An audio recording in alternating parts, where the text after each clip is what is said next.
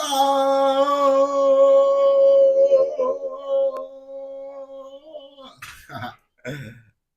Hey, we back in this bitch. Motherfuckers be like, is we still busting from what we was doing earlier? You know we still lit. We just not tweaking like how we was originally. You feel me? Man, the live stream that we once did, bro, is now gone. It's now gone, my niggas. The top secret live stream, bro, that we did, bro. Whoever was in there, bro, you was in that bitch, bro. Yo, yo, yo, yo, yo. Whoever's in it, bro, I made sure I took the lives and shit down, bro. So now them bitches over with, bro. Now we back to the normal shit, bro. We back to the normal shit now, man. I told y'all we was gonna do a different live stream. What I do, bro, I got me some coffee so I can stay up.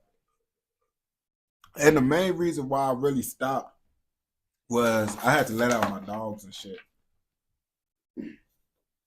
So I was like, yeah, if I didn't let them out, they was gonna piss and do all that bullshit. And that shit would have just made everything bad, bro. Everything bad. Now, let me put this thing like this. Yeah, make sure everything right with the sound.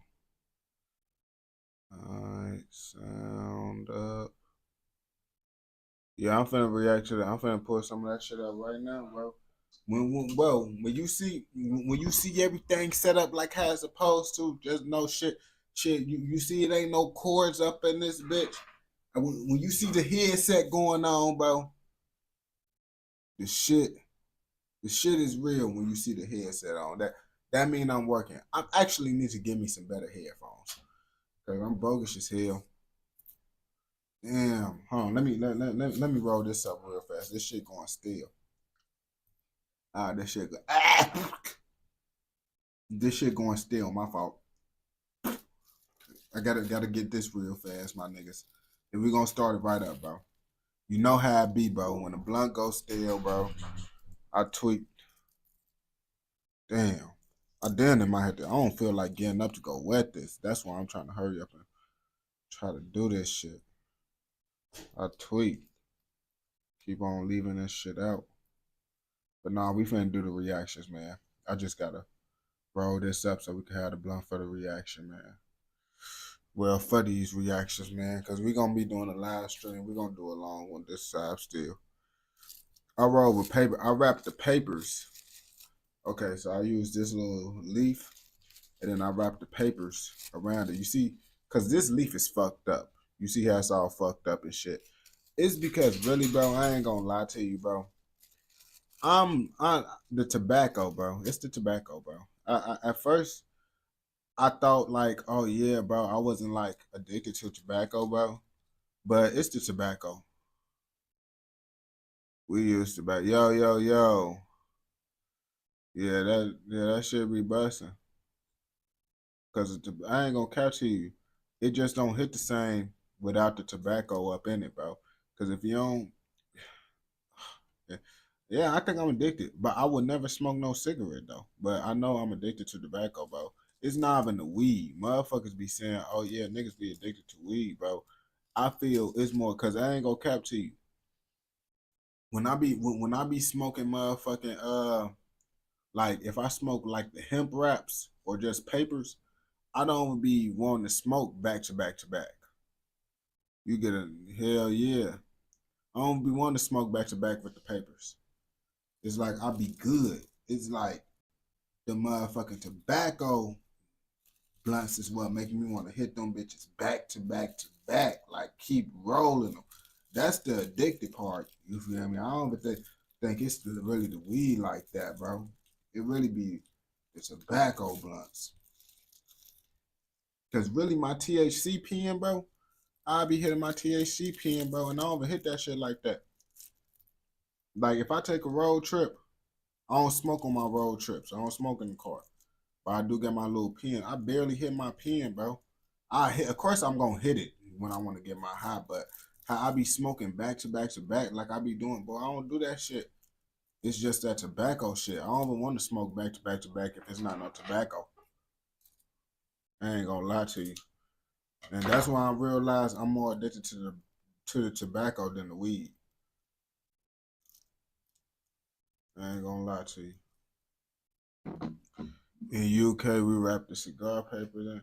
Hell yeah. Like, that's what I got. I'm kind of fucked up. This shit was stale. But we got this shit. This shit never finna put on this content. My niggas. Don't even plug in my headphones. Gotta test this bitch, make sure everything good. You see, I didn't even do this shit when I was on the live at first. That shit could have been sounding ass, and I wouldn't have even known. You see. Testing. 3-2-3. 3-2-3.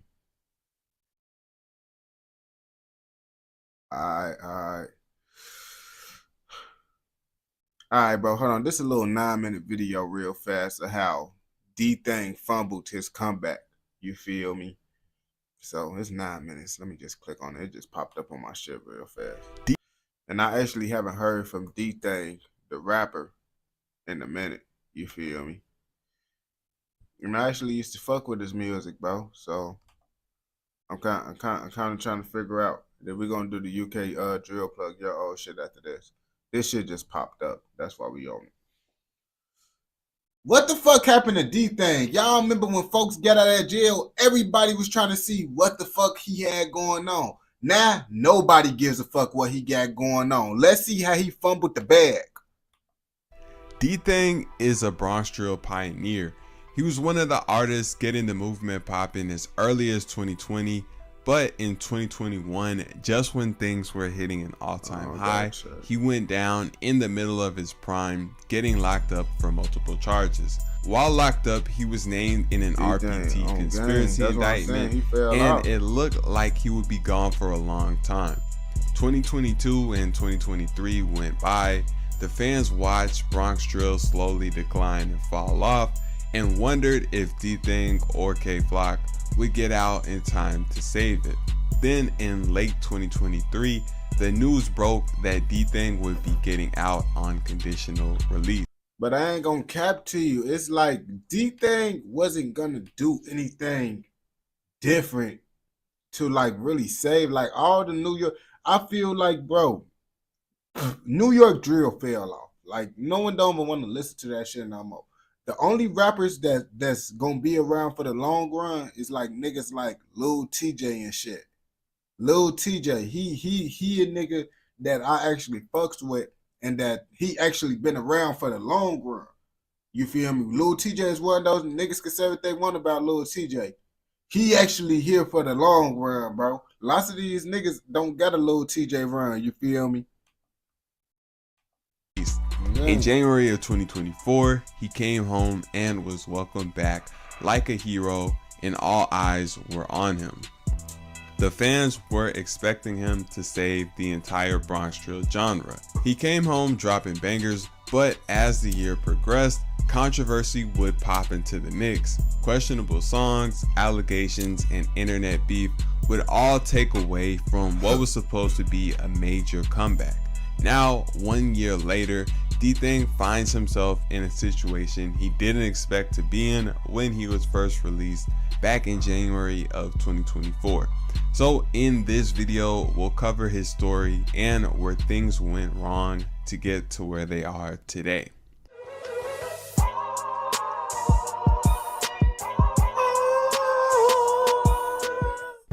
D-Thing started his career in 2019, rapping with his friends from the RPT projects like Ide, Bando, T-Mac, and Six Shots. In 2020, when the Bronx drill wave was just starting to form, he dropped a song called Caution that was an... Oh yeah, that Caution, all of my upstate bums. Like go get your guap up, can't like no way, I play capos and that nigga straight to the doctor. That's the song that made me start listening to the D-Thing. Early classic and blew him up on the scene. But in late 2020, this new fame would be stopped temporarily when D-Thing was arrested and booked on charges of controlled substances and a firearm. However, he wasn't held long and was out by January, ready to get back. This just talking music. about why this In nigga summer fell of off. 2021, Bronx Drill hit its prime. Artists like K Flock, Lee Drilly, Set the Trend, Use G's, and a bunch of others were blowing up, dropping songs hitting millions of views. And D-Thing was on the wave as well, dropping some of his biggest songs like Play It Back and Like that racked up millions of views. In fall of 2021, D-Thing, T-Dot, and Bando teamed up on a track called Talk Facts that became the biggest of all their careers and is currently sitting close to 50 million views at the time of this writing. Unfortunately, in November, shortly after Talk Facts dropped, D-Thing was caught with another strap and would find himself back in jail. He would bond out 2 weeks later on Thanksgiving, but less than 2 weeks after that, he would get caught with another one, and this time he was held on Rikers without bond. In May of the following year, D-Thing along with 22 other RPT members were indicted, and conspiracy was added to D-Thing's previous list of charges, so he was facing a lot of time. Through 2022, he continued to sit, but there were whispers here and there about him possibly being able to get out after 3 years, and in late 2023 this was confirmed, and it was revealed that D-Thing would be getting out in January of 2024. On January 8th of 2024, D-Thing was released from Rikers and returned home. This was huge news for the Bronx drill scene, being that D-Thing was a pioneer and a leader of the movement. He was welcomed back like a hero, coming back to iced out chains and a bag. He got back working immediately, put out some snippets of new music, and people immediately began talking about him saving Bronx drill. His first media appearance after being released was a video with Booba 100 where he appeared to be in a good state of mind, talking about how he was focused on the opportunity in front of him and achieving his superstar potential. His first official media appearance was on DJ Academic's podcast Off the Record, where he continued emphasizing that he was on positive timing and focused on the money. He revealed that he had bought a house for his mom and one for himself, and he promised new music was on the way, telling Ack he was working on an album, but he would be dropping a music video by the end of the month. And true to his word, on January 30th, he dropped The Last Day In, getting a huge reaction and quickly running up millions on YouTube. He followed this up with more songs, continuing to drop consistently, and the fans were behind him.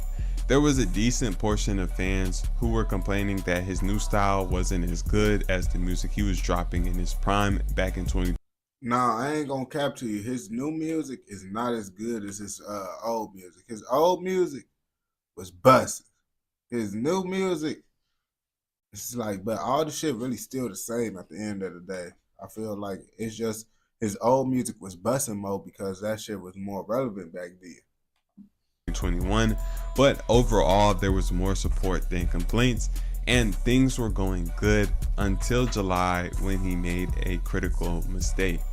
D-Thing, Shy G's, and French Montana decided to do a remix of Cha Cha Slide. Literally nobody liked it.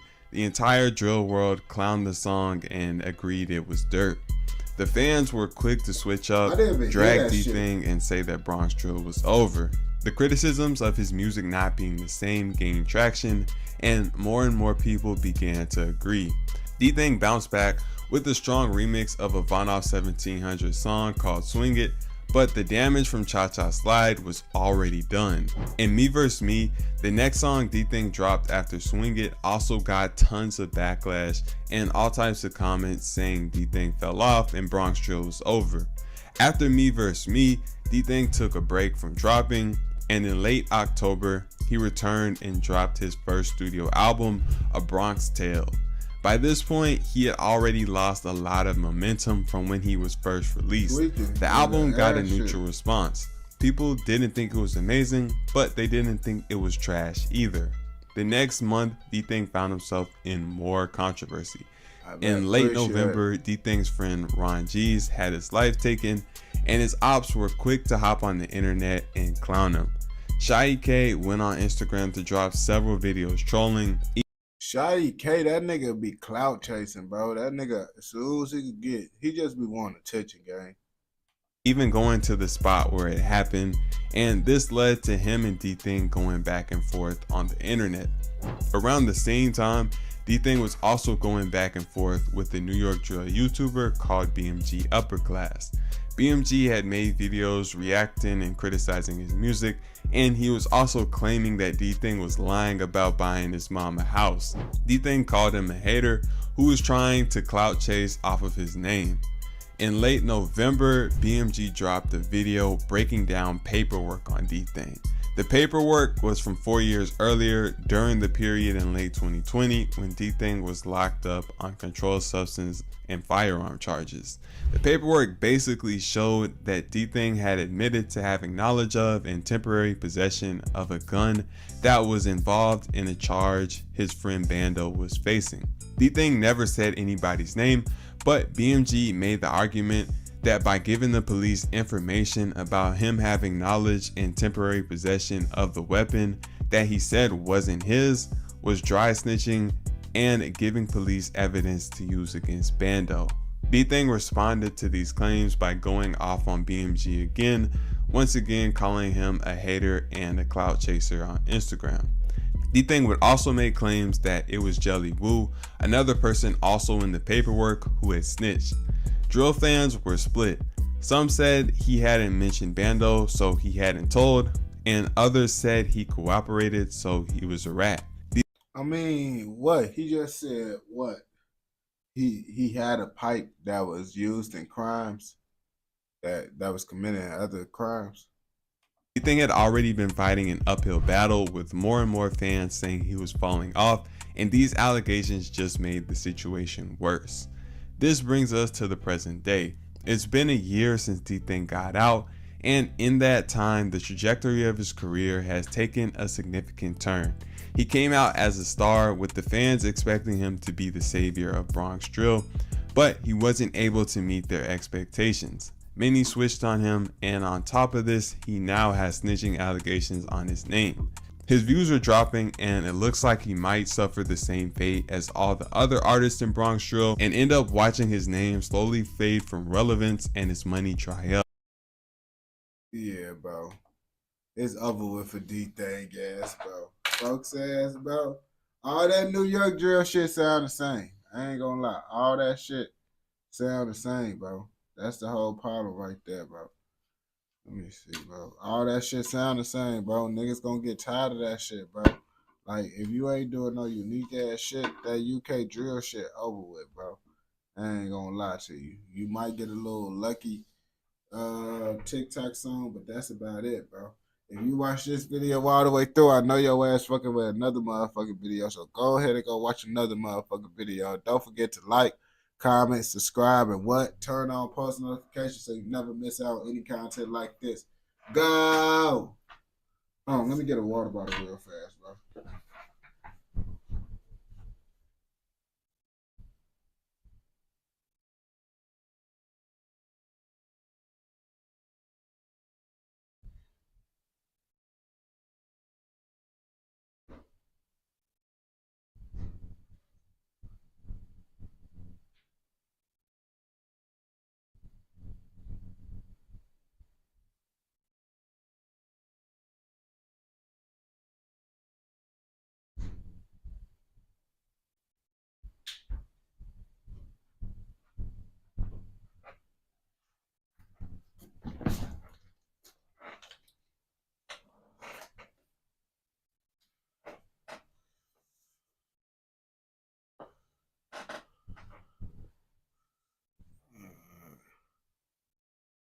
All right, we're going to do UK drill plug, but we're going to do the Chicago concert because I told him I was going to react to that in the last live stream.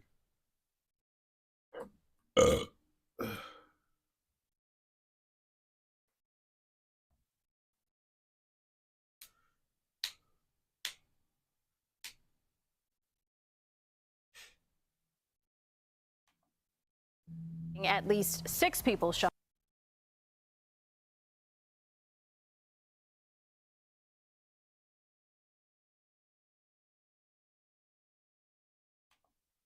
Hey, what the fuck they talking about? At least 6 people shot. This all happening at 65th and King Drive in Parkway Gardens. In the Parkway Gardens. Parkway Gardens. Parkway Gardens. Damn.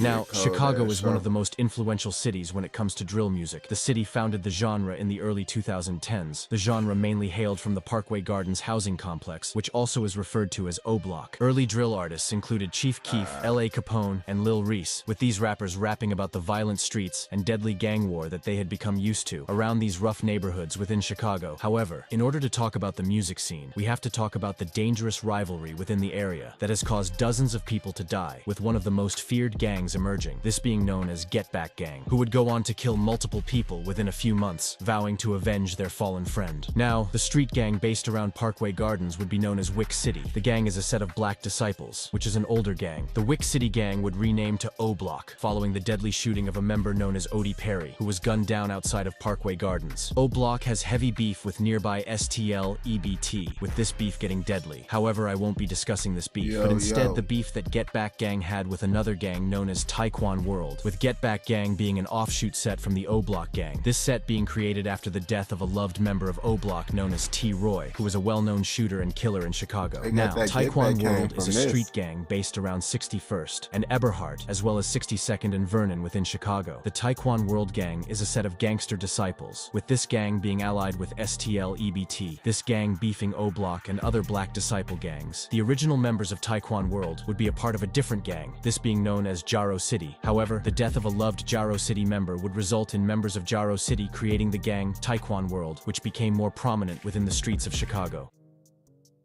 On the 24th of June 2012, a member affiliated with Jaro City, known as Taekwon Tyler, would be at a party with other Jaro City members being in attendance. A fight would occur at the party. This involved 2 Jaro City members known as Nate and Lil Wayne. The 2 members would leave the fight and walk.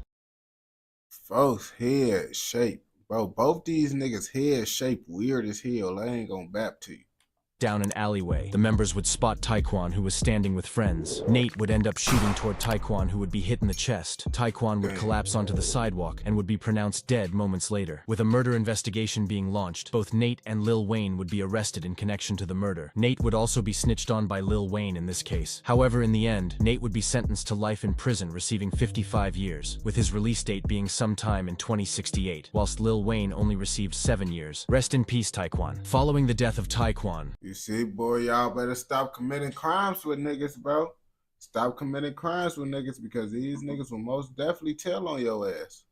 members of Jaro City would create another set, this being referred to as Taekwon World, or TW. Now, this gang continued their previous beef and affiliation. The Taekwon World gang was affiliated with Jaro City, STL, EBT, and Marcus Way, with the Taekwon World gang beefing O-Block, 600 and Front Street. However, it would be around 2017 that Taekwon World and an offshoot set from O-Block would begin to have a heavy beef, this being Get Back Gang, which similarly to Taekwon World, was formed following the death of a loved member of O-Block known as T-Roy, who allegedly, according to the internet, had around 8 or 9 bodies within the streets, before then going on to lose his life, resulting in multiple members of O-Block vowing to kill any rival that disrespected T-Roy, or had something to do with his death. This led to a murderous rampage that swept through the streets of Chicago.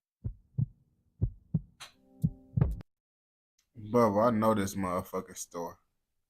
Like, this store literally, motherfucking, yeah, I've been to this exact store before.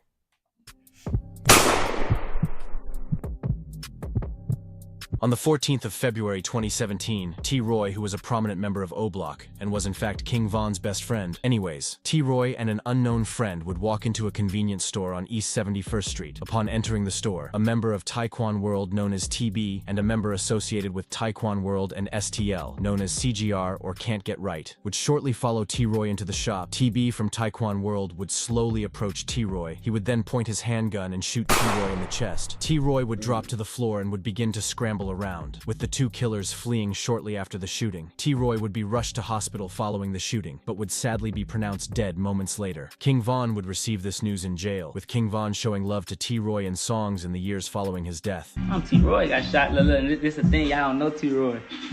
Y'all gotta leave our history of T-Roy, y'all don't know.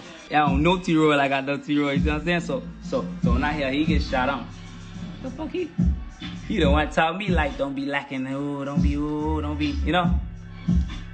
He was on me. It would be days following the death of T-Roy that members from 600 and O Block would create a set in his memory, this gang being referred to as Get Back Gang, which was made in order to kill everyone that was involved in his murder, with this gang being responsible for over 8 murders in the months following T-Roy's death. One of the reasons that members vowed to avenge T-Roy so much was the fact that he was one of O Block's top shooters, with it being alleged that him and King Von would often catch and kill ops from nearby rival blocks like STL. However, I won't be discussing that beef within this video, but if you would like a video on that, let me know in the comments. It's also known that T-Roy had a little brother known as HK, or Headshot King, who would become one of the main members of Get Back Gang, as he wanted to avenge his fallen brother, with HK starting to get seriously involved in the street life around this time, catching 4 bodies in 4 months, and it would be around May 2017 that Get Back Gang members would get their first Get Back for T-Roy. Members of GBG would be on the lurk for ops. The members would actually catch a member of Jaro City known as Lil Ho, shooting him dead in the streets, and then only a week later, the same members would catch another rival member known as Jamo, who would then be shot dead, with a member of Get Back Gang and 600 known as McAdoo being arrested after he was found with the gun used in both murders. All of these Get Back killings with Bro, why the fuck they don't, like, niggas be tweaking, bro? Y'all ass need to get rid of them pipes, bro. Like, y'all ass can't be sliding, doing all this killing, and just keeping the pipe. You gotta get rid of them hoes, boy. That's an easy way to go down for a lot of shit if you don't get rid of it. in the streets of Chicago would prompt O-Block members like E-Dog to taunt their ops on social media, with E-Dog posting on Twitter saying, "Summer 2K17, lotta get back gang. Shit bout to be going on." It would also be around this time that HK would begin to get active in the streets, and it would be on the 16th of June 2017 that HK would catch his first known body, with him even starting to be referred to as Headshot King. On the 16th of June 2017, an 18-year-old member of Taekwon World known as Poppy would be standing outside the 7000 block of South Sat Street. Poppy had actually become a target for Get Back Gang's deadly rampage, as he had actually made a song with TB, who was T-Roy's killer months earlier, with the members dissing O-Block members heavily. Anyways, at around 3:10 p.m., a dark-colored vehicle would approach. This vehicle... You see, they were like, man, you hanging with the niggas that had something to do with it, bro, you gotta go down like them niggas. That's why I be like, boy, even with music videos, boy, y'all better not be in no music videos if you ain't ready for motherfuckers to get on your ass for being in those music videos. Motherfuckers will get on your ass just for being in the music video. Containing Get Back Gang members from 600 and O-Block, a masked attacker would exit the vehicle shooting Poppy in the head, with this member allegedly being HK, who would start to go by Headshot King around this time. The attackers would flee following this murder, and paramedics would arrive shortly after. Poppy would be rushed to Stroger Hospital. However, he would be pronounced dead 3 hours later, with crime scene footage even emerging on the internet. However, this is way too graphic to show on YouTube. Rest in peace, Poppy. The death of Poppy would mark one of Get Back Gang's first bodies in Avenge of T-Roy. However, the members in this gang wouldn't stop at just Poppy, and it would be only 10 days later that 2 girls would be shot dead, with both of them being alleged affiliates of the gang MOB. On the 28th of June 2017, members of Get Back Gang would be lurking for ops. It's known that a member of GBG known as McAdoo was present, as he was one of Get Back Gang's top shooters. Anyways, the members would spot 2 alleged affiliates of MOB, which is a gang that has beef with O-Block, and is somewhat affiliated with Taekwon World and STL EBT. The members, Lil Scud and McAdoo, would spot 2 female affiliates of this gang known as Nana and White Girl, who would both be at a red light in an SUV. McAdoo and Lil Scud would jump out of their car and would run up to the 2. Bro ass look like he on straight bullshit. Brody ass right there, I'll be worried about. If I see bro right here, I'm gonna be like, yeah, folks ass on bullshit. Two girls, with McAdoo firing 14 shots at the driver's seat, instantly killing Nana, and Lil Scud shooting 8 shots at the passenger seat, killing White Girl on the scene. The two Get Back gang members would then get back into the car that they had arrived on the scene in and would flee, with police launching a murder investigation shortly after the attack. Both McAdoo and Lil Scud would be arrested and charged for the murders, with McAdoo and Lil Scud being found guilty. Lil Scud would be given 26 years, which was 2 13-year consecutive sentences. McAdoo was also being convicted, however was caught up in so many different murders that it's hard to find if he was sentenced or not, but what is known is that McAdoo would die in jail in 2023 after his deadly getbacks for T-Roy. Now, after the death of both Nana and White Girl, Get Back gang members would seek retaliation on every op block they had and would regularly slide on rival territory looking for ops, with the members' main goal being to find the killers of T-Roy months prior, this being TB from Taekwon World and Can't Get Right from STL EBT. So it wouldn't come as a surprise that on the 17th of July 2017, members of Get Back gang would slide onto STL EBT territory and shoot dead 2 rivals, with one of the members being shot in the head, this once again being courtesy of HK, or Headshot King, who by this point had made it his goal to avenge his fallen brother T-Roy by killing any rival members. Yeah, I mean, shit. Folks says, I mean, what can you do, bro? Like, you can't blame a nigga, bro, for crashing out because his brother got killed. Like, some niggas, bro, I mean, I understand if you want to do better with his life, but him crashing out like this, bro, I understand, bro. You getting that get back. You can't be Get Back gang and not get that get back. It would be around July 2017 that a member associated with STL known as FBG Brick, who was actually FBG Duck's older brother, would begin to post up with TB from Taekwon World, who was the killer of T-Roy, with Chicago drill fans even starting to speculate that FBG Brick played a big part in the murder of T-Roy, being alleged that he had given the drop on T-Roy to TB and Can't Get Right, with Brick then following up and dissing T-Roy on Instagram lives after his death. However, all of this reckless behavior on social media would lead members of Get Back gang to begin to keep an eye on FBG Brick, and on the 17th of July 2017, HK would strike once again, killing FBG Brick and his cousin Kobe Mack. July 17th, 2017 started as any other day in Chicago. During the weekend prior to the 17th of July, which was a Monday, an FBG member known as Jermaine Robinson, or FBG Brick, would travel to Chicago from Las Vegas for his son's baby shower. FBG Brick would receive a call on the 17th of July that invited him and his cousin Kobe Mack to go and visit the gravesite of their fallen friend Tuka, who was a member of STL EBT that was killed in 2011. Once both Kobe Mack and FBG Brick would arrive, they would sit on a porch that was just up the street from the gravesite and would wait for other friends to attend. At around 2:50 p.m., a peculiar white SUV would drive down the street, and upon reaching the two men, a masked gunman would hop out of the car and would shoot Kobe Mack dead. FBG Brick would then begin to run down the side of the home, before then also being shot dead by the attacker. The shooter would then return to the SUV before making an escape, with both men dying on the scene only a few moments later. The news that a double murder had taken place would quickly— That's why, boy, I ain't gonna capture you, boy. You can't be waiting outside, bro. That's an easy way to get caught lacking, especially if you don't got a pipe. You gotta have a pipe if you just waiting outside, bro. Spread, with members like Mimo600, who previously had a Twitter back and forth with FBG Brick, would start to celebrate. Pictures and videos would also be released following the death of FBG Brick and Kobe Mack. These depicted Mama Duck and FBG Duck on the scene, crying upon the discovery that 2 members of their family had died. It would also be around 5 days after the double murder that E-Dog, who was a part of Get Back gang, would tweet saying that it was going to be a cold-ass summer, alluding to the fact that Get Back gang was going to avenge their fallen friends and wouldn't stop until they were dead. Police would be scrambling for any information on the double murder, as witnesses were too scared to say anything due to the gang presence. Chirac viewers would then be quick to come up with their own theories on who the gunman was, with it being an accepted idea that the killer of FBG Brick and Kobe Mack was in fact HK, or Headshot King, who had killed once again in order to avenge his brother and had seemingly gotten away with it. Now, damn, bro. Damn, so HK really sliding. That's what I'm hearing from this shit, because all them bodies, they keep on saying HK. Folks was really like that. Now, the Get Back gang members would continue to seek rivals, but were still looking to kill one man, this being TB, or Terry Barry from Taekwon World, as he was the killer of T-Roy. TB knew that Get Back gang wanted to kill him, and it would be around the beginning of September 2017 that TB would release music onto YouTube. In one of these songs, TB would rap the following lyrics: "My killer kill killers, so don't send your top killer at me." This becoming eerie when you come to learn that TB would be shot dead only 20 days later. Throughout September 2017, TB would post frequently on Twitter. On on the 22nd of September 2017, only 4 days before his death, TB would tweet, "Me out of character," meaning somebody gotta go. 2 days following this, TB would post a picture captioned, "So tired of this hating shit." 48 hours later, on the 26th of September 2017, TB would post his last tweet, where he wrote, "2 blocks away, I ain't ever see Boss Top." Boss Top being an O-Block member who is still in fact alive today. And it would only be hours after TB's last tweet that he would become victim to the streets, and HK allegedly catching his 4th body as a retaliation for his blood brother T-Roy, with video even emerging showing HK sliding and looking for TB in the days prior to his death, which just shows how much of a target TB had on his back, with TB appearing to ignore the warning signs.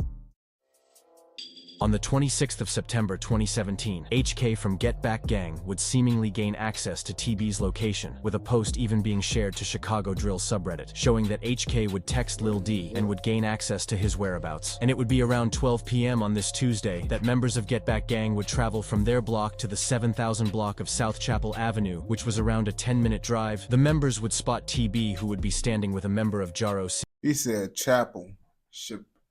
Wait, what? Wait, what? Did you say? Which was around a 10-minute drive. Chapel. Chappelle? That's Chappelle. Yeah, that's Chappelle. The members would spot TB, who would be standing with a member of Jaro City known as Side. HK would jump out of the car and would shoot Side. HK would then turn his attention to TB, with it even being alleged that TB would smile at HK and would say, "You got me," before HK would empty an entire magazine into TB. TB would be pronounced dead on the scene, while Side would go on to make a recovery. This would be the 4th body linked to HK, who would go on to post on Twitter following the murder with a fellow Get Back Gang member known as McAdoo, who was also allegedly present and was one of the killers. The 2 GBG members would post a picture together captioned "Doggies," and only days later McAdoo would post about a party, this supposedly being a celebration of the fact that TB had now been killed. TB would also start to be publicly referred to as T-Roy Slayer by his friends following his death, with the public now receiving full closure on who actually killed T-Roy. Boss Top would also retweet TB's last tweet years after the murder and would caption the post, "Damn lil folks, you begged for your shit." HK would be very feared in the Chicago streets around this time, coining the menacing name Headshot King, as he had allegedly killed around 4 people in a 4-month time period, with him often shooting his rivals in the head. However, what no one was expecting was that only 2 months after the death of TB, HK would fall victim to the streets, but not as a result of the gang rivalry. On the 24th of November 2017, both McAdoo and HK would be at a tower block within Parkway Gardens. The members would travel upstairs within the building. The 2 members would spot a man who was visiting O-Block. This man would be wearing gold chains and other designer brands. Both HK and McAdoo would attempt to rob him, with the 2 intimidating him by showing a gun they both had on them at the time. The man would run into a room within the tower complex, before shutting the door and screaming, "I don't gangbang." The man would then retrieve his gun that he had a license for, and would then shoot HK twice. HK would be hit in his abdomen and thigh. McAdoo would then attempt to rush HK to safety, before then allegedly leaving HK for dead and fleeing himself. HK would be rushed to hospital, however would be pronounced dead only a few hours later. And that's why I be telling motherfuckers, because motherfuckers be like, they be like, "Oh yeah, this, that," but I be like, civilians would, bro, anybody could kill anybody, bro. It don't matter about that gang banging, civilian shit, nigga. It's about, nigga, you having a pipe and you being able to smoke a nigga. And that's what lots of motherfuckers don't be understanding, bro. You don't got a gang bang to kill a nigga. Anybody can kill a nigga, bro.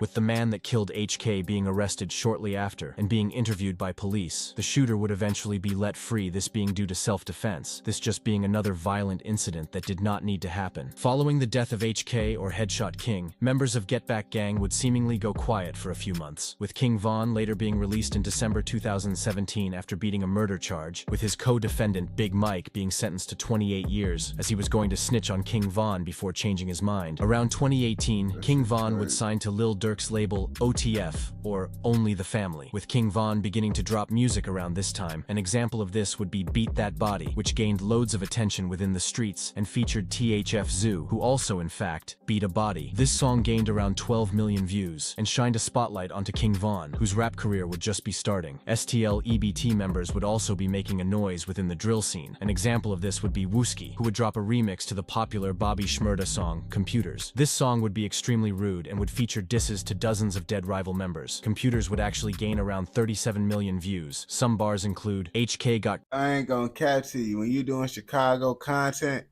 you can't say extremely. Niggas don't say rude.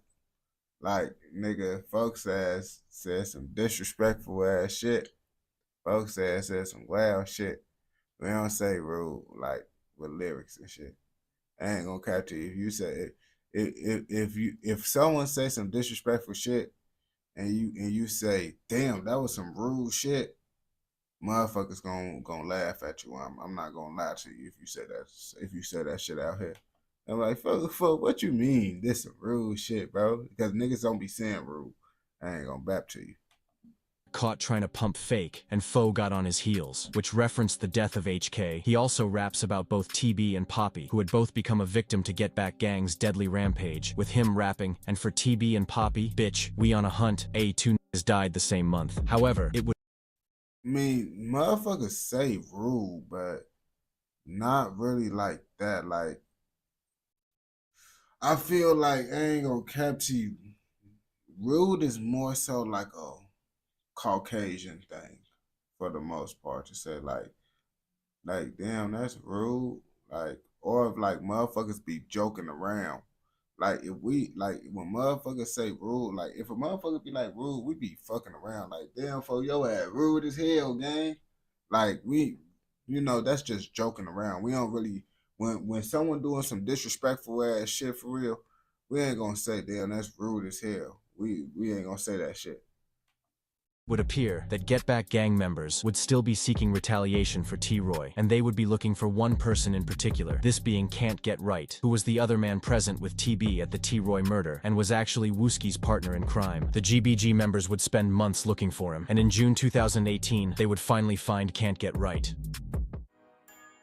At around 9 p.m. on the 15th of June 2018, Can't Get Right would be waiting for food within EBT territory, which is actually very close to GBG's block, being Parkway Gardens. An unknown car would seemingly drive past Can't Get Right. The car would come to a stop, and two shooters would exit the car. Can't Get Right would notice this. The shooters would shoot him once, with Can't Get Right then making an attempt to flee. However, he would be shot a few more times before then falling to the ground, with it even being reported that the two shooters would stand over him and shoot him more times. The shooters would then also kill an innocent janitor who was doing his job at the time of the murder, with this entire incident being caught on CCTV. Whilst it's unknown who actually killed Can't Get Right, many different theories fly around the internet, with some people claiming 051 Melly was the killer, although this is just a theory. Following the murder, a prominent member of Get Back Gang known as E-Dog would post a picture on Twitter with the caption, "Yo ass better get right or get left." As a result of the death of Can't Get Right, more incidents would begin to occur within the streets of Chicago, and it would be around October 2018 that a prominent member of STL EBT would nearly die after being shot in the head, with this being one of the most infamous incidents between the gangs.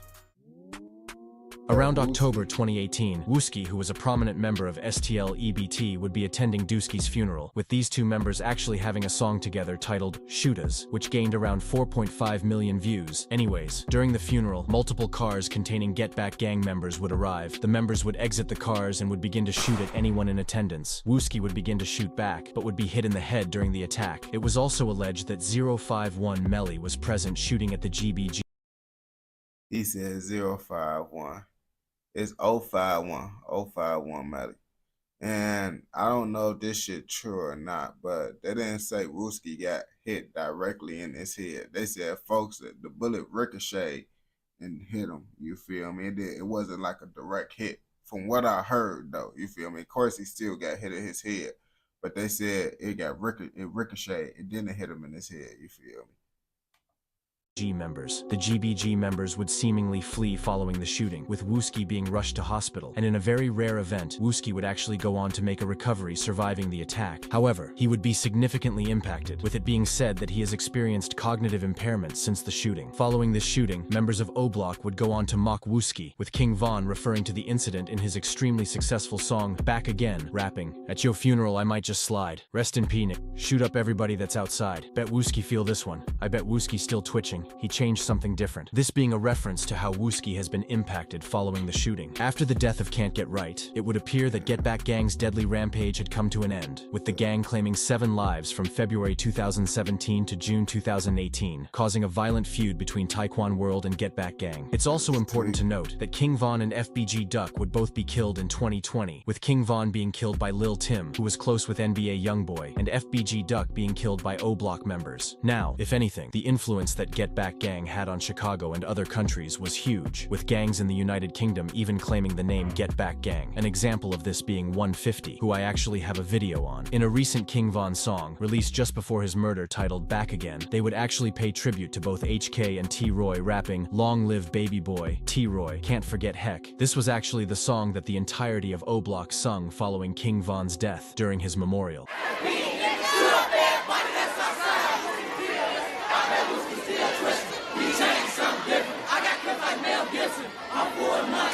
If you have learned anything from this video, make sure it's to Nah, the video was decent, bro. From what I heard, bro, you had damn near most of the shit right. I ain't gonna bap to you, man. You did decent with this shit, man.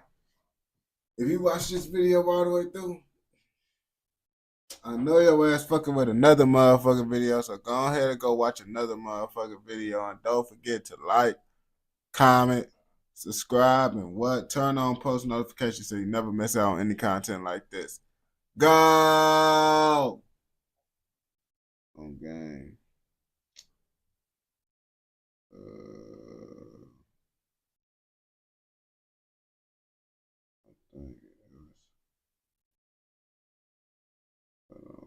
I think someone says, so I gotta see.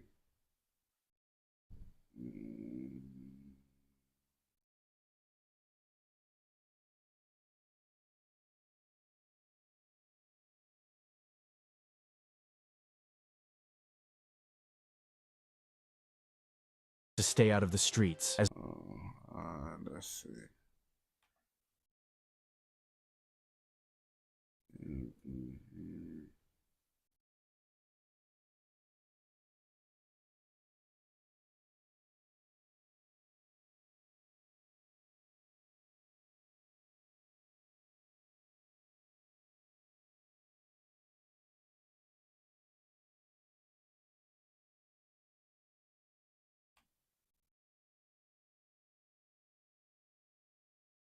Did I do this one? I think I did this. a lot of tourism. Yeah, I did this one. That GMG one, I did. That one that you said, the GMG one.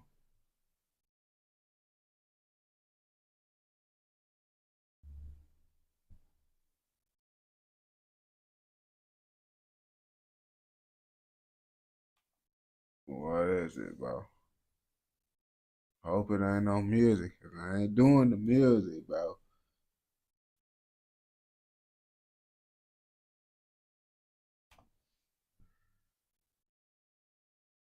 You see this music? This look like fucking music, bro. This look like some shit I'm gonna get copyrighted, bro. I don't even, this like the last shit, bro. Like the motherfucking what the fuck I did, bro. That fucking, what the fuck? Shirai story or whatever the fuck, bro. They hit me with the Shirai story, bro. Like, yeah, bro. And I think y'all UK people probably be having different rules. Like y'all guideline rules. Cause I ain't gonna cap to you. UK drill plug, bro. One of my videos I reacted to, one of my recent videos, bro, it's completely red marked, bro. I can literally show you the exact video. It's completely red marked. So some of your videos, bro, don't be monetized. So it's like, that's what I'm saying. Some of your content, bro, the beats that you use and shit, you say it be cool, gay, but it don't be cool. That's why I be trying to tell you. Look at this. Ineligible. This shit is ineligible right here. Literally. It's from your video, bro. That's what I'm saying. I don't be listening to y'all ass, boy. Y'all be saying that shit, boy. That shit, boy. Y'all, yo, I be having to clip out some of your shit to your video. cause they had copyright strike me, bro. On gang. Of course I could still play it and shit. But shit. You say, look at this. I don't think you understand. Look, you don't even know who the fuck this shit is.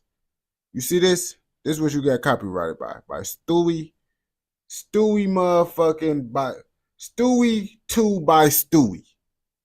This who you got copyrighted, and this the little second right here. And like it be fucking up those little seconds and shit.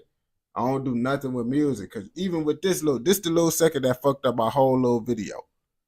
This little second right here fucked up the whole video, bro. Right here.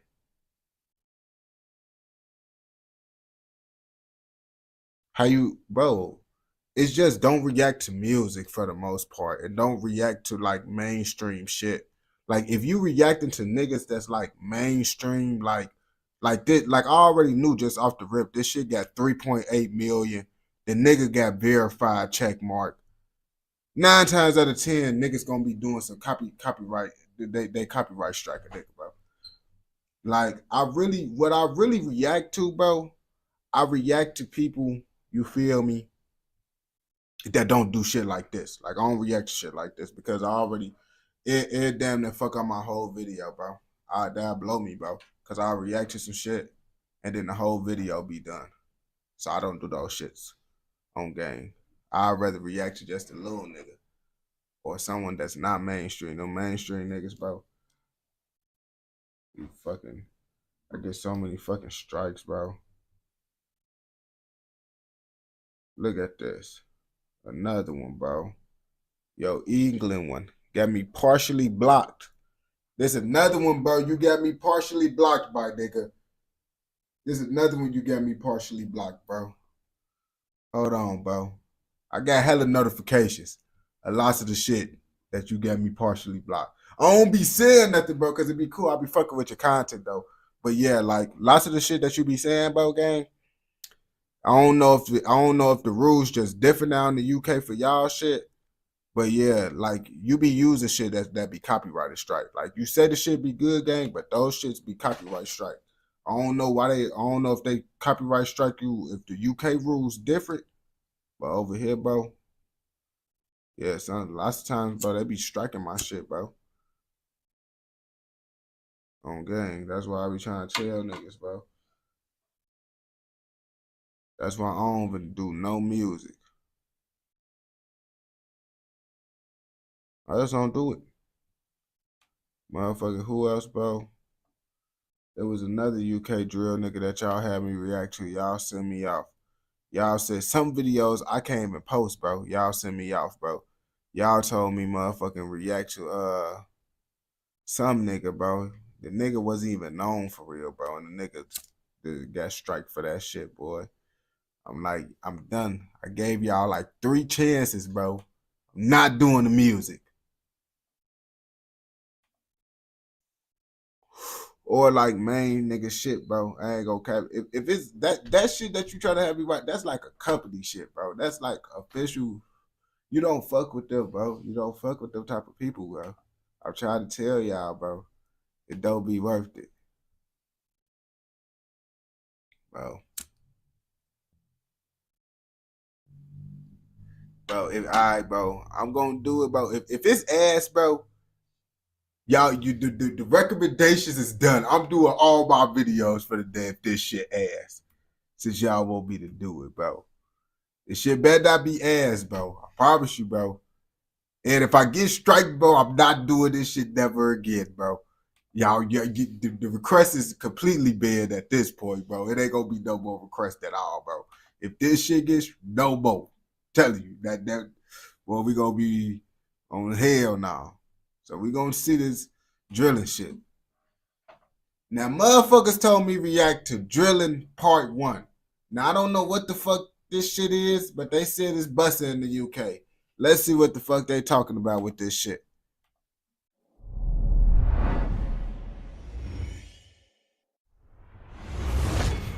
All right, high quality productions.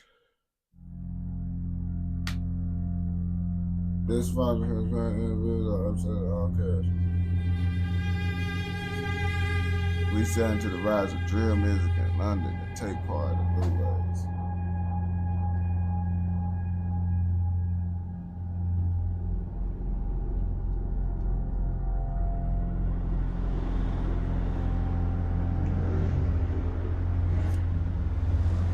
What are you driving like that for? Fucking goof. What the fuck is these niggas doing, bro? Please, T, I can't keep him there for long.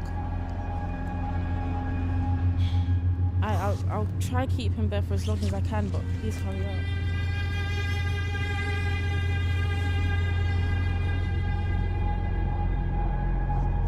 Oh yeah, I'm outside, babes. What's cold? Hurry up. You miss me, yeah? Alright, I'm coming. Boy, what the fuck? Did y'all just put me on the fucking Tubi movie? Don't tell me y'all got me watching the Tubi movie up in this bitch, bro. I'm here. Hold on. I think these niggas got me watching the Tubi movie. Oh, this the Tubi. What type of shit is this, bro? What the? Come.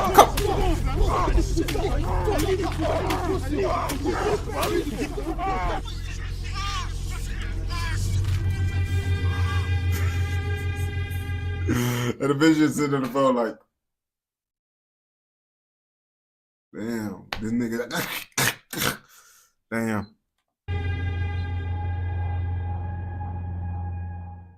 This that Tubi shit for sure.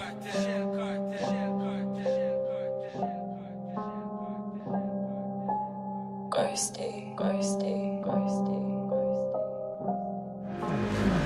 Fam, just leave it there. It doesn't even matter. It's not even a problem, fam. I told you, yeah. Come. Are you all done?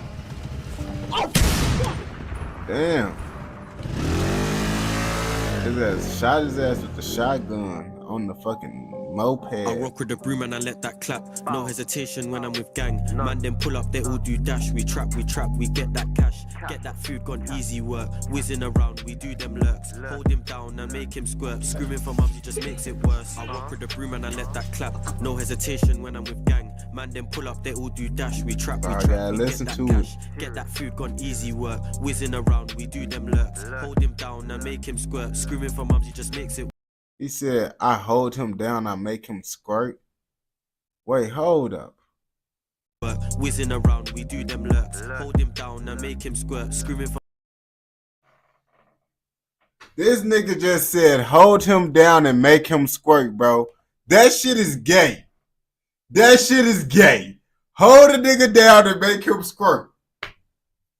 I know what he mean. Of course I know what he mean, but that shit is gay, bro. That shit is gay. For mums, he just makes it worse. I told my young boy, don't forget that Bally, your PC Sally gun. Wait. He said, did this nigga just say when he scream out and make it worse? Make him squirt. Screaming for mums, he just makes it worse. Screaming for moms and make it worse. Whoa, bro. Cool out, bro. You hold him down, making him squirt, and now he's screaming out, so it's making it worse.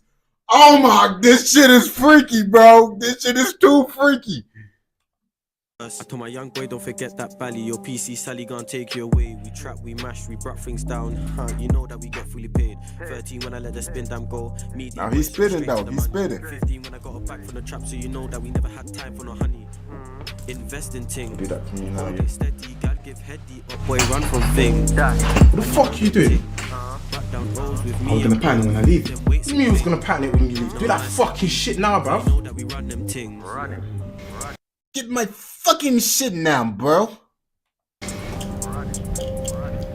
Remember that day you was out on the main, saw my face, 99 pace. What do you mean you was gliding back? The man them don't lack, you were calling Jakes. I bet your hotline blings like Jake. I line up the man them and take your cane. Fuck a 1-2, roll up in the range, jump at the ride, don't care if it's flames.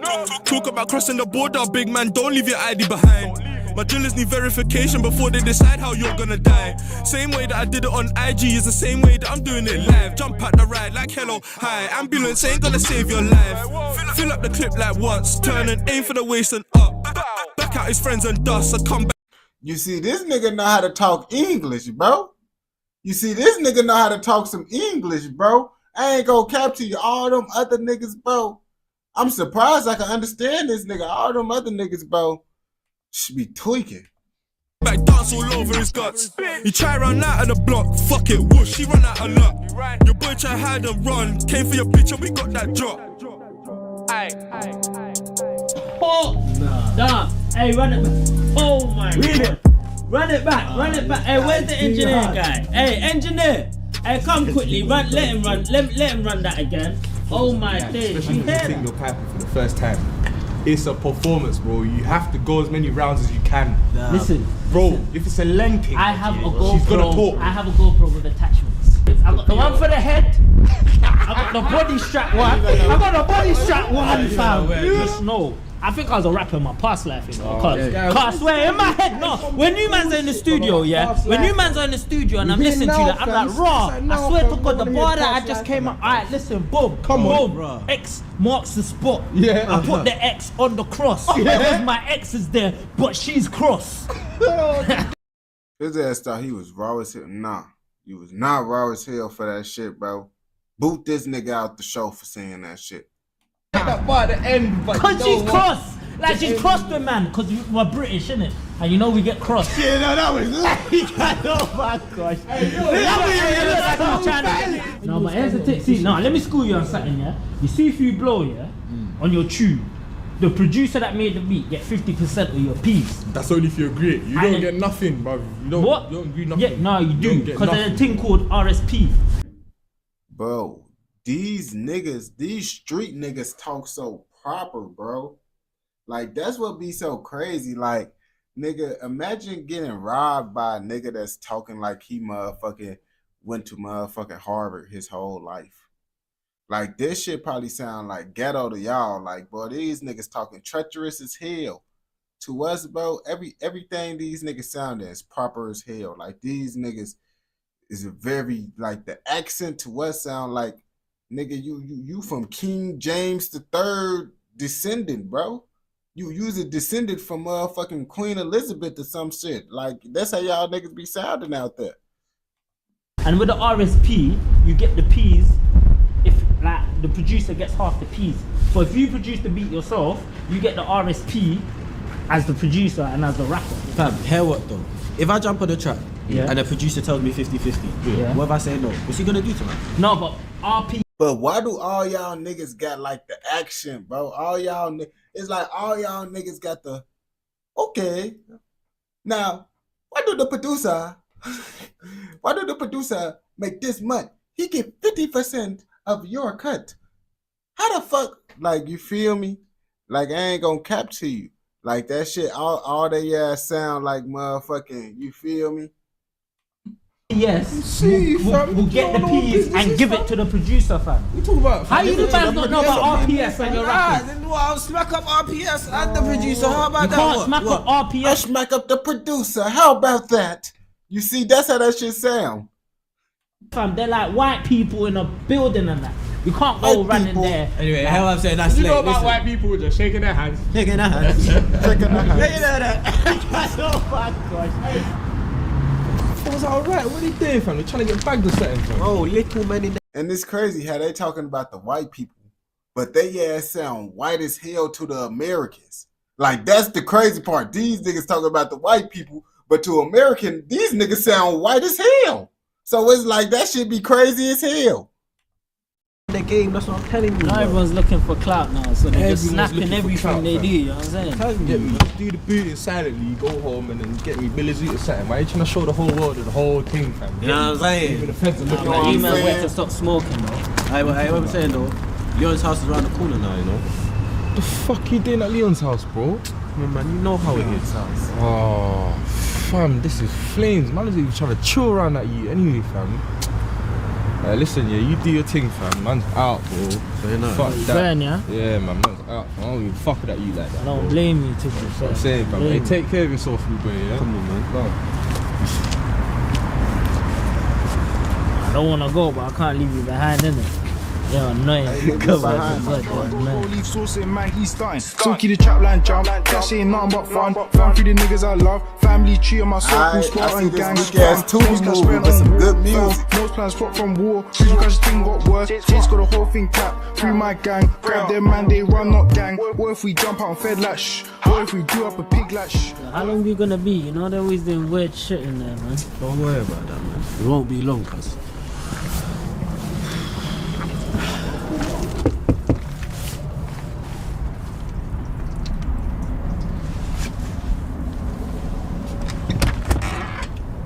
Yo, what's going on, bro? You're coming in? Stand there, bro.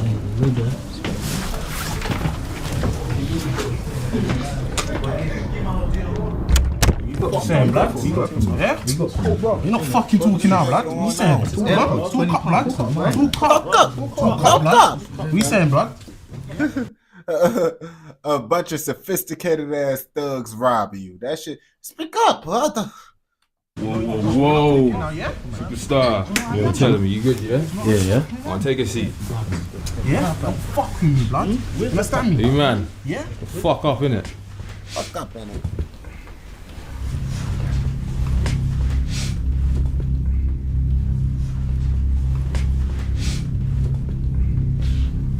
Bro, this that Tubi shit I be talking about. That Tubi shit.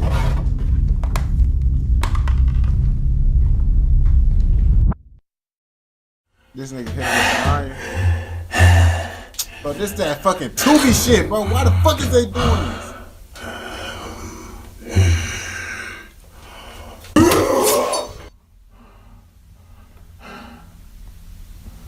Hey, yo, Mitch.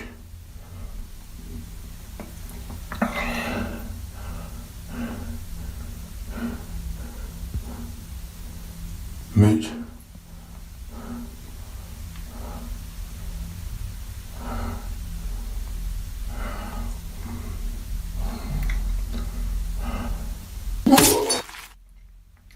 Mitch, I'm fucking talking to you!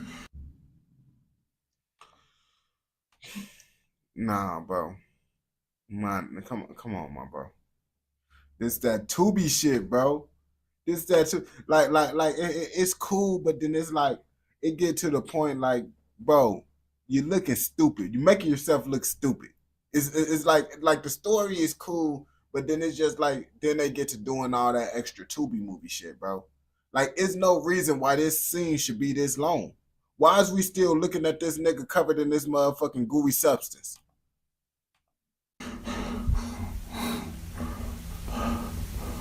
Like, that nigga been up on the screen for dead in like 3 minutes now, bro.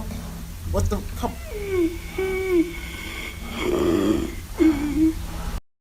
Now that's the shit that I do. You know when you be a little ass kid acting playing motherfucking you know when you acted like you dying as a little kid, bro, you make the same noise.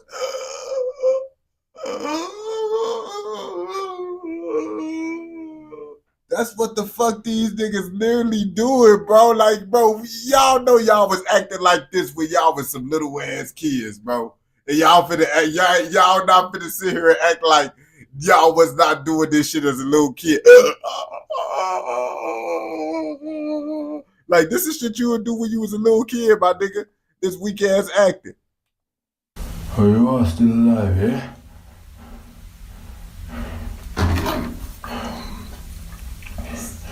Niggas. Alright, say nothing. Oh, see?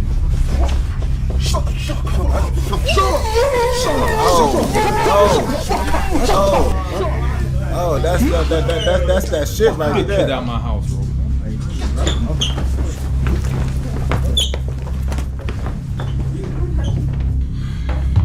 But that's the same bloody. That's the nigga that was just bloody.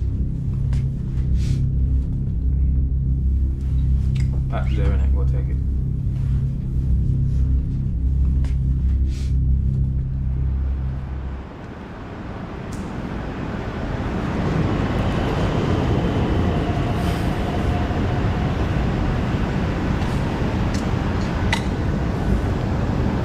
That was a fucking eye, bro. What do you mean? Don't think something like that serious? It is what it is, cuz. What do you you mean? You think it's okay hanging around with guys like that? Yes, cuz. You don't understand. No, you don't understand. Man's like that will fuck up your life. You're talented, you got a good thing going, and you want to be hanging around them idiots. I hear you, man. No, you don't fucking hear me. Look at your body language. You don't even care. It could be cooking off your chest. You acting like that. You think they won't do something to you? Joke.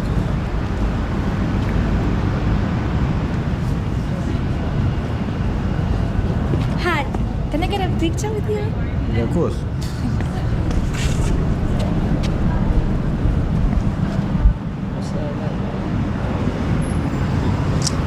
Thank you. Bye.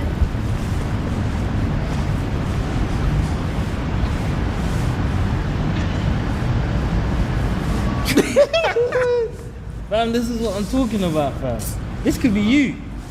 Hey. You know what I'm saying? Just keep pushing with this thing. You have girls like that, fam. She clocked you like 2 rows down, came running for your picture, fam. Your name's popping, you know. I mean, you get all the Latina things, Latin, everything. Nah, I'm saying. How's that, man? Shit to do, cuz. I ain't gonna lie. The acting is not too bad for a Tubi movie. Like if we react to some Tubi movies, bro, we would see that it's not that bad. It's not that bad. Honestly, I seen worse. This is actually a good quality Tubi movie, if I say so myself. I ain't gonna lie to you. This time is a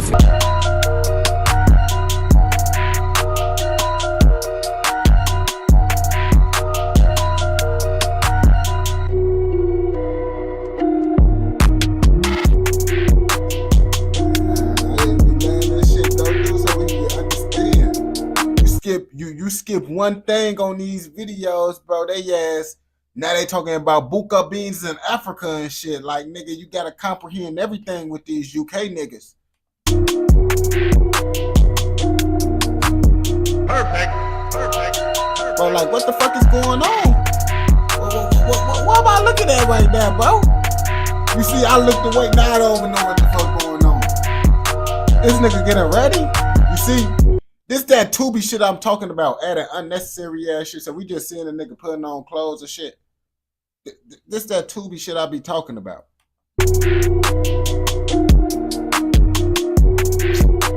Bro, why are we watching this part? What do we need to see this part for? What's the purpose of this? What's the purpose of this shit? My niggas. We'll be good, man. Don't worry. So they showed out, but they could have just showed this nigga talking. They just could have skipped all that shit and just went straight to this nigga talking. Like, why did they add that bullshit, bro? Them bogus ass GTA cutscenes and shit. Okay, but can you just be careful? Those boys are not right in their heads. I know you're looking up for Maz and all, but I just want to make sure that you're safe. I ain't gonna cap. Her acting, she just hopped in with this acting shit. Her acting's a little bit bad. You could just tell she one of those motherfuckers that be like, can you just read the script? She be like, yeah, I can read that motherfucker, and that's what she did. Don't worry about all that, yeah. When Maz is on, we're all on, yeah. Soon we'll be going on trips, That's what I'm saying, all bro. them places you've been crying about going. We'll be there soon. Don't worry about all that, yeah. Wait, so was you they need to get rid of Shorty. Defo She you, was fam. do the role right. You're smiling. It's obviously you. So who was it? Obviously you, I fam. can't lie, it was Shanti still. Shanti. Oh my god. You know about She's a Shanti, hoe, bro. You fam. know about She's a Shanti. hoe. I can't What lie, day, bro. fam? Huh? I beat that time ago. Say what? Bareback, fam. So both of you got Let's just say a Whoa, month. whoa. Clements, bro. Nah, man, I don't want to hear. I don't know about you, but I I don't know strapped about up. you. I but- strapped up. Yeah, what did you do? Fuck, man. You went bareback, alive. I went I bareback see still. that tear coming still. You ain't bareback. Ah, no, you're mocking it. You're mocking Yeah, I know your wee-wees all burning and that. He said your weenies are burning. Now that's a funny shit to say, bro. I know they joking around. I hope they don't really be in this bitch saying weenies out here. Hope y'all niggas don't be like telling these bitches like, yeah, bro, you better suck this weenie. Bro, I hope y'all UK niggas ain't telling these bitches y'all better suck this weenie, bro. Bro, y'all telling bitches to suck this weedy. Nah, don't tell me y'all niggas out here telling hoes to suck this weedy, bro. This shit is wild as hell if y'all doing this shit. Yeah, Willie's what? And what? You're just running around with a hot Willie? I don't give you the clinic number, though. Still, yeah, hot dick. Listen, fam, I don't think about them droids thing there, fam. Man, just do it. Alright, bro. Got the consequences. Look at you now. Fuck, man. What are you up to? I'm just waiting on my Uber now. It's taking a bit long. I'm having to check. Hold on. Fuck, man, I knew she had a Oh, yeah, you can't, like, got a pass his face and that. Yeah, man, it's always in and out of Leon shot. Like, It's moving all boogs and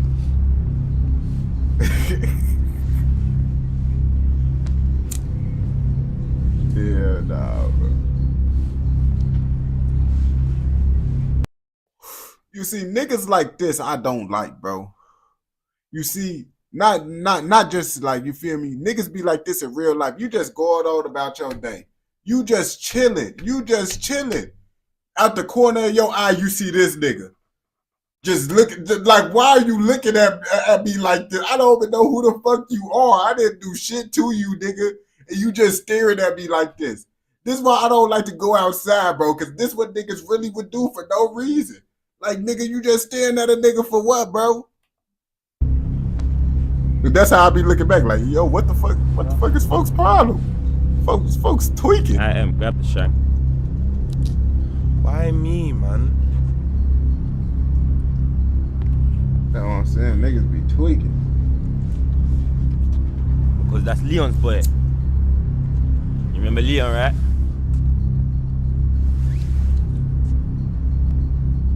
I got you. Oh, he had, damn, that's that big shit. Bro, he handed him that knife like this a motherfucking gun, bro. Y'all UK niggas see them knives, bro. That's like, boy, that's that shit right there for y'all niggas, bro. Bro, I ain't gonna cap to you, gang. I wonder how it would be if they treated it, if we had laws like this shit, because it's like that knife shit, bro. I was just walking around with knives and shit, bro. I was doing that shit, bro, and it's like they ain't gonna hit us with no motherfucking shit just for because we got knives and shit. Y'all niggas, bro, y'all get the Rambos and shit, bro. Y'all niggas, that's why they lock y'all niggas up, because niggas get to seeing the Rambos. Y'all acting like why this nigga looking at the knife and shit like it's just a knife. Y'all niggas see that shit and get to like, oh yeah, we finna stab a nigga. Like, damn, my nigga, bro. Like, y'all see that bitch get to tweaking. Listen, man, pass the thing, I'll do it, innit? The sword. My cousin had a sword. Yeah. Bro, I went to this party, bro. This nigga had a real life motherfucking katana just walking around, bro. I'm like, bro, his ass a fucking tweaker. I literally got that nigga on my story, bro. The nigga was just dumb, like tweaking, bro. The nigga had his shirt open, had the sword. It was a real sword. I'm like, bro, this nigga could kill somebody, but it's like niggas don't be walking like nigga. If a nigga see a nigga with a knife out here, bro, we gonna think the nigga crazy or crazy, bro. Those the niggas that's walking around with knives is just crazy. I ain't gonna bap to you. Don't fuck up. If a nigga in America walking around with a knife for his only protection, bro, that nigga is crazy. I know that little what's it, Tesla, innit? You wanted a Tesla thing. I'll cop that for you, mum. All of that. Ooh, yeah. They popping them Teslas. They popping them Teslas out there. Man, y'all out there getting jiggy. Yeah, I'm gonna be there. Yo, family. I'm here.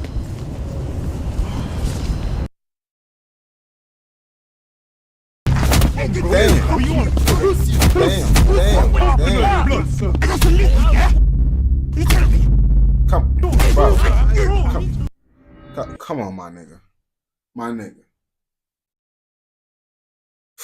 They trying to do the little Blake flash in and outs and shit to make it so they can't see how bad they whooping his they trying to make it seem like they really doing it, but when you really look at it, these niggas, yeah. Like, bro, you see these, look at these niggas. Oh, now he stabbed him. You should have seen him when he was punching. Bro. Yeah, what the fuck they put inside his mouth, bro? Gave his ass some dirty red syrup. Dirty red syrup.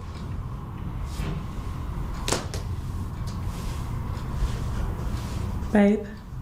Dang. Babe.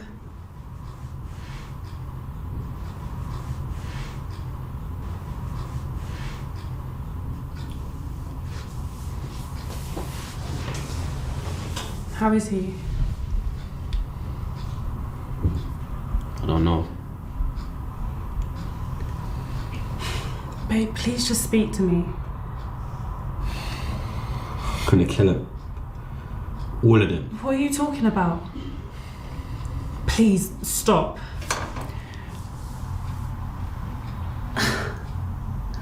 Maz, we've been together for 2 years now. And you make me so happy, but I still feel like I don't know you. Folks, it's Batman. You act like you're this tough guy, but deep down you're the sweetest guy I've ever known. You have no idea what I'll do for you. Yeah, bro. Sometimes niggas just gotta be I don't know Batman. what you do to get your money. I have some idea, but whatever it is, just leave it. Focus on your music. Bitch, if you was with this nigga for 2 years and you talking about I don't know what you be doing, you not with that nigga for real, bro. Like, how the fuck you don't know what the fuck? You know what the fuck this nigga do. Like, I hate this dumbass acting shit, bro. Like, these dumbass roles. Like, I don't know what you doing, but whatever you doing, you need to stop. Like, come on, make them stop following these cliche ass movie shit and just be like, I know what the fuck your bitch ass doing, nigga. I know what your ass doing. Stop playing the innocent wife role all the time. Oh my gosh, whatever you doing? Like, come on, man, switch it up, bro. Tubi, but even the mainstream movies do this dumbass shit sometimes. Make it a little bit more realistic. Them hoes be knowing what the fuck these niggas got going on. Bitches is not slow. Like, y'all acting like this shit is in the 90s. I don't want you to get hurt. Please, Maz.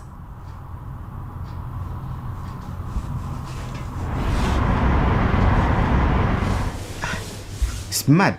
I just got into college, you know. Folks look like an evil ass baby, bro.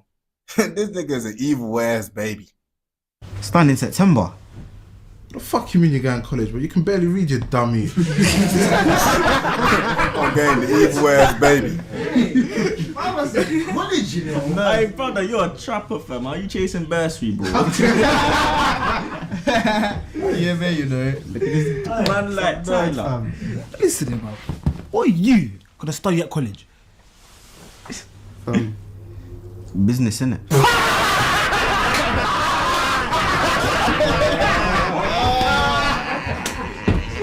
I mean, listening to him, he sound very well educated if you ask me.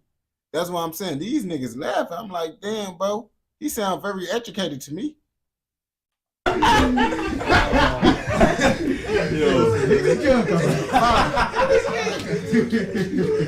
Business by Tyler. How they gonna make a fun of this nigga? And this how they literally sound to Americans. How he literally just made fun of this nigga for talking. That's how they literally sound to Americans. They so now y'all know how to fuck y'all sound, nigga. He just made fun of another nigga for sounding like how the fuck he sound. And that's how y'all niggas be sounding. How the nigga just made fun of him for sounding.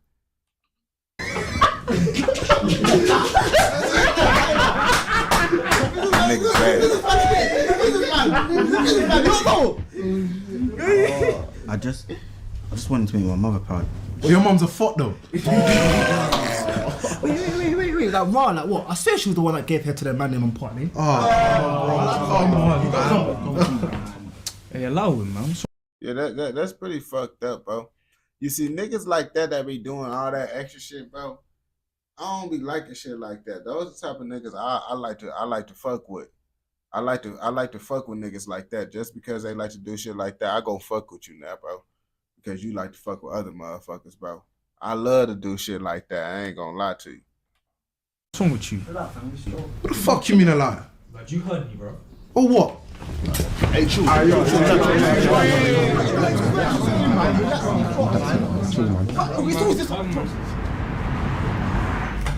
got on his ass.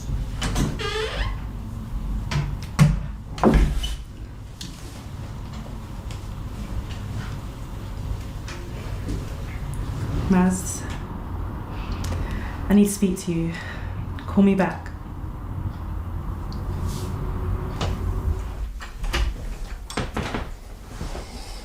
Yo, G. Whoa. Superstar. My G. I'm glad you're here, you know. I've got something for you. Like what you've been doing, been moving food like a madman. So what I'm gonna do, I'm gonna give you more food to move, some extra bread in your pocket, innit? That's what I wanted to talk to you about, brother. I'm not gonna lie to you. I've been thinking recently and I think I'm just gonna do me, you know? I've been doing this music thing and it's doing well, innit? So I'm gonna go focus on that.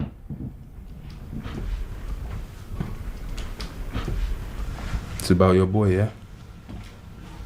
We've all been there. But I'm telling you, the best thing you can do for him right now, move that food, get extra P in your pocket, invest in a little strap in it, protect yourself.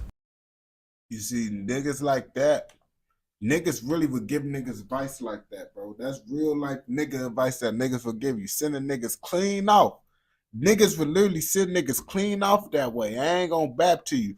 Niggas try to change their life around. Hey, nah, bro. You need to keep on doing that shit that's fucking up your life, bro. Now, what I can do for you Nah, is... G. I'm out.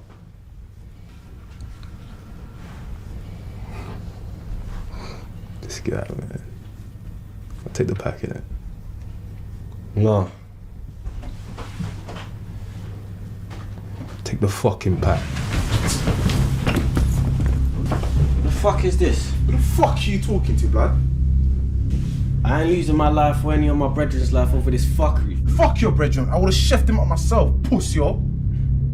What? Damn. But I ain't gonna cap to you. I'm not but being inside those type of situations.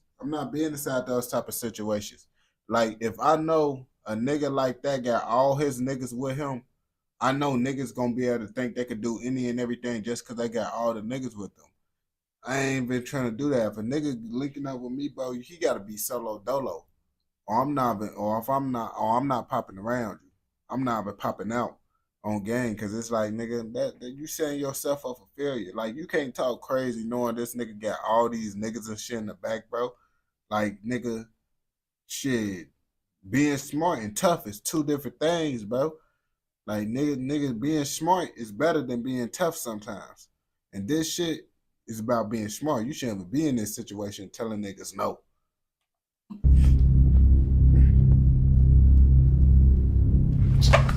Say something now. He got pipe. Talk this shit now. You dare come to my yard strapped. You're a funny guy. Thinking you're hard. You're a bad man. Bruv, you're soft. Feds come busting through that door right now. Who do you think's going pen? What are you talking about? We all pointing the finger at you, innit? What, you think you let some North London prick in our team? You fucking mad. Pipe your girls, that's about it, innit? Your mum. Bruv, know where you live, rude boy. Go on, pull the trigger. Pull the fucking trigger. Bust it off. Slap it. Yeah, that's right, man. Fuck off back to cunt, innit? Pussy, yo. Suck your mum. Follow instruction next time. Listen to me carefully, Maz. Don't fucking do it. Do you hear me? Leon and them man are fucking tapped in the head, blood. Furthermore, I got the fucking Jakes asking man about how do I know you. Bro, I got everything set up for you, you know? Everything. But you see, if you want to fuck it up over this little fuckery here, don't expect nothing from me, you know, blood. And Jessica's trying to call you as well, man. Pick up your phone, bruv. Cha. Yo, fam. You sure you wanna go after Leon like this, bro? You know he's gonna come after you with everything he's got. Yeah, run it. Alright.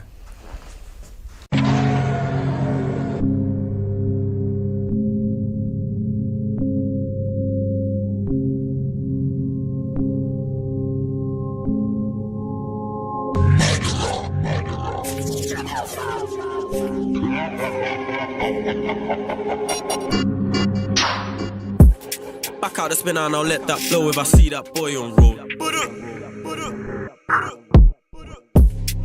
Them man don't bang, don't let them lie about gang. I went round there whizzing on the 125, really searching for man.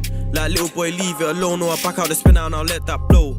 I told him I was out there lurk him, hurt him if I catch him on road. The boy said he's onto the kid, whatever you're smoking, I want that too. Cause the high that you get from your zoo will make man trip when I'm after you. How was he calling the feds? Back your friends, back your Bruce. You still wanna talk that shit? Go ask the prick who's got his food. Like bitch better back your whack. I'm pray that your ting don't jam. No neck shots, just headshots when I aim for your whole damn gang.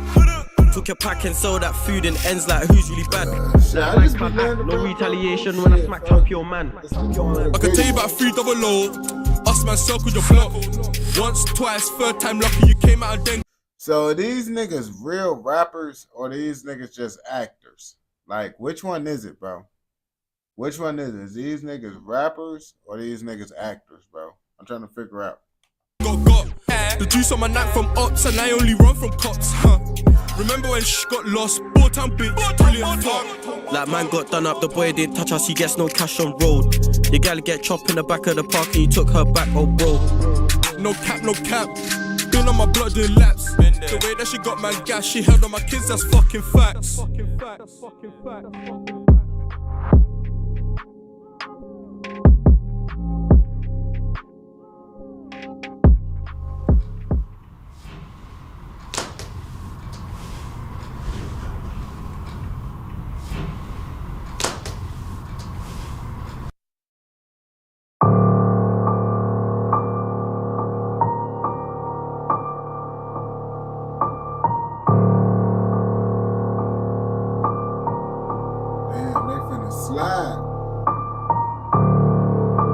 Them niggas finna slide with that shit.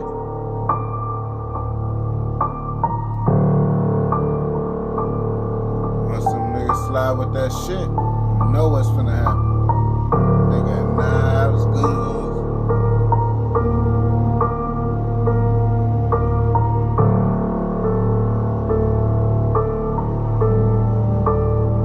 Niggas finna pop out that cock. You see, I ain't gonna cap to you. This is what I mean. Nobody don't be worried about no nigga individually. It's because y'all niggas gonna come 30 deep trying to kill one nigga. Like, nigga, that's what niggas be worried about.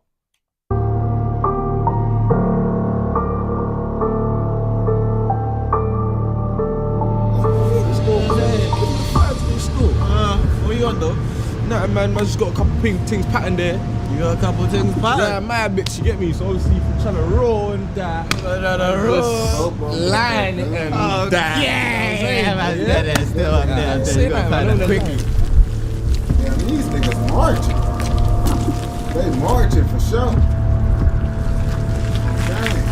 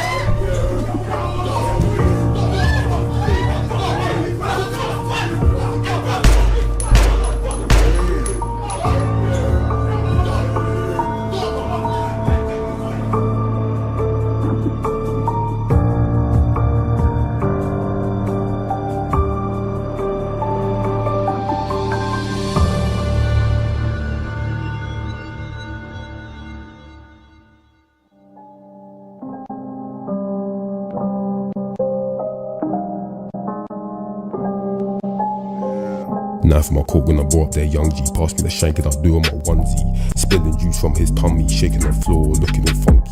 Let me call up T for the list. We smoke Joe Blow in your crib, high, tell me we ain't on piss. Bring your pussy or friend to my crib, go and take that risk. Lying on tracks, they know can't stand it. He's ends, we landed, mandate. Giving the shank to my bandits, heard them sirens, fuck it, we canned it. Yo, what on, man? I still got your bitch's sauce on my arm, cuz. We just on your block, why you hiding? What is And the crazy part about it, niggas for real life do some dumbass shit like this. Like this shit, like, yeah, this is acting, but niggas for real life do some dumbass shit like this. Like, yeah, I got your bitch blood up on me. Posted all up on camera. They'd be surprised they ass get locked up. lying on tracks, fam? Can't stand it. Nah, that shit was a decent little thing. You feel me? I ain't gonna bap to you. If you watch this shit all the way through and y'all fucking with this video, I do the part 2 of motherfuckers fucking with it when I drop this shit, man. See if y'all fucking with it, I'll do the part 2. But if you watch this shit all the way through, I know your ass fucking with another motherfucking video. So go ahead and go watch another motherfucking video. Don't forget to like, comment, subscribe, and turn on post notifications so you never miss out on any content like this. Go! I ain't doing all the parts right now. I ain't gonna cap to you. I ain't gonna bap to you. I gotta do different content. I ain't gonna bap. I'm gonna see how that shit go. It was decent, but I low-key would prefer to watch UK Drill Plug content. I ain't gonna bap to you. But also, it was kind of long, too. Them long videos be cooking me, bro.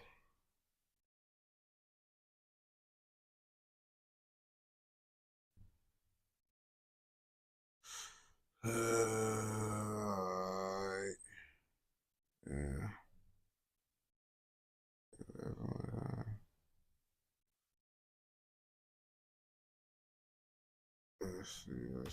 Let's see if everyone is hiring. Motherfuckers, man.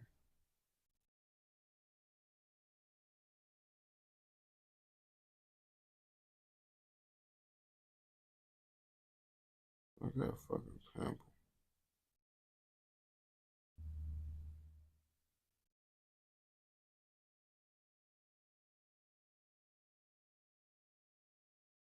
Now G Herbo dropped some new shit.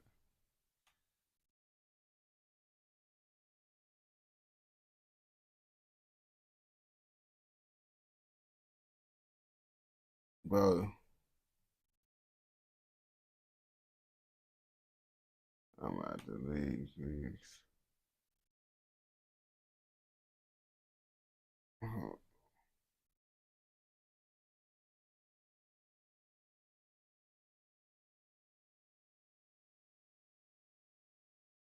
But all these videos long as hell. What the fuck? 10 countries where Americans is not welcome. Yeah, I want to know where Americans is not welcome. So I can stay far away from this shit, bro. Wherever the fuck they said America's not welcome, I don't want to be there. Hold on. So if Americans can't be there, guess what? Y'all ass can't be there either from the UK, bro. On game.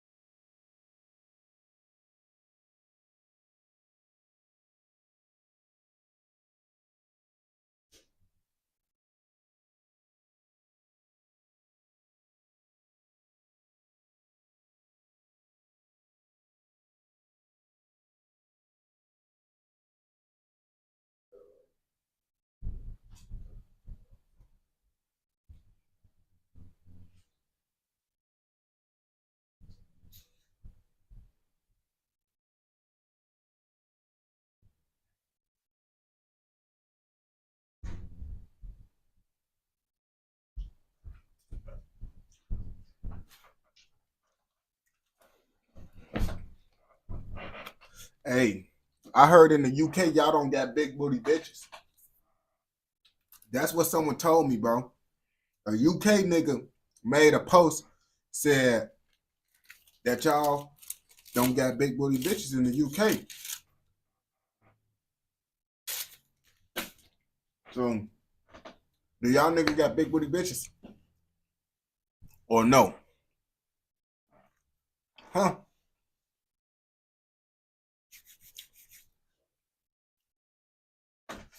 Only one person said yeah, bro. I think y'all don't get the big booty bitches for real. Only one person vouching for y'all big booty bitches.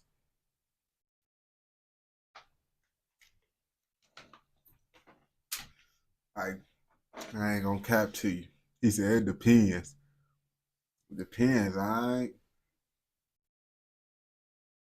Bro, damn, girls in the UK is ass, bro.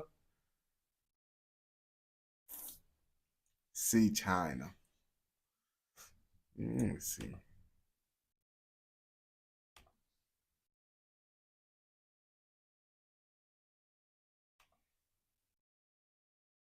See China. Let's see who the fuck she is. Oh, shorty, bro, someone showed me her, bro. She popped up on TikTok, bro. She remind me of a UK like Megan Thee Stallion or some shit. On game. She remind me of like a UK Megan Thee Stallion.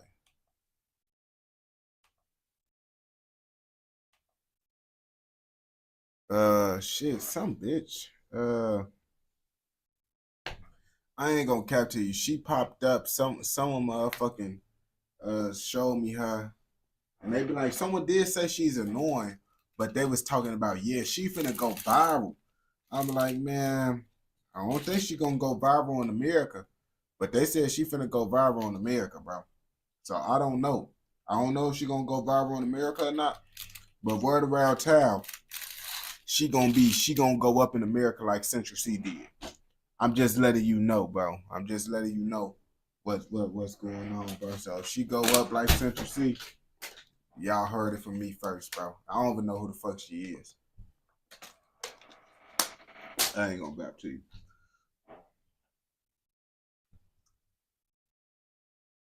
You cannot go to these countries if you from America. If you from America, don't try to come to these countries or you're going to get fucked up. I ain't going to bap to you. The best thing you should do is just stay in America. So you are American. We don't want you here. Are you surprised? Don't be. As popular as Americans are globally, there are some places you shouldn't visit if you are a U.S. citizen. It's not all sunshine and rainbows everywhere, and for various reasons. Some countries have a bit of chilly air when it comes to rolling out the red carpet for folks from the USA. So, we would like it if you can get us 5,000 likes on this video, even as we talk about the... Bro, they love us. Everywhere love America, bro. That's what the president told us. They said everywhere love America. 10 countries where Americans are not welcome in 2024. Number 10, Myanmar. Starting with Myanmar. What the fuck is a Myanmar, bro? I don't even know. What the fuck is this shit? I have never heard of this shit before. I don't even know what the fuck this is.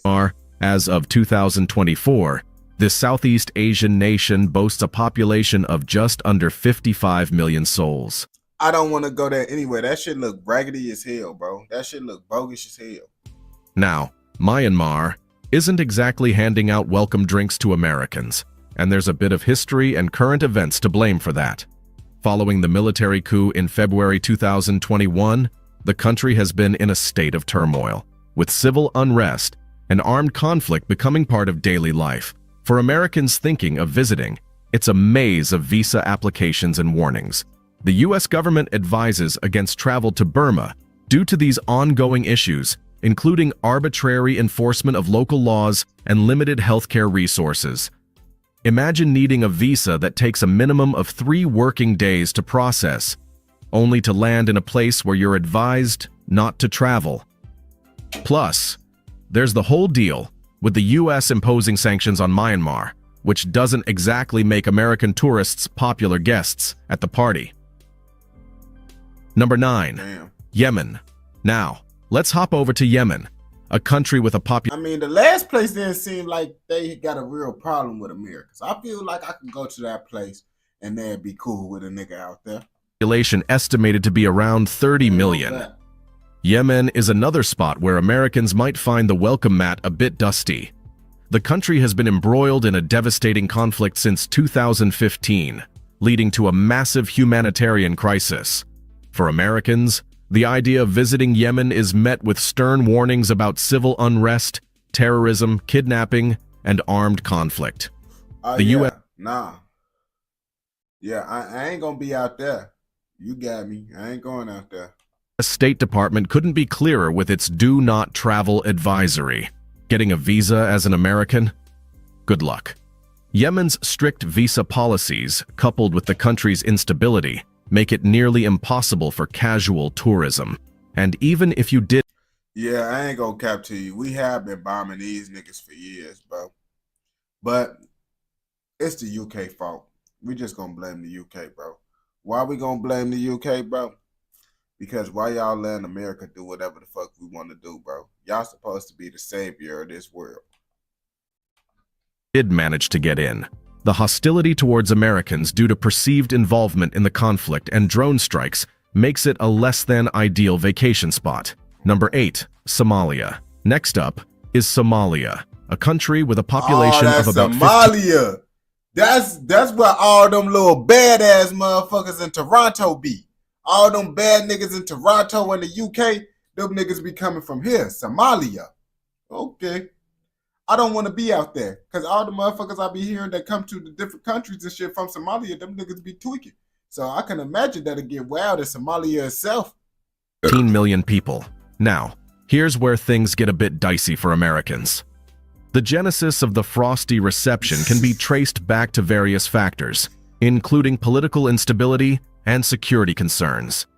In May 2022, President Joe Biden... Our Lord and Savior. I ain't gonna cap to you, bro. I heard the UK really fuck with Joe Biden, bro. I heard y'all niggas said Joe Biden, y'all want Joe Biden to come run y'all country for y'all, bro. That's what I heard. Approved the redeployment of U.S. soldiers to combat the Al-Shabaab insurgents, a move that, while strategic from a defense standpoint, doesn't exactly make American tourists the most popular. Damn, y'all fuck with Trump out there? Well, we was gonna send y'all niggas Joe Biden to help y'all niggas out. It's just because, bro, y'all can have Joe Biden. We gonna help y'all niggas out by sending him. Popular guests at the party. The visa process is very stringent. Think of it as trying to thread a needle while riding a roller coaster. Possible, but not without its challenges. Y'all got free healthcare in the UK, bro? Nigga, y'all got free healthcare in the UK for real, bro. So y'all telling me, bro, nigga, if you get sick right now, nigga, if you get sick right now, bro, you could just go to the hospital, bro. Like imagine, nigga, if you like get your leg broken or some shit, bro. You telling me you don't gotta worry about being in debt for the rest of your life, my nigga? Nah, bro, get the fuck out of here, bro. Get the fuck out. America, bro, they charge $1,000. Bro, I literally just got removed from my motherfucking insurance, bro. Like, that shit is crazy, bro. And they be taxing for insurance, bro. Y'all could just go to the doctor for free. That shit wild as hell, bro. Hostilities can range from bureaucratic red tape designed to make your stay less than pleasant to outright security risks to your life. It's a tough scene, especially considering the humanity. Bro. Now I feel like these niggas now. I thought we had it good in America. Now I feel like these niggas, since y'all tell me y'all got free healthcare and shit, why can't we get help? Humanitarian crisis unfolding there, with millions displaced and struggling for food. Not exactly the backdrop for a warm welcome. Number 7, Venezuela. Venezuela, home to over 20... On gang, bro, I heard Venezuela, them hoes be fucking in Venezuela. You go out there, you gonna catch a new STD. You never gonna catch it, boy. You gonna catch a new STD on gang. 8 million people. The relationship between the U.S. and Venezuela has been, to put it mildly, strained. Economic sanctions, political spats, and a general air of mistrust have made Venezuela a challenging destination for Americans. As of August 2023, the economic situation has driven over 7.7 million people to leave the country, proof of the dire circumstances many Venezuelans face. For Americans looking to visit, the visa process is a puzzle of its own. Bro, you gonna get a visa to go to Venezuela just to catch a new STD. Like, damn near incurable STD, bro. Like, boy, don't go to Venezuela, bro, unless you're not trying to fuck no bitches. And no bitches be like, you got money? You got money? Come to the back. You know niggas be going to the back. It's not just about filling out forms. It's about navigating an inherently skeptical system, if not outright hostile, towards Americans. Once inside, the high cost of living and high tension can make day-to-day interactions feel like walking on eggshells. And with approximately 23,000 U.S. citizens living in Venezuela, mostly in the Caracas area, the community All they ass damn they got an STD. Them Americans start living there. They got an STD. is there, but so is the feeling of being unwelcome guests in a house divided by politics and economic hardship. Number 6. Libya. Libya is a country that's been through more Boy, what the fuck? This a war? That's a country that always was in war. I don't think Libya ever had a motherfucking good. I never heard good things about Libya while living, bro. I always heard pray for these niggas, bro. When you hear about Libya, just pray for them niggas, bro. That's all you could do. plot twists than a season of Game of Thrones. As of 2024, Libya boasts a population of about 7 million people. Now, why might an American passport not be the golden ticket here? Well, it's a cocktail of factors. The U.S. Department of State currently has a do not travel advisory for Libya due to a variety of dangers including crime, terrorism, civil unrest, kidnapping, and armed conflict.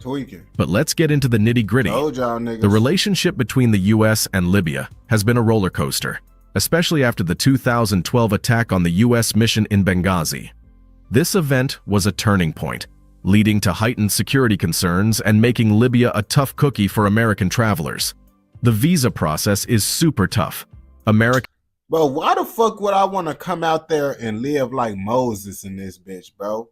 Like, bro, y'all, let's be real now. Y'all telling me, bro, what, like, you's a dumbass nigga. Whatever happened, if you going to Libya, whatever happened to you, bro, gang. Because it's like, there's no way I'm finna go to a country living like Moses and think they ain't finna do no diabolical shit out there. These niggas living like before Christ and shit still, bro. I'm not finna be playing with these niggas, bro. I ain't gonna cap to you. Americans looking to explore Libya face stringent visa requirements, and the fact that the Libyan government doesn't allow entry to passports bearing Israeli stamps adds another layer of complexity. Number 5, Syria. Syria is a country with a rich culture and bro, Libya just Syria. Libya is Syria cousin, bro. That's this shit the same shit. History. Sadly, it's been overshadowed by conflict in recent years. With a population grappling with the realities of civil war, Syria is another spot where Americans might find the welcome mat rolled up. The reasons? Similar to Libya, folks ass look raw as hell. It looked like his ass pissing that flame out, bro. It looked like folks ass pissing on all that shit. His piss just turned all that shit into fire, bro. Oh, gag. His ass got an STD. But dial up the intensity. The U.S. has slapped a level 4 travel advisory on Syria, citing risks of terrorism, civil unrest, kidnapping, and armed conflict. The Syrian government's stance towards Americans is hostile, thanks to a complicated geopolitical chess game involving sanctions, military actions. I ain't gonna bap to you. Is it weird, bro, that I ain't gonna cap, gang? When I see those girls inside these little things, these women inside the Auto de Bas, I'll be like, bro, I'll be wondering, like, bro, you think they fucking? Like, do y'all think, like how would you go talk up to a bitch that got this shit on her head? Like how can you even go go up to her. Like I always wonder, like, bro, do these hoes be fucking? Cause I know they ass just don't be. Nah, bro. Do y'all think these hoes be fucking and shit, bro? Cause I know y'all be seeing they ass be covered up and shit, bro. But how hard do you think it is to get them out that road? How hard do you think it is to really get them females out that road, bro? I ain't gonna cap to you. Man, if y'all able to fuck one of these females, bro, y'all ass got bro. I ain't gonna cap to you. I'm respecting any nigga that's able to turn one of these females into a hoe, bro. If you able to get one of these females to cheat, bro, you legendary. You is legendary. If you could get her to take off the hucklebuck or what's that shit called? The Durban, the Dubin. If you get her to take off her cloak, nigga, you that guy, bro. Fuck trying to fuck all them other hoes, bro. And your goal in life should be able to get a female to take off her shit like this. That's the goal, bro. If you able to do this shit, bro, you that nigga, bro. Because niggas is not doing that shit. When have you seen any of your homies pop out with one of these females? When have you seen the nigga that you know pop out with one of these females? You gonna be the first nigga to do that shit, bro.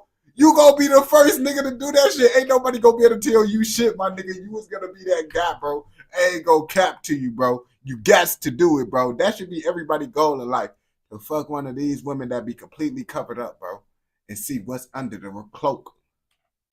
And diplomatic standoffs. The visa process for Americans wanting to step into Syria is like finding a needle in a haystack. The hoops and hurdles in the application process reflect the strained relations between the two countries. That's what I'm saying, bro. I know they not supposed to be cheated. That it's against their rules and religion and shit. So if you could get them to take off their cloak, nigga, bro, if you could turn one of them females into a Mia Khalifa, bro, use that nigga, bro. Mia Khalifa got turned into a wild female. Someone had to turn Mia Khalifa up, bro. Whoever turned Mia Khalifa up is legendary, gang. He got her out that road. Let's start there, bro. If you could turn a female into Mia Khalifa, one of those females into Mia Khalifa, bro, you got motion, bro. It ain't shit, bro. You know what you doing, gang. I ain't gonna cap to you. Countries. And if you somehow manage to get in, the environment can be less than welcoming due to the ongoing conflict and general suspicion towards foreigners, particularly Americans. This is because of the U.S.'s involvement in regional politics over there. Number 4. Afghanistan. When we talk about countries where Americans might not roll out the welcome mat, Afghanistan tops many lists, and for so many reasons. With a population of about 38 million, this country has been a focal point of geopolitical tensions for decades. Now, why might Afghanistan fuck with America? I heard Afghanistan, boy, I ain't gonna cap you. I heard in Afghanistan, they be like, would that be racist for me to say, Akalabak? I think that'd just be racist for me to just say that shit. So I'm not gonna say that. An American get the cold shoulder in Afghanistan? For starters, the U.S. Department of State currently recommends that U.S. citizens do not travel to Afghanistan due to terrorism, risk of wrongful detention, kidnapping, and crime. It's like the country is saying, visit at your own risk, but with a tone that strongly suggests, please don't. The advisory isn't just for show. It's backed by a grim reality where multiple terrorist groups are active, and Americans are prime targets for kidnapping. I ain't gonna cap, bro.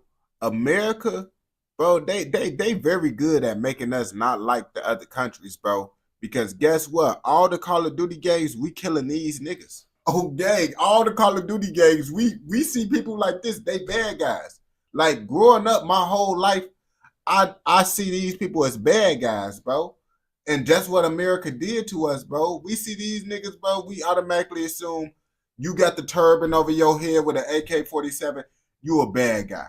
You a bad guy, off the rip, bro. No good guy's gonna have a turban with an AK-47 in the American eyes, bro. It's like, oh, they really fucked up. They really be racist as hell, bro. And then, like, America push out lots of propaganda, bro. I ain't gonna cap to you. They do push out a lot of propaganda, bro. Because These the only type of people I'm smoking in Call of Duty, bro. When we doing the story mode, everybody look like these niggas on Call of Duty that we killing, bro. It's never no other niggas. It's some Russian niggas, some niggas that look like this, or some black ass African niggas from a country we don't even know. Like this shit low key kind of racist, bro. When you really look at it, gang, America be fucked up. And wrongful detentions. Imagine planning a trip only to find out you're on the most wanted list for a group you've never even heard of. The visa process for Americans wanting to enter Afghanistan is, to put it mildly, daunting.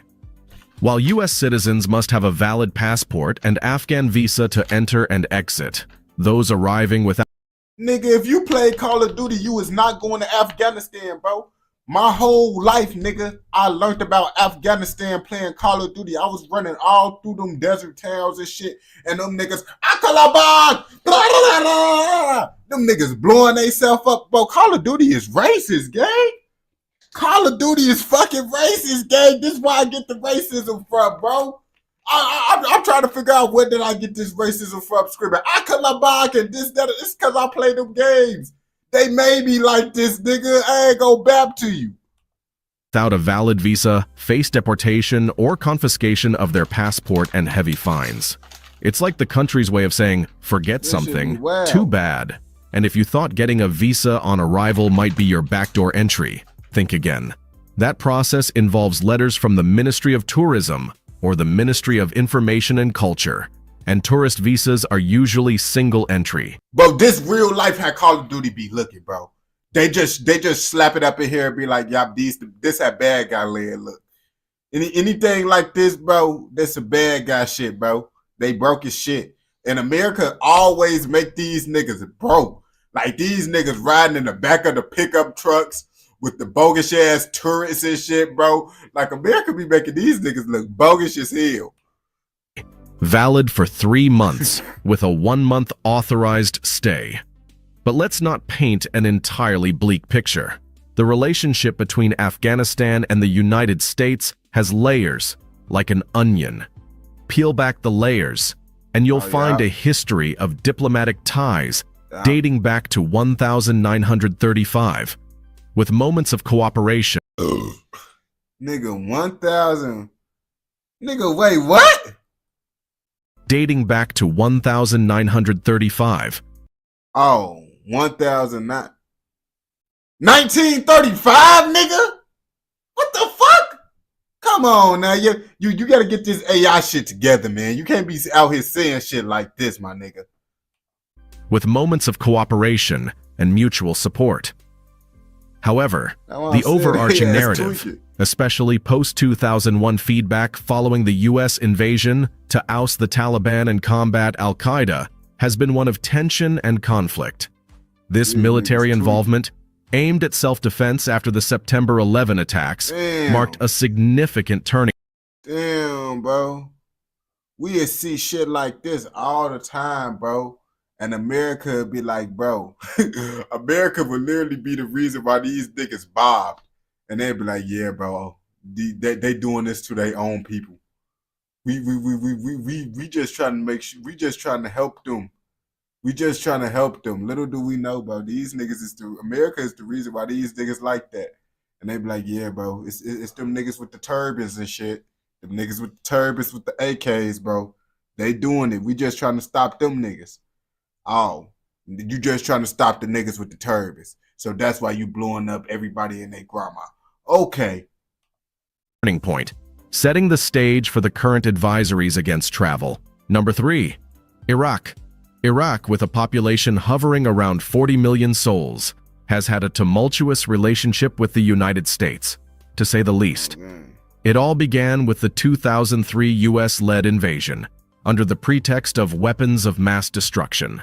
Since then, the narrative between the two nations has been complicated. Why aren't Americans welcome? Hey, Shorty might got that cake up under there, boy. Shorty might got that cake up under there, boy. You can see it. First off, the visa process. It's like trying to solve a Rubik's Cube blindfolded. Americans can indeed get visas on arrival at airports, but to get an exit stamp in your passport can be super tricky. Boy, I wouldn't trust no nigga like this doing my passport, bro. This nigga gonna get you stuck in whatever country you going to, bro. I'm not trusting this nigga. The visa application itself is a marathon, not a sprint. It normally takes around 12 working days to process, requiring a valid passport. It's less welcome to Iraq and more prove why we should let you in. But it's not just the paperwork that can make Americans feel unwelcome. The security situation is like walking on a tightrope over a canyon, with reports of government officials employing torture and other inhumane treatments and the presence of various armed groups. I'm trying to figure, like, nigga, who really finna wake up and be like, nigga, I want to go to fucking Iraq. Like, if you want to go to Iraq, bro, I ain't gonna cap to you, my nigga. You want to be one of them niggas, bro. You want to be them niggas with the turbans and shit, gang. Like, that's all I can say at this point, because there's no way why you should be taking your black ass, white ass, Hispanic ass, Asian ass out to Iraq, bro. It's no reason, bro. It's no reason why y'all niggas should be out there, bro. I ain't gonna cap to you. If you going out there, bro, nigga, that's your fault. Don't, nigga, when you disappear, bro, don't be like, man, they not supposed to do this to us. Nigga, you know what the you know what the fuck be going on out here, bro. It's a stark reminder that the country is still grappling with stability. Number 2, Iran. Iran, with a population hovering around 83 million souls, is a land of ancient history, breathtaking landscapes, and, well, complicated relations with the United States. The genesis of the frosty reception Americans might encounter dates back to the 1979 Iran hostage crisis. Back then, a group of Iranian students took over the U.S. Embassy in Tehran, leading to a 444-day standoff. Fast forward to today, and the situation hasn't thawed much. The U.S. State Department slaps a Level 4 travel advisory on Iran, which is basically their way of saying, think twice before packing your bags for Tehran. But why such stern advice?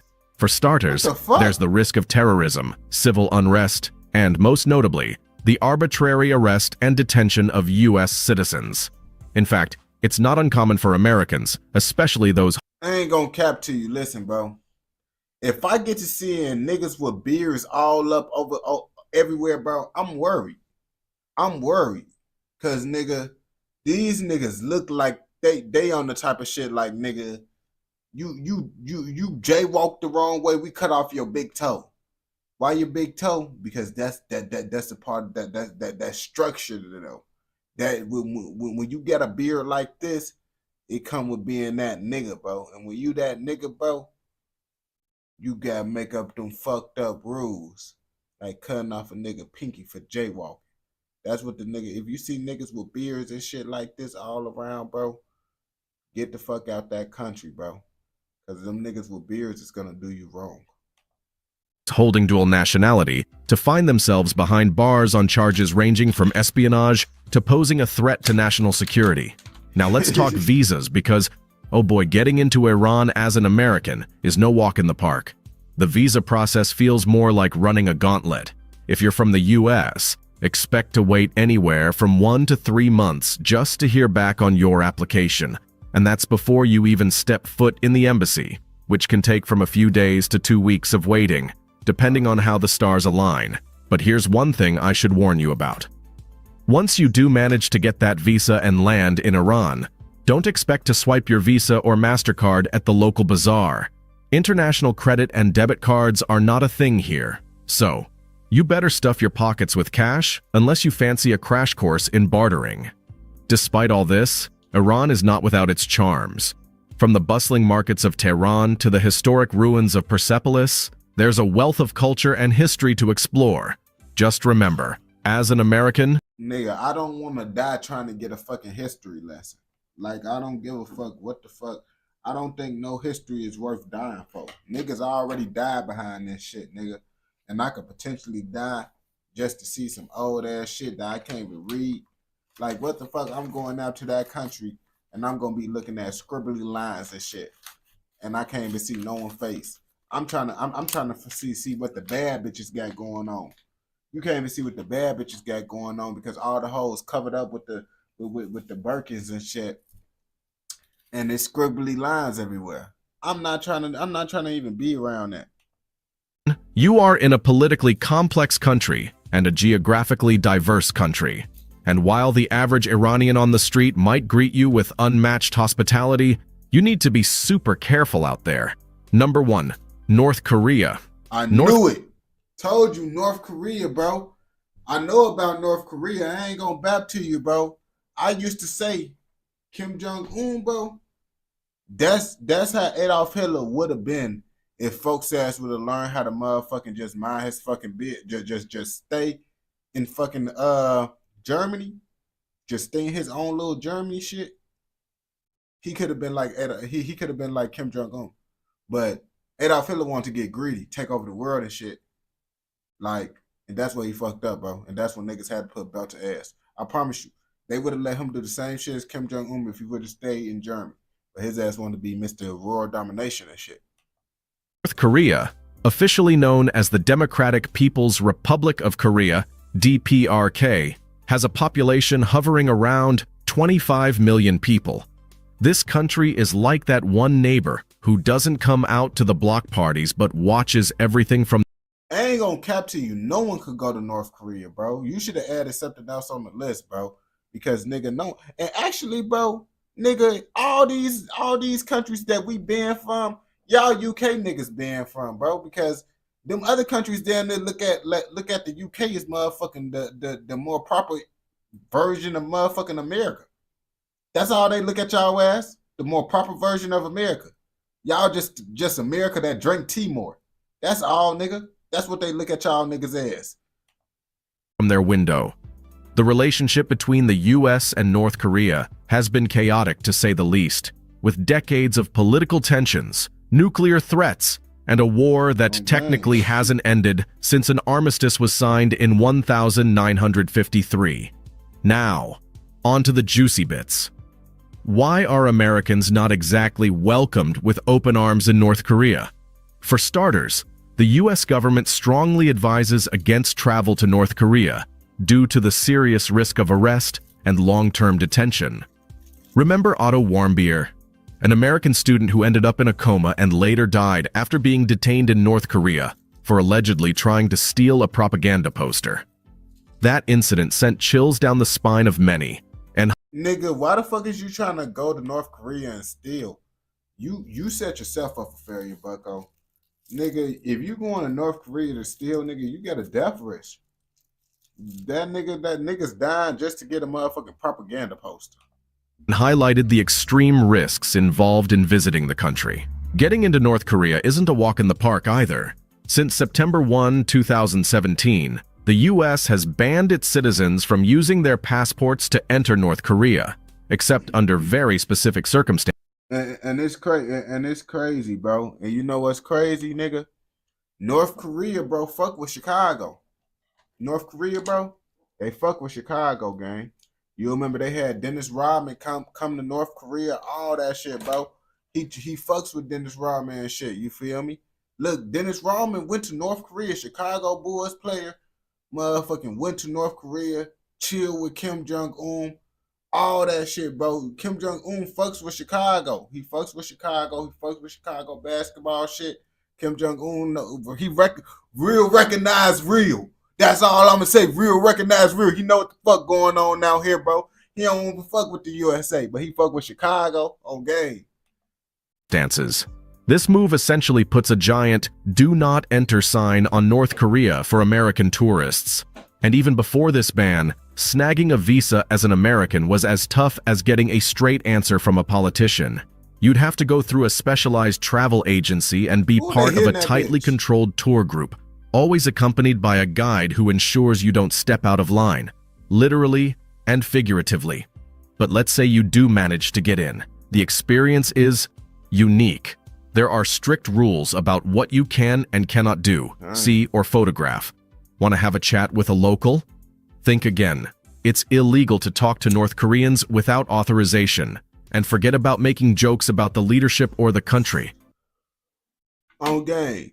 Now, I gotta ask y'all niggas. So basically, bro, imagine you was inside Kim Jong-un position, right? You inside Kim Jong-un position. Your family got motion. They got hella statues of you and your family, right? And nigga, you now got the position of power to run North Korea. Is you gonna make a change and let people have freedom to do what they want, or you gonna keep on having your family in control of North Korea? What would y'all do in Kim Jong position? Would y'all actually be that nigga that make a change, or you be like, fuck this shit? Nah, I still want to be that nigga that control shit. Let's see how fucked up y'all niggas really are. You feel me? You gonna keep them in control? You gonna keep it on control? That's what y'all gonna do? Or y'all gonna actually y'all gonna give up y'all family power? Or y'all gonna be the good y'all gonna give up y'all family power, or y'all gonna be like, fuck it and keep y'all family power and just run shit like I keep on putting belt to ass? You gonna change that? Now what if the people just overthrow y'all ass and really start killing y'all ass for all the killing that y'all did to them, bro? You make a change, they gonna get on y'all ass. Da da da da da. Okay. Them niggas be like, all the people you killed of us, nigga, you gave us control? That we finna kill your ass. Okay. Be in control. You said you gonna be in control with less restrictions. Okay, that shit be crazy, bro. Lots of niggas ain't gonna try to give up that power, bro, if they had that opportunity. Niggas talk about Kim Jong-un. Then look, they family get in position to run the country. They're like, shit, I might be Kim Jong-un. That could land you in hot water. Fast. It's a level of control that's hard for many Americans to fathom, coming from a land where freedom of speech and movement are taken for granted. In essence, visiting North Korea as an American is like walking on eggshells while blindfolded. You're never quite sure if your next step will be your last in terms of freedom. The stringent visa process, the potential for misunderstanding leading to detention, and the overall atmosphere of surveillance make it a challenging destination. Yeah, that shit pretty fucked up how they do North Koreans, but it's like, shit. If I been North Korea, bro, I ain't gonna lie to you. I'll at least make weed legal, bro. I hope weed is legal out there. Cause it's pretty diabolical, bro. If he doing all this fucked up shit to niggas, bro, and they can't even smoke. Like, nigga, you can't smoke and you getting treated like that shit. I'm not gonna want to be alive. I ain't gonna lie to you. But if you watch this video all the way through, I know your ass fucking with another motherfucking video. So go ahead and go watch another motherfucking video. Don't forget to like, comment, subscribe, and turn on post notifications so you never miss out on any content like this. Go! Yeah, this shit just diabolical, bro. That shit just diabolical how these niggas doing it though. Cause it's like, nigga, you just nigga, like, black people be like, man, it's bad. It's bad. But then you go to North Korea and then niggas smoking for just doing shit. Beautiful, the Ferrari, they had 2020. Let me see, how long is the video?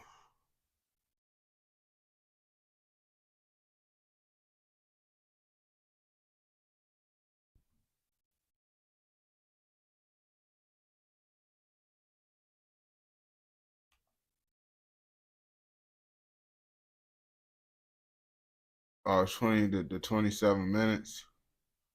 That's not too bad. The UK riots that lie. The lies that broke UK. This video is brought to you by Squarespace. Squarespace, get the fuck out of here. Looting, sickening scenes. This video is brought to you by Squarespace.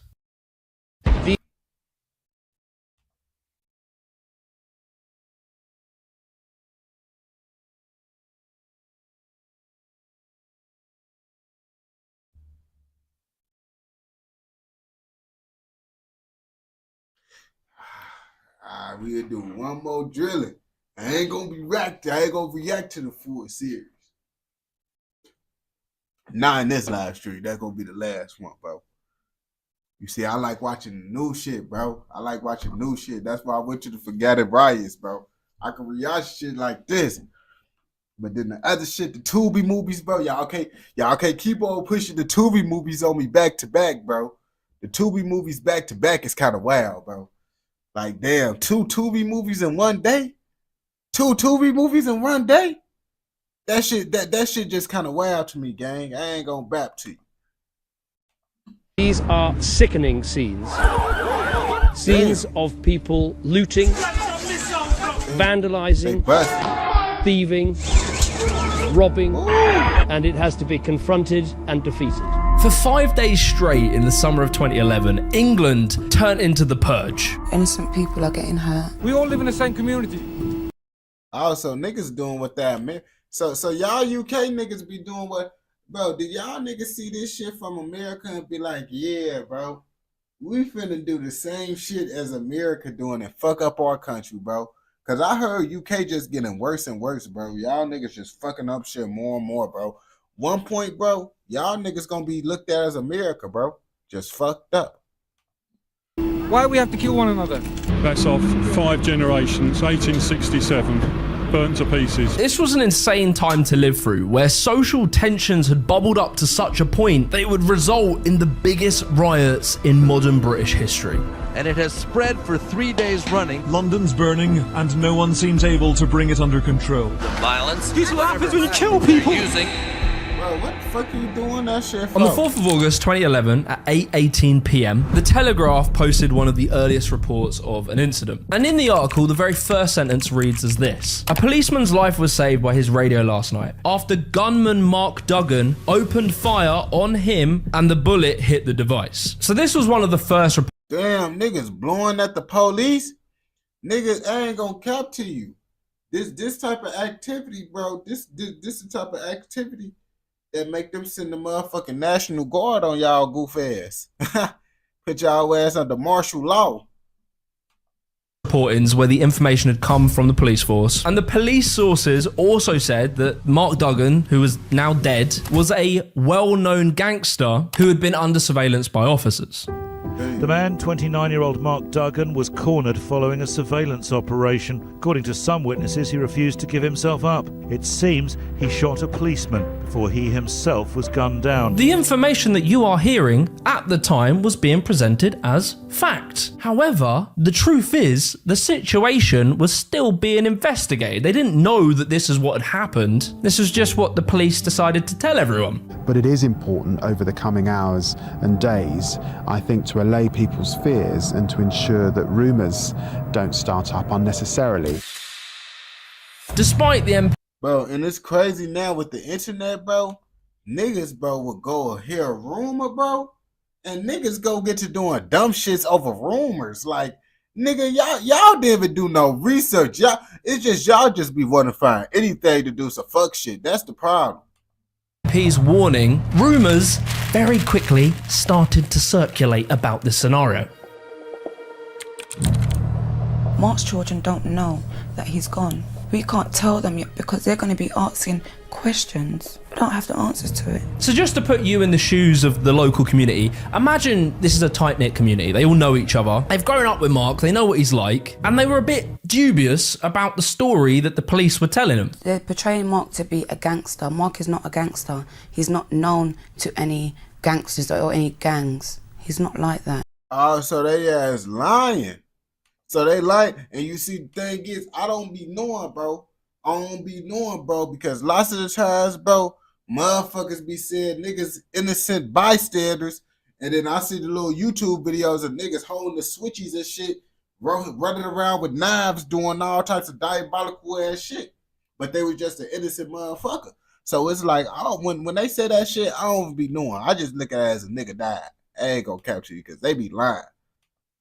Mainly because the police weren't really communicating very clearly with them about exactly what had happened. And you were having bystanders and witnesses in the local town saying conflicting things. Some people saying that he was shot whilst he was on the floor. Some saying that he had a gun in his hand. Some saying he didn't have a gun. Some people saying that he shot at the police officer. And other people saying that he tried to run away. If he did have a gun, which I don't know, if he did, Mark would run. Mark is a runner. He would run rather than firing. Understandably, you would hope that the police would sit you down and say, I ain't gonna cap to you, like that shit don't even make sense, bro. Cause if the nigga did shoot at the police, bro, the nigga is stupid, bro. And I don't think he's stupid. I hope no one is like not that stupid. So I think it's more to the story, just because I don't believe this young man was that stupid enough to shoot at the police. Cause if he did, shit, you already know they gonna kill you. this is what happened. But they didn't do that. They wanted answers from the police in terms of what happened to Mark Duggan. And one of the other concerns is they wanted a more senior officer to actually convey those messages to them. 2 days after the shooting, 300 people from the local community gather outside of Tottenham Police Station and have a peaceful protest. This is confirmed. It was peaceful. Man, fuck all that shit. They need to send that Tottenham Mandem out there. Send the Tottenham Mandem out there to protest and shit show and some shit go change. That's who we need to send, the Tottenham Mandem. They were just there trying to ask for a senior police officer to come and speak to them and explain the scenario. But the senior officer wasn't available to talk. Right, it begins. 8 PM, shit absolutely hits the fan. Bottles, missiles, fucking leftover food was being thrown at the police officers. Police cars were now being set on fire. And so this is where the rest of the UK hear about what's going on. And it was pretty fucking mental. One of the things, even all these years later, that's very hard to pinpoint is the exact moment it went from a peaceful protest into a full-scale riot. There was this video that was posted on the 7th of August where we can hear an older lady of the community, shouting, It's a girl! It's a girl! Look how he's dealing with her! And very quickly, there was this initial rumor that was spread that the police had attacked a 16-year-old girl who was peacefully protesting. So again, just imagine the mood of the community where now they think a 16. Yeah, that's definitely gonna make, because you gotta understand, people already hate the police. People already, it's like, hell no, her ass was said that shit. But people already hate the police. Let's start there, bro. Like, it's not just a black thing. It's not just a motherfucking white thing. It ain't none of that shit, bro. Just people hate the police, bro. That's what it is. Lots of people hate the police, bro. So it's like, soon as they get a little reason to hate them, they gonna go crazy. 16-year-old girl was being beaten by the police. They're already pissed off, and that's just made their day a little bit worse. However, this claim is, at best, a little bit wobbly. No individual, no witnesses, no one has ever come forward to the police and said, I am the 16-year-old girl, or this was the 16-year-old girl who was attacked by the police. This alleged woman was never identified. But on top of that, the fact of the matter is that the first police car that was set on fire was reported to have happened at 8:30. Now bear in mind, this took place in August, this is British summertime, therefore 8:30 would still have daylight, it would be light, but in the video we can see that this is at nighttime. So, you know, it didn't add up. But that did not matter, because so niggas lying like that. Niggas just going, nigga, come on, bro. Y'all gotta come up with better lies. Y'all niggas gotta come up with better lies. I ain't gonna cap to you. We're in a new era now. This is 2011. You got the internet. You know, information travels fast. You don't need to send out a pigeon to the neighboring town anymore. You could just film something on your phone camera and upload it very quickly to Twitter. And this touches on a wider part as to why these riots got out of hand in the first place. And there was one very important piece of technology that was the main accelerator of the London riots that allowed rumors and different stories to spread in a matter of seconds. I'm on a BlackBerry hype. Some of your pen, I'm on a BlackBerry hype. Bearing in mind that Blackberries were designed for, like, you know, your corporate business boys. But for some reason, 15-year-old boys outside of a McDonald's also needed a Blackberry. What it was that BlackBerry had a thing called BBM Messenger. Sending a message on your phone back then used to cost like 10p a message. So if a heated banter exchange is... Woo, we get it back into them old nigga days. Old nigga days. Now you gotta pay to text niggas, bro. 10 cents. Nigga, what? I ain't gonna cap to you. That's the old nigga days, bro. And I was on the, I remember, bro, I wanted the BlackBerry so bad, bro. I wanted that bitch so bad, bro. But when BlackBerry was like popular, I was like a young nigga, bro. So they was giving me the flip phones, bro. The little flip phones. Actually the track phones, to be exact. So it's like, Nigga, I want that BlackBerry, and they gave me that weak ass flip phone, bro, and I could play them weak ass games. Man, I was mad as hell, bro. Just popping off with the boys in the group chat, that might run you a tenner. But on top of all that, it was encrypted. Meaning rioters on the move are able to pick up messages about planned looting and police movements without law enforcers knowing it. And BBM had another feature that was very important in the London riots, and that was the ability to send out broadcasts, aka pings. This is where you could broadcast a message to everyone in your contact list. And so the people who had started rioting in Tottenham took to BBM and started broadcasting. You see, niggas was advanced back then, bro. Niggas was advanced back then. I ain't gonna cap to you, bro, with the Blackberries. Like, honestly, bro, I just thought it was no point in even trying to text with the flip phone because you had to keep on tapping the same number, like doing that shit, bro. Like, that shit was just so goofy. And the niggas with the BlackBerry just had the whole keyboard just out, bro. Like, I ain't gonna cap to you. I feel like you could the only way you should be texting nigga back in the day is if you had a BlackBerry, bro. If you was texting niggas through the flip phone, bro, you one bogus ass nigga. I'm not finna. You a bogus ass motherfucker. You texting motherfuckers through the regular flip phone, no BlackBerry, bro. You bogus. I ain't gonna back. Stop trying to fit in with the crowd. You can't fit in with the crowd, nigga. Niggas try to text because all the BlackBerry niggas texting. Nigga, you gotta, boy, get your ass out of here.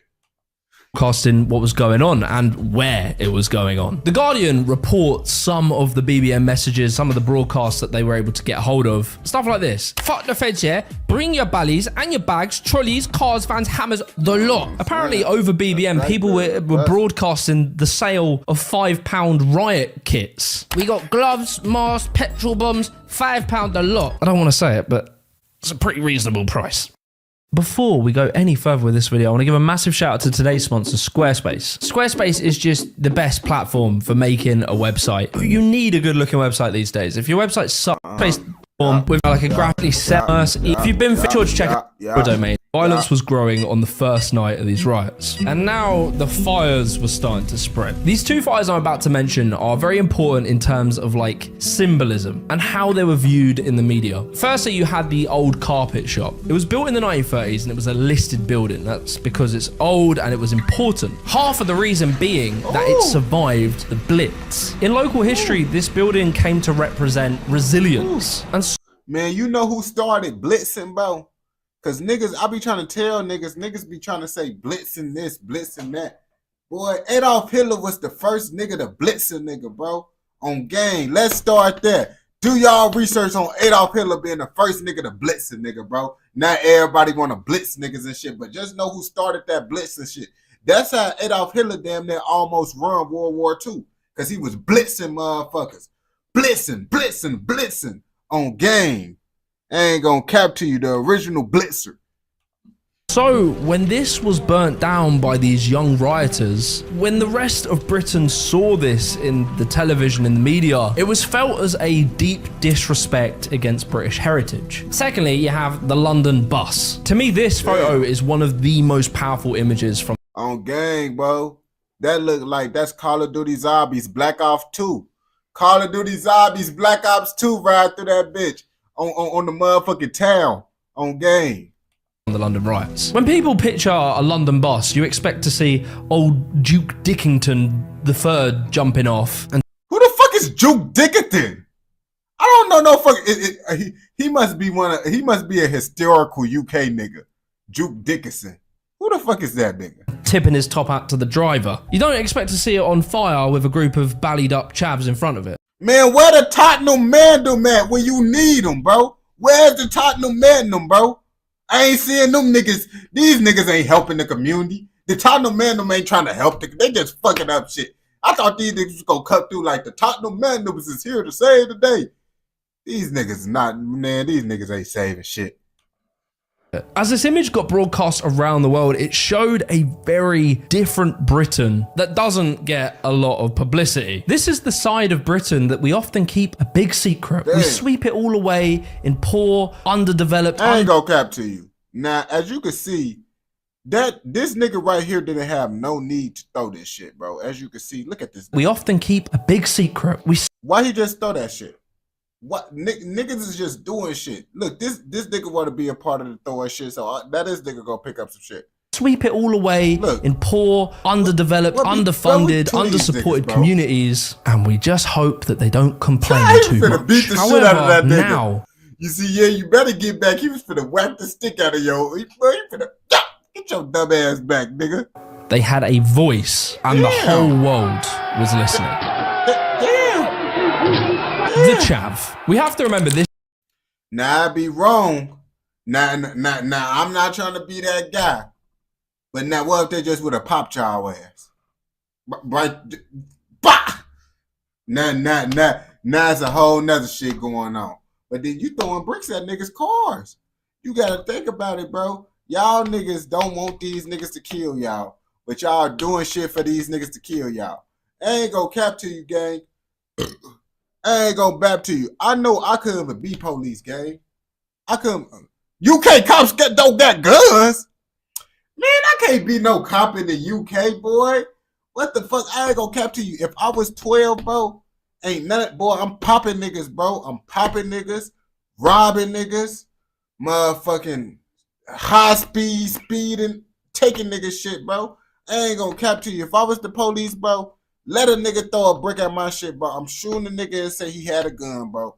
Every time I'm planning shit on niggas. Just because I'm gonna pop a nigga and then plant a gun up on them and say they had a gun. That's how we gonna get them, bro. On gang, bro. Like if a nigga throw a brick on my car, I'm gonna say they had a gun. I'm just gonna plant them. I'm gonna be one of them shicey niggas that they gonna be like, bro, why is this nigga even a police officer? This nigga just committed crimes while being a police officer. That's the point. I became a police officer to commit crimes. What the fuck? The perfect nigga to be able to commit crimes is a police officer, nigga. You could get away with more shit. This took place in 2011. This was like the height of the chav era. I made a whole entire video on chav culture, which I can link below, but effectively what it was an underclass of people, like our boy Crazy. So you telling me, bro, nah, this shit is wild, bro. So you telling me that's why y'all niggas don't be scared of the police? Boy, these police out here getting, boy, I'm not out here trying to be a police officer. These niggas out here gang banging, running around, stabbing niggas and shit. And you telling me I got a gun? Me, I don't got a gun? I got a fucking baton? Stop, my nigga. Boy, get the fuck, boy, y'all. Boy, I see, boy, them niggas down there be beating the shit out of them police officers. UK officers, man, boy, them niggas be getting their ass beat the fuck up, bro. They got it hard out there in the UK. They be beating the fuck out of them niggas. Crazy Steves. So that we don't forget about this important character in British society, I made Crazy Steves. You can see here with his designer hat, his little ciggy, his bottle of beer, his sporty tracksuit. The chavs and later sort of road culture was really this underclass that society really pushed to the side and absolutely hated. I'm just doing my thing, bruv. It's Pete. These man don't respect me. Side note, you can pick these up. It's only out for 1 month, so I'll link it below. They make a great gift. I'm really proud of this, and if you do buy one, it massively helps the channel, so I appreciate it. That aside, Crazy Steves represents like the underclass of this era that were always blamed and always had fingers pointed at them for everything. No one really thought to wonder why people were living in these situations, acting the way they did. They just assumed that they were bad people and it was like a cultural problem. And so very quickly in the news, these riots were being reported in a very specific way. These people were being represented as just a nihilistic, rebellious youth who would take part in senseless criminality and were just burning their communities to the ground for no other reason than that they were bored. And so, as the first night of these riots drew to a close, the entire country's attitude towards the rioters was that of disgust. A very bad night. I'm devastated, really, to see a place that I grew up in and loved, Tottenham, Haringey, looking like a battlefield. The next morning, the nation woke up in shock. We were now getting reports of the aftermath of the riots. Entire buildings had been burnt to the ground. 26 policemen were injured. 55 arrests were made. Cars were set on fire, and shops were being looted. However, it was over. We took a sigh of relief. It wasn't no gunshots, though. That's actually pretty good, bro. Because if it was in America, bro, best believe, bro, someone would have got shot. Whether the police got shot, the police shooted somebody, or a regular person just shooted someone. Someone would have got shot in those type of incidents. Plus, it would be burning down too. Shit would be burnt down, but someone would be shot. You see what Kyle Rittenhouse did? He came all the way to Wisconsin just to shoot a motherfucker doing the riot, bro. Shit, this is what niggas like. Oh, yep. Time for me to pull out that shit again. The rioters, the police, the rest of the country held hands and all came back together. It was all over. If you enjoyed this video, be sure to join the Psych. By 6:28 p.m, a little north of Tottenham, where it all started, now in Enfield, there were reports that shops had been smashed in and that a police vehicle had been damaged. But then something very weird happened. Minutes later, reports that on the south side of London, like quite far away from Tottenham and Enfield, all the way over in Brixton, a separate riot had started. And then... So these gang banging niggas is probably the ones that's doing this shit. The Brixton Brims or whatever the fuck. Y'all niggas is over here doing, y'all just fucking up the shit. Y'all not helping shit at all, bro. I know it was y'all niggas that was riding, bro. I did my research on the video. It was the Brixton niggas, bro, and the Tottenham Mandoms, bro. I'm looking out for y'all niggas. I see. A few hours later, at 10:30, reports that a mob of 50 people had arrived in Oxford Circus in London's West End. Now it's getting serious. People were worried. These copycat riots were popping up in various parts of London, and all the while that was happening, a very important piece of news was reported by The Guardian. Channel 4 News has learned that the bullet that killed Mark Duggan and the bullet that lodged in an officer's radio were both fired by police. Now you see, this bit of news was a bit of a problem. If we go back to the first reportings after Mark Duggan was killed, it was sort of implied that he shot some police officers and that he was a gangster, and this certainly shaped the wider public's opinion on both Mark Duggan and the rioters. But when it turned out that the police officer was the person who shot the other police officer and Mark Duggan hadn't shot anyone, things became a little bit awkward. Between what happened in Tottenham and what happened in Croydon, there is no connection. What they did was pure what the fuck? Greed. That's what made me angry. Like, people are like animals, like the real animals within people's show that night. Now it's the 8th of August. The riots are still going on, but now a lot bigger. The police are completely losing control of London. They were leaving large areas of London unprotected. The rioters just had free reign over the shops. They were looting everything. Locals were understandably terrified. This photo became the core image of what was happening in London, and it spread around the world. And now riots were popping up all around London. Enfield, Brixton, Walthamstow, Hackney, Peckham, Lewisham, Croydon, Clapham. Them Hackney boys.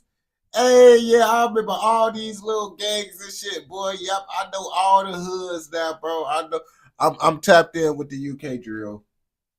And then somehow something even crazier happened. To Britain, where violence and looting that started in one London neighborhood over the weekend spread to 3 other cities last night. It is Britain's worst rioting in 25 years. 128 miles north of London lies a town called Nottingham. Completely separate to London, no connection here. Mark Duggan didn't have it. Hey, why y'all ain't never tell me about Nottingham? What's going on out there, gang? I didn't hear nothing, bro. I don't never hear about them, bro. We need to do some research on them, bro. They be tweaking over in Nottingham. Extended family up there, as far as I'm aware. Now, riots were popping up there. A police station has been petrol bombed and dozens of homes, shops and cars were attacked. Oh shit, they be tweaking over there? In Nottingham early this morning. It's got out of hand. But it's gone way past. It's not Birmingham connected to this anymore. We're not condoning any kind of actions like that at all to be shown or for this to be taken in my brother's name. On the same day, in just beautifully perverted irony, the politicians of Great Britain were having a nice summer break. The PM of the time, David Cameron, as well as Boris Johnson, who was the mayor of London at the time, and then Ed Hey, nigga, I hear bad shit about this nigga. I don't know what I forget what bad shit I heard about this nigga. But I remember this nigga and he did some bad shit. I just don't know. Did this nigga do some fucked up shit before, or is he the wrong nigga, bro? Miliband, who was the leader of Labour, they had to get out of the Sun Lounger, hop on a plane and cut their holiday short. And this was the scene in Birmingham tonight as the violence spread outside the capital for the first time since the trouble erupted on Saturday. But then it gets worse. Liverpool, Manchester, West Bromwich, Wolverhampton. Bristol, Liverpool, Manchester. Yeah, they gang banging in all these spots, bro. Yep.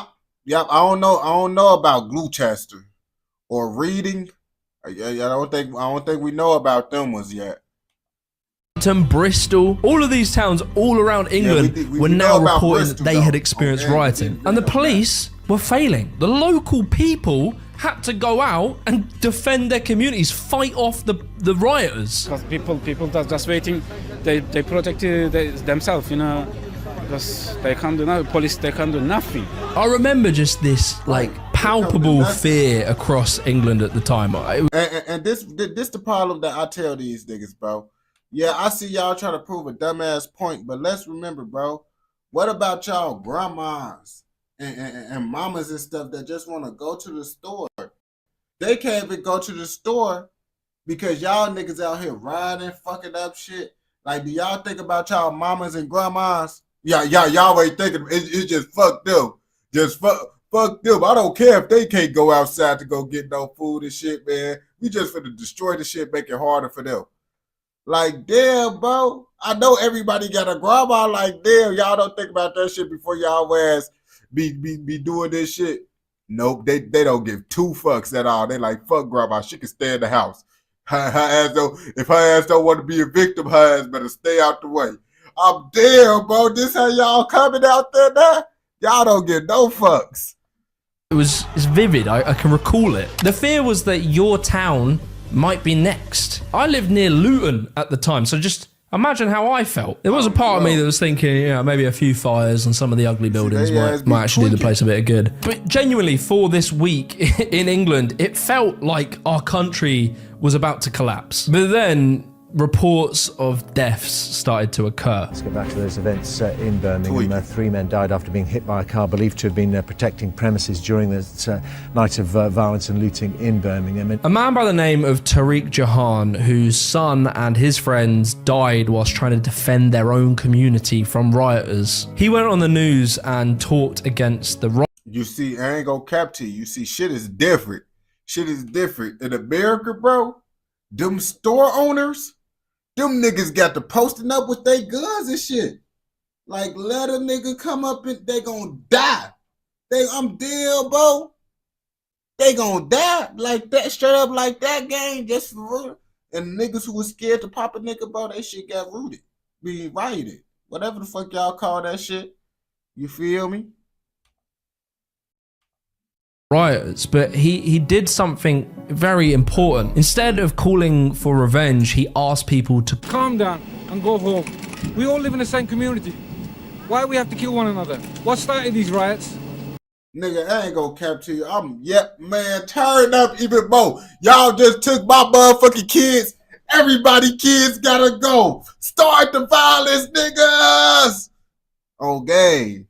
That's a fucked up shit to do. I'm just saying. I'm just fucking around. And what's escalated? Why are we doing this? Honestly, this video is heartbreaking, and I don't want to go into too many of the stories of all the people that died, because it is sad, for sure. Okay. And in the video of Tariq, you can see him arguing as an elder of his own community against some of the young lads in his own community who were probably out rioting the night before. I'm warning my son, and you lot starting up again. Why? Grow up, guys. Grow up.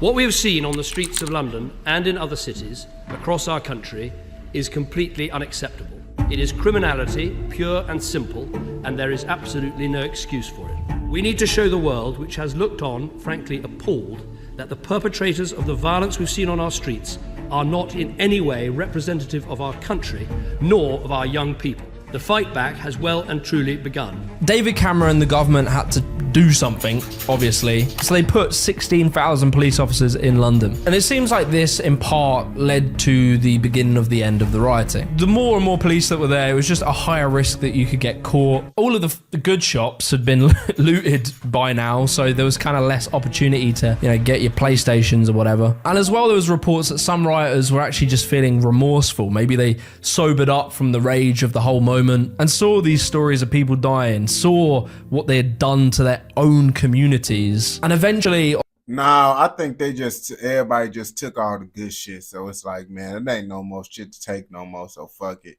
It's over with. It was good while it lasted. On the 11th of August 2011, the London riots came to an end. Fallout continues in Britain over the rioting and violence that broke out 1 week ago today. It began in London and spread around England for 4 nights. At least 5 people were killed and many businesses were looted or torched. The mopping up operation continues, but this was a big mess and there's a lot to mop up. It's believed that 20,000 rioters took to the streets across the country over 85 different locations. There was 5 deaths, many people were injured, $500 million worth of damage was done to shops and businesses, and then the invaluable stuff like just history and beautiful architecture destroyed. A very embarrassed British establishment sought to hand out the harshest possible punishments for rioters. There was 2,158 convictions with 1,800 years total being given out. You were having people who had never committed crimes before, like first-time offenders, in one instance being given 6 months for stealing a £3.50 bottle of water from Lidl. I hope for their sake it was a San Pellegrino at least. 2,000 of the people being sentenced were on average facing jail time that was 4.5 times as long as what would normally be warranted for the same crimes. But you see, as all this was going on, all this mayhem and the carnage, the aftermath, the country realised it had forgotten someone. What was his name? Was it Mark Duggan? Was it?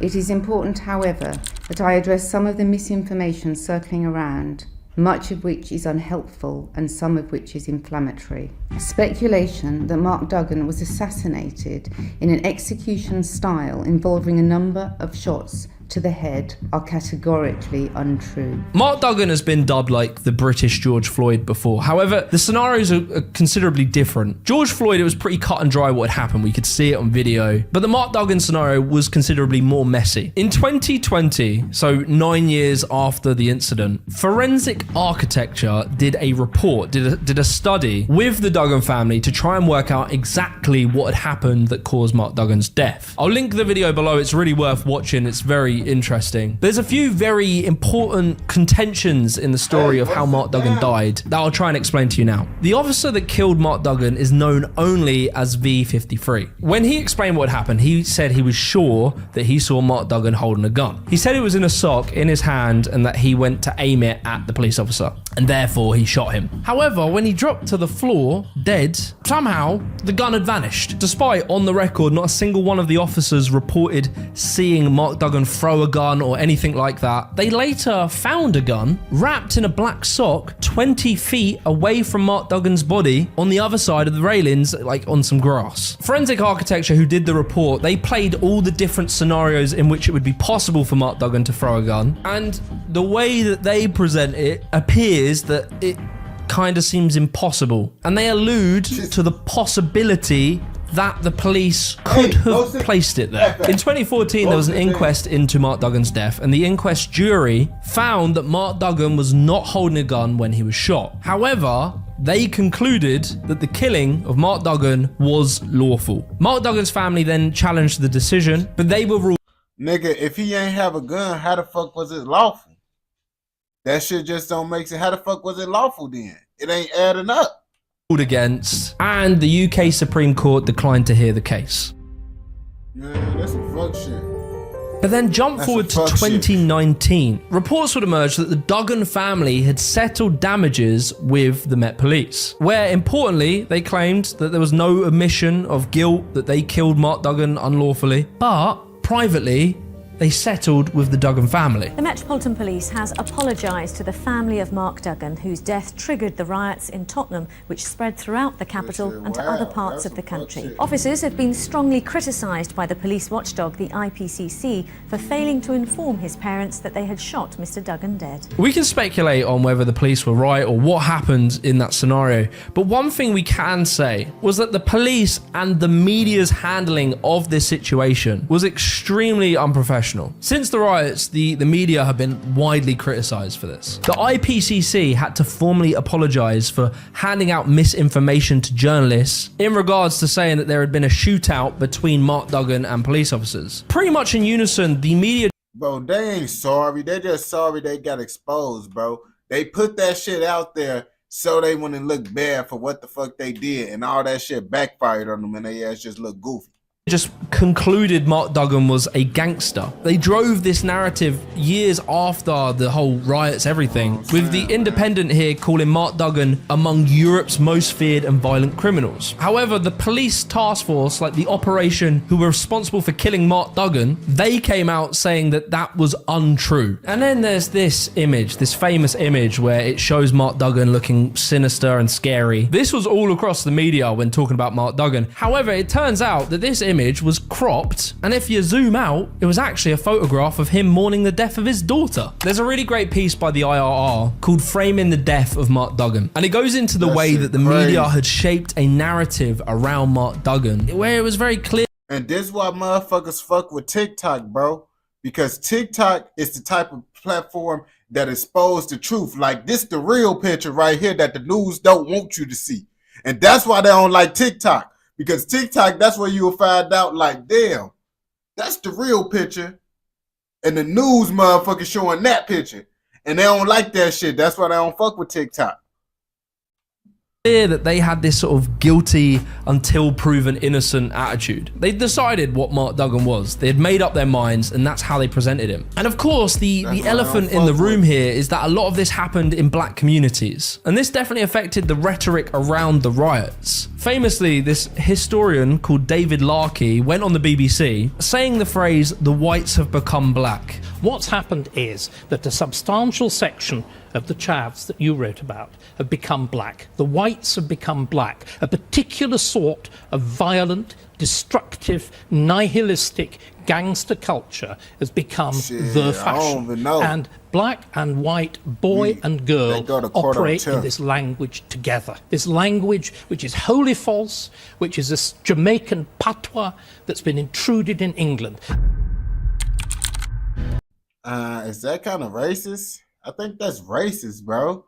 I think that's pretty racist, bro, if I say so myself. After a weekend of destruction, looting and arson across London, questions are being asked about the root causes behind the violence. Many far more sophisticated minds than I have theorized why Britain nearly collapsed in 2011. And there's a few main theories. So The Week posted this list of 5. I'm going to go through them. Firstly is the police response. The police response was terrible. They didn't speak to the Mark Duggan family quick. And on top of this, the early police response to the riots them niggas were not hopping great. out on Maybe horses this had something to do with the niggas. fact that there was major cuts to the police force, but who knows. Secondly was racial profiling. It didn't really matter about the specific events that happened. It was often seen as an expression of a feeling in the black community. Lots of the rioters, when interviewed, would say that they felt they were a victim to racial profiling, that they couldn't walk down the street without having a police officer either drive slowly past them or search them for a weapon or something. And this leads us on to, thirdly, social and economic inequality. The UK went through some brutal cuts to social services, things for the youth to do, and there was major inequality from the richest of society to the poorest of society. And then we have the fourth thing, which is high unemployment. We were experiencing some major unemployment. Most of the people looting and vandalizing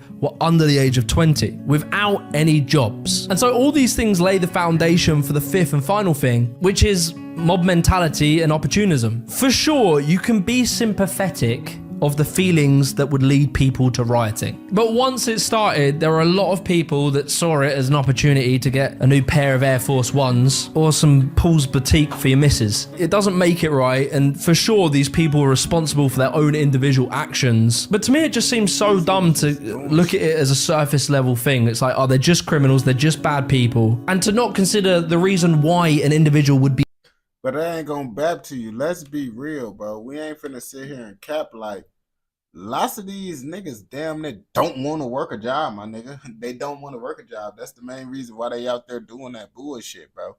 I'm pretty sure if they really wanted to try, they could have. They just ain't trying hard enough. Be okay with burning down their entire community, willing to potentially go to jail for a PlayStation. But you do have to consider the fact that you wouldn't see, you know, a whole wave of middle-class people out in the streets rioting and looting shops. That isn't probably going to happen. Riots tend to very often come from areas of high unemployment and where you have a massive underclass of society who feel no real way of achieving anything in their lives, who get constantly looked down upon and constantly seen as the blight of society. When you literally have this person who's well-spoken and supposedly a historian going on the BBC and claiming that all of this came from the fact that there were white people wanting to be black. Like, this is a historian who should know that riots have occurred throughout history when you have tons of inequality and tons of unemployment. But somehow this scenario is completely different, and it's because of Jamaican patois. I've just been rereading Enoch Powell. His prophecy was absolutely right. The timing of the riots was very particular. It was 2011. Bearing in mind, a few years prior to this, the world had just witnessed bankers crash the global economy that did immeasurable damage to the world, and like mostly went unpunished and got bonuses. 2011 was also just after the big MP expenses scandal, where instead of MPs smashing into Currys to grab a plasma TV, they just took the money from the taxpayer. These MPs were handed out minimal punishments and just asked to pay the money back. And then you get this sorry lady getting 6 months for a bottle of water. And look, I just want to conclude with this. I am no way defending the actions of rioters. It was horrific, and rest in peace to the people who died, and it's fucked up. But I just think as a society in Britain, if we just always dig our head in the sands whenever something like this happens, until we take responsibility that our society and culture breeds this environment where people are willing to burn down their homes, these problems are not going to go away. If you're pressing the people, eventually they're going to want to stand up to you because they're looking like, that's how I feel. If you enjoyed this video, be sure to join the Discord. We chat about all these topics. You can suggest videos, etc. Alright, bro, that was a nice little video on y'all niggas fucking up y'all own city. That's that niggas being dumbasses. Clap it up, man. Lots of bullshit going on. I ain't gonna cap to you. This shit is very wild, bro. But niggas don't give a fuck. Bro. We can say that shit fucked up all you want, bro. They still gonna do the shit. If you watch this video all the way through, I know your ass fucking with another motherfucking video. So go ahead and go watch another motherfucking video. Don't forget to like, comment, subscribe, and what? Turn on post notifications so you never miss out on any content like this. Go! I told them I was going to react to part 2. So we're going to have to react to part 2, gang. We finna do the part 2 shit. Hold on.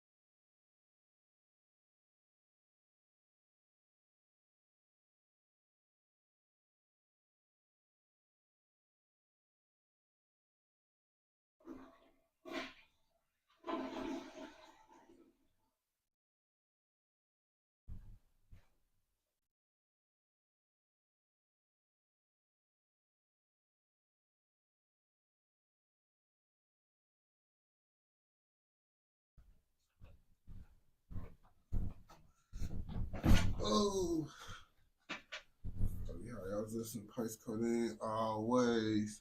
Oh, gotcha. Yo.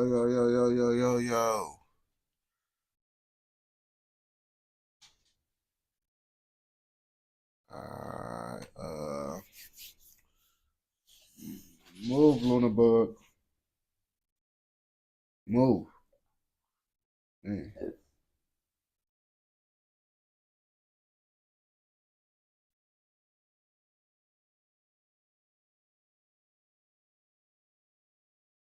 Dreadline.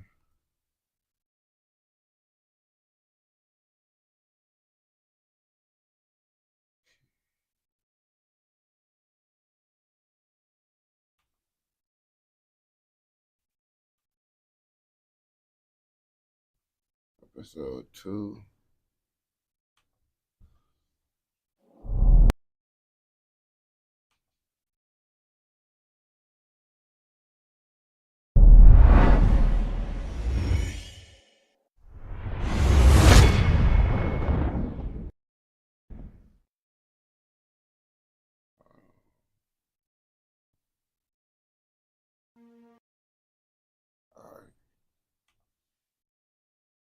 Motherfuckers wanted me to react to Drilling 2. So I guess we're going to react to Drilling 2 because they said this year's a good-ass story in the UK. So let's see how good this story really is.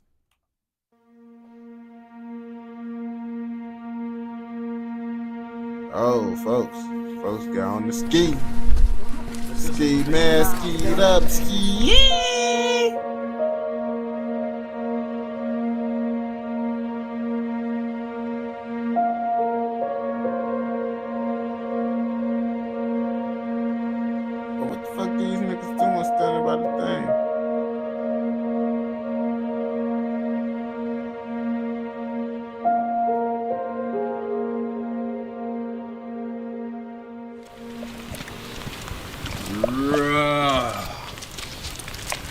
Man like Isaac, you know. Jesus, you're looking fresh too. My God, your last track was a madness though. It was good still. How's it go? Last week I was wetting up Johnny. This week I'll be wetting up Ollie. Rah, that's crazy. Jesus Christ. How you doing? You good, yeah?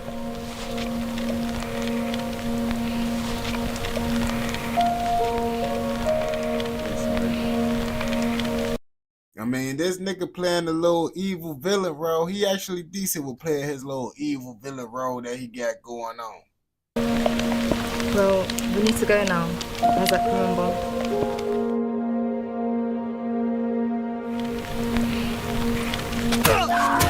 Damn. These niggas doing the sacrificial. Damn, he just punched the bitch. Damn, he beat the bitch ass. He beat the bitch ass. Damn.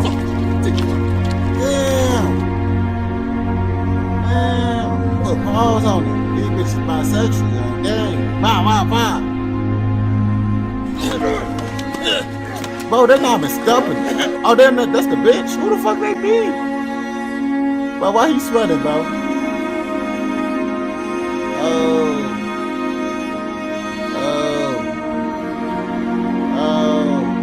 That look like mild sauce. Damn, the bitch getting, bro, they not even stumping on the bitch, bro. They not even stumping on the bitch. Look, they not stumping on the bitch. They need to do better acting. But I see they stumping that bitch out still. I get the point.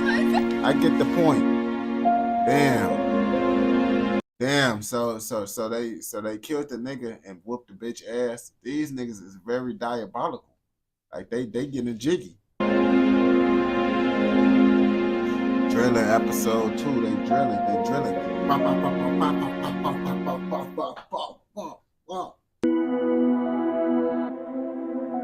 Folks pulled up with the motorcycle. Was this supposed to be like a hood high school musical or some shit, bro? That's why they got the music playing and all that shit. If you ride in the back of the whip with me and T, don't fidget. Gotta get those digits, grab that Yozo breeze and dig it. Tell bro, bill it, post for the pick and charge the billers. Then it's back to the grind, you know, good health and fidget. If you ride in the back of the whip with me and T, don't fidget. Gotta get those digits, grab that Yozo breeze and dig it. Tell bro, bill it, post for the pick and chow these dinners. don't be doing Then it's it back like to the that. grind, you know, good health and figures. Spin it, dig it, grab it, rip it, flip and slip and man get finished. How many times have we counted our figures? Finessing it proper, I'm doing it brilliant. Can't blend with civilians, I'm 1 in a million. Get Nunu from Shani, get Becky from Lillian. I'm papping this money, the manager's chilling. Your girl have to hold it and chill with a villain. Got 3-5 chops in the back of the truck. I bet if I say that she's backing it up. Talk shit, grab smoke, then I'm dabbing you up. My white boy Bobby still have a man up. Never get stopped, I'm in love with my look. Sweet white chocolate, fell in love with the books. Bopped in the life and in love with the crook. But I don't do. Are you sure he's here, Clay? Don't waste my time. He'll be here, man. Adele, parce, what do I say? Alright, say no, wait here. What do you mean wait here? Let me talk to my man. Bruv, these man violated you knowing whose food that was and you want to talk and say what? Sorry, what? Man took your food, man took me for a mug, can I have my food back please? Fuck all of that, let me talk to my man. What the fuck are you gonna say to your dad? What's he gonna do when he finds out these man robbed you and clapped you on top? Let me talk to my man. Bruv.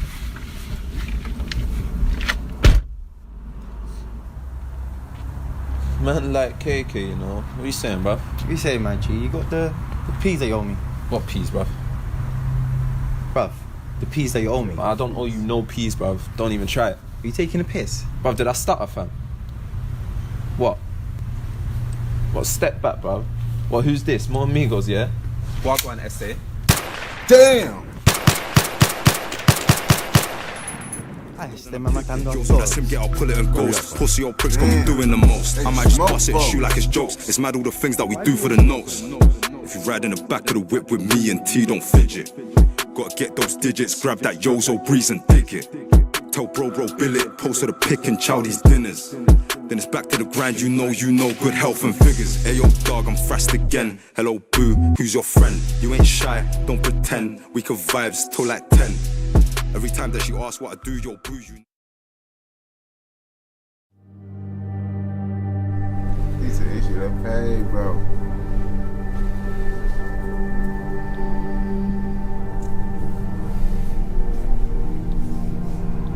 You saying you hungry, brother?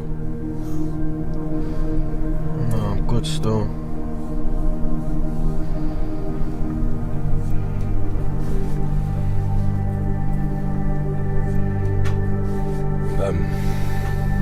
This could be our chance to make it, you know.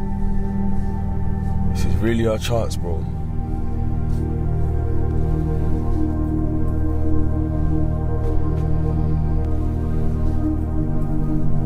Listen, blood, I know she was a good girl, man. She was a good girl, man. Look, whether you find Leon or not, brother, you know that I'm a ride for you. To the end. Feel me?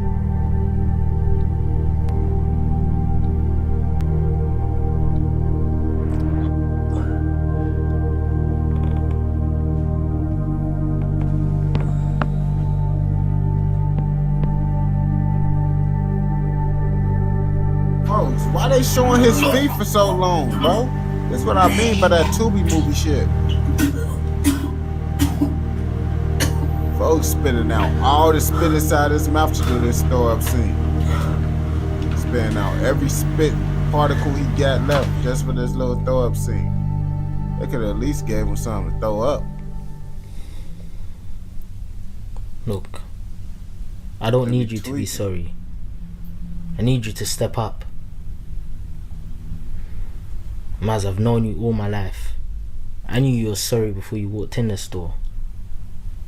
I don't need a sorry. You don't need a sorry. Look, man, what happened with Jessica is, it's unfortunate. She was good to you. But you can't keep living like this. There is better out there for you. Can't keep playing this stupid game with these guys. You gotta step up, bro. Gotta be smart. This is it, man. This is it.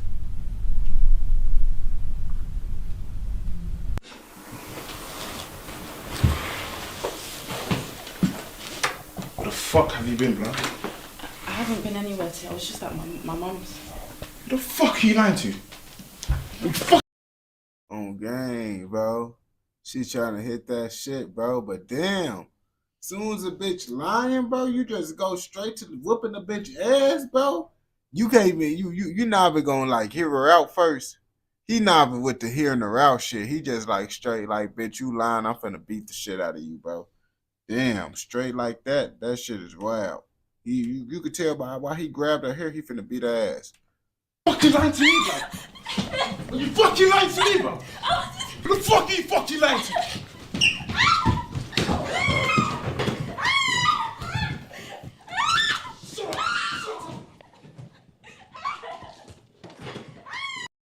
They ain't gonna cap to you, bro.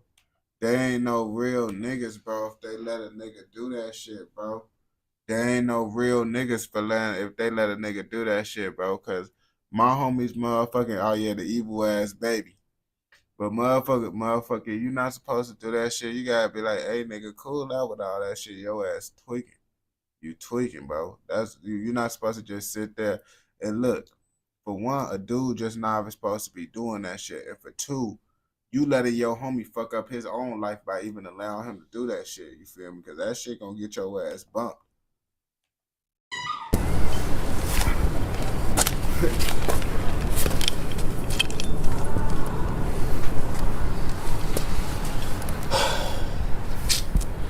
Bro, fam, where's his shoot, fam? Fam, I don't even know where you gotta look the other way when you taking a piss. PS I'm Plus taking account. been there for a second, you know. It's getting fucking cold as well, fam. Fam, it's hot as well, bro. Can't be standing around here like that. You nigga shit, man. I thought you said you were gonna come see me. I am, but I'm busy right now. You always saying you're busy, man. Busy. Well, there's not much I can do. If I'm busy, I'm busy. Yeah, alright. How are you feeling anyways?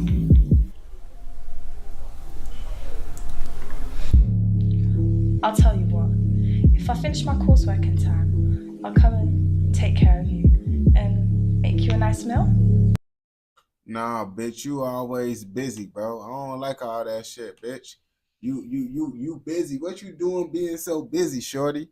Why the fuck you so busy? I'm not even finna play with you, shorty. You could keep on being busy, bro. I'm finna get me another little you dig while you so busy. Okay. Yeah, alright, yeah, that sounds good.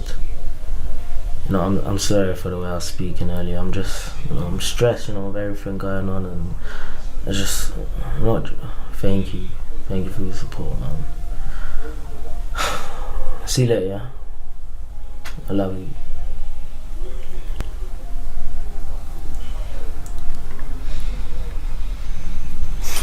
Okay.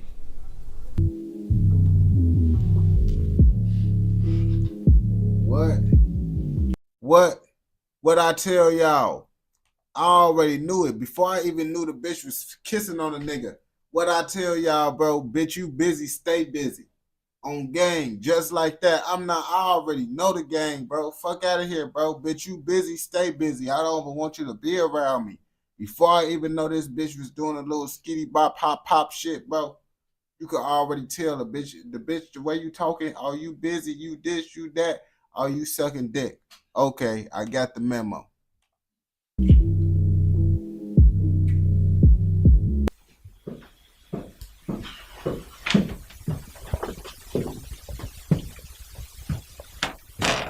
What's that smiling for? What the fuck is funny?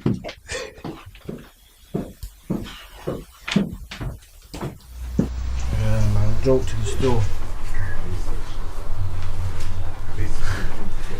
What business? What business? Come on, man. What? Who the fuck you talking to, bruv? You little fat shit, fam. Yeah, they always fucking with the evil baby. How's your mum, blood? How's Uckers? Yo, fam, I'm talking to you, fam. Remember, I will smack you up, Fucking fat guy talk, man. I will smack you. I will smack you up, man. A nigga talk to me like that, bro. I gotta beat the shit out of that nigga, bro. You not finna say you gonna smack me in that type of accent, bro. Like, ain't no nigga talking in that accent finna smack me, bro. Now I'm finna have to up my gun on you, bro. Y'all bitch finna get like that. Now I'm upping my blick up on you, bro. Since you gonna smack me, bro, in that accent, bro. Fuck you, fam. All the I'm too time. dirty. What are you saying? Dickhead, yo, smack the fatness out of you, you know. Do you even do anything but eat? You fat guy. Who everything you do, yeah? When you Niggas like this really be lame as hell, bro. They be dick eating other niggas, bro. So just because they see other niggas motherfucking doing that shit, they gon' overly go on with the shit. Like, you lame as hell, bro. Y'all playing follow the leader, bro. Like, come on now. You think that shit funny because the next nigga doing that shit. even in this fucking bando or eating, that's all you do. You come here. I know you might come here. Turn me up. Every day, I think down the fridge. Yeah, you think no one's looking? When you go in that kitchen, you open that fridge and you put food in your fucking trousers. You think no one's looking? You dickhead. You know every single fucking burger or fucking food you took from that fridge, you're paying every single place. Go get your fucking qualification, bro. Bro, these niggas, and then it's like, they don't even understand. Like, oh no, these niggas talking shit about this nigga, bro, but they sound corny as hell. Like, these niggas sound corny as hell, and they trying to talk shit about another nigga, bro. Like, they ass look like fucking lames. Bro, don't lie, when you go to college, all your lessons are on the ground floor, cause I don't see you upstairs, bro. Or lift. When the elevator is broken, not going to college, that's it. Your college thing is over. They're not That's seeing it, it's over. You're chilling in the common room for the whole day. Don't come. Are you trying to go uni as well? Are you trying to go uni? You're trying to go uni. You know what he's going to do with the load, innit? With the Why the load. fuck you getting up, blood? Blood, shut the fuck up. I'll go beef your girl, you pussy. Who the fuck you talking to, blood? You think you're a bad man, innit? You think you're a You're bad not a man? bad man here, blood. No Like, bad whatever, man. man, I'm gone in it. Gone. Nah, brother. Blood, fuck you, bruv. What are you gonna do? Watch your mouth, you Or what, bruv? Damn. Blood, you man are wet, bruv, chilling in this bando, fam. No lives. You getting on that with their ass. Bro, they ass popped up. What the fuck? Why they ass popped? This what I mean by this Tubi movie ass shit. Why all these niggas pop up like that? They played that shit out. They thought that shit was gonna look so intimidating the way all these niggas just popped up, bro. They just did that shit like a Tubi movie, bro.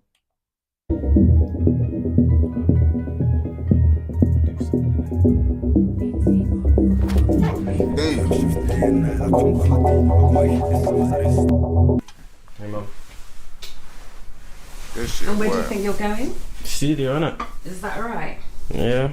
Well, I hope you're not going to be misbehaving with you and your friends. No, of course not. Let me look at you. Come here.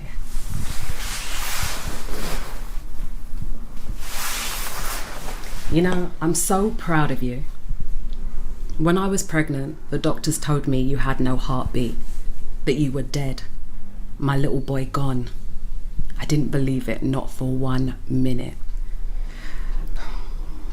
I prayed and prayed to God that he would just let you live. I promised the Lord that I would dedicate your life to him if he would let you live. Those doctors sat me down, talking to me about the best way to get rid of you. A few days later, when I went for my checkup, I knew. I saw those nurses' faces, and I knew that the Lord had blessed me. There it was, your heart beating away. And I've never been so happy about anything in my life. And with all the things that have been happening over the last few weeks, I can still see that same spirit bubbling up inside of you. Son, you're a fighter. And don't you ever forget that. And I'm proud of you, and I love you. Now come here.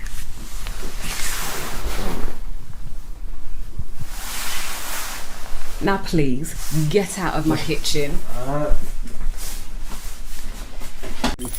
Yeah, I'm saying you man do like a joint tape or something, cause this is looking you fire. reckon? Yeah. Yo, Yeah, you I think- wildin', man, like a man. joint thing. Well, you're not on this duo thing like that, are you? What do you mean I'm not on this duo thing? You're not on this duo thing, fam. Look at these chuckle brothers about nothing me to Chuckle you. brothers, What are you doing, fam? Talk about You know what, yeah? How many tracks you lot got saying? together? What? How many tracks you got together? We got a couple still. So I'm saying, you lot got like half a mixtape already. If I really think about it, we could actually put a couple of them on a tape still. You know, but get that on a CD or something like that. CD? This nigga's talking about CD. God. We got Apple Music. No, You're too young to be talking about CD, fam. You're Bugsy Malone. Go after like that, cuz. CD everywhere, shopping malls. This guy was an old man in his past life. Man's talking about CD, bro. CD, bro, nigga, CDs is not like that old. Like, nigga, when I was growing up, that's when CDs was really in style, bro. When I was growing up as a kid, y'all acting like CDs is just some ancient ass shit. Like, them bitches is just the VCRs or some shit. Like, they ass overdoing it with the CD shit. The hustle. No. I'm gonna be talking about iPods soon and that. Yeah, MP3, iTunes, car. What you talking about? Man. How far back are we going? Still, what's going on here, bro? We're in today's world. We do the thing on the streaming thing. You get me? What are you saying, though? You man, what streaming? Streaming's only gonna pay you so much. But the CDs you sell, put in HMV, you know. Obviously, like man was talking about the PRS and that. They weren't even getting it wrong. The RSP and that. What are you saying?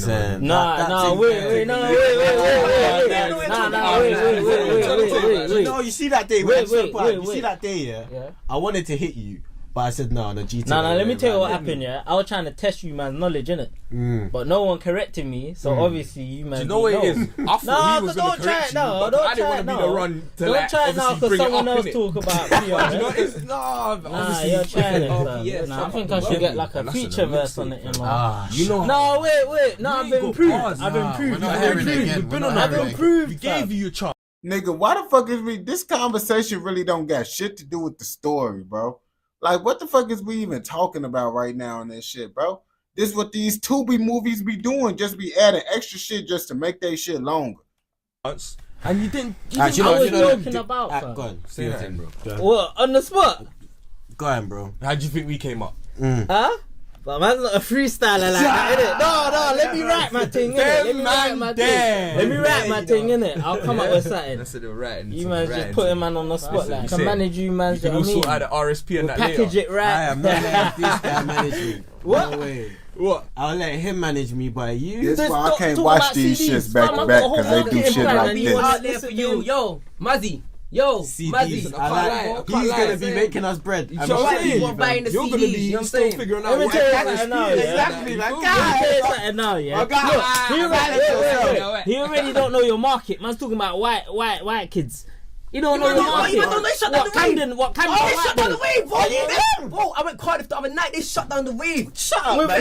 I love the little skanking thing. If we need a manager, he's there for us. So what's he talking about? This skanking thing, man. Don't know about this.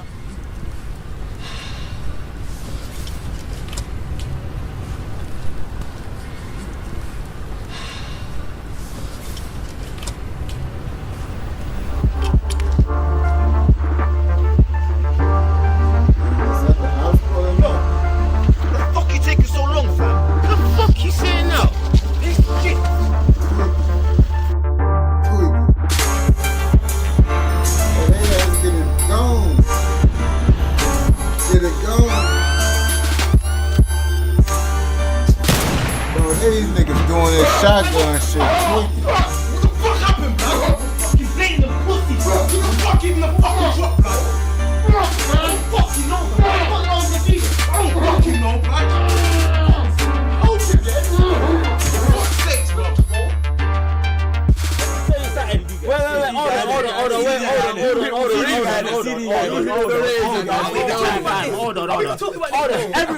Everyone is a wannabe rapper till they rap. But we've given you. You know what? Yeah, don't even talk. Am I lying? Yes.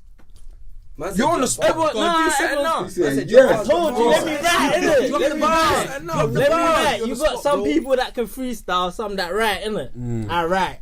Yeah, I haven't written anything yet, but I write. Every man has bars in their notepads. Every man's got bars in their notepads. You get me, fam? What are you saying? You good? Let me chat to you quick. Yeah, what are you trying to do after this though, fam? We finish up the studio still. Flipping grilled chicken, you know. Love my bro, killing it, but differently. If you need anything, just shout at me. Because you're family, and nobody violates family. Cause you know man's rising up. So just give me the word and I'll deal with Leon, innit? What? You know where he is?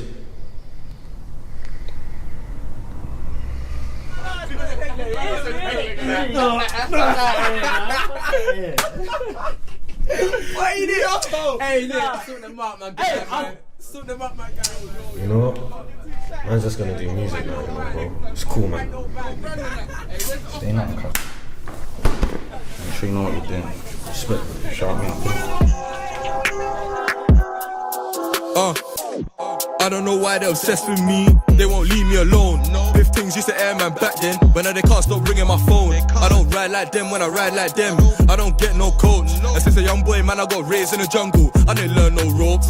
First thing that I learned was get how you live, illegal or legit. And I'm up in the weight every time I go gym. I'm really trying to get fit. You try to say buy one, get one free. Is he taking a piss?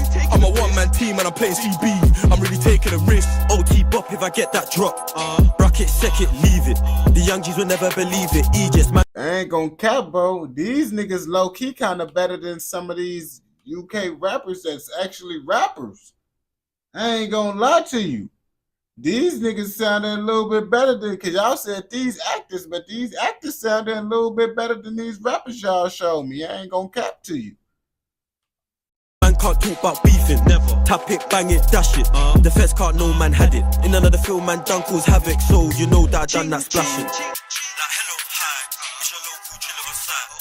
Two Big Macs and fries, and I'm really itching to ride.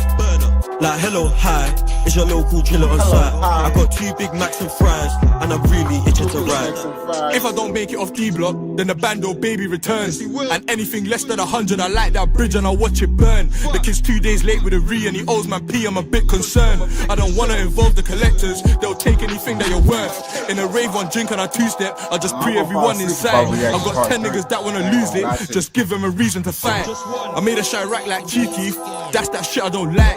I'm doing up T-house settings, I wanna turn 1 into 2 all night. I done told him I back out the spin, I don't let that blow if I see him on road. Little boy when I act so bad, but he's not on vogue. Let's get this cash, okay, OT, we go. I was be shitty as hell when they listen to the niggas going crazy. Who? It's fucking him. What the fuck are you talking about, blood? It's fucking Maz that he playing the drop that night. Nah, come on, bro. It can't be Maz, blood. Maz is fucking wet, blood. Blood, now fucking listen to me, fam. Trust me, fam. Maz has been looking for time, fam. Trust me, fam. He's on to us, fam. But you see with him, he's too pussy to come by himself. So he told Blaine. It was him, fam. Trust me, fam. It was him.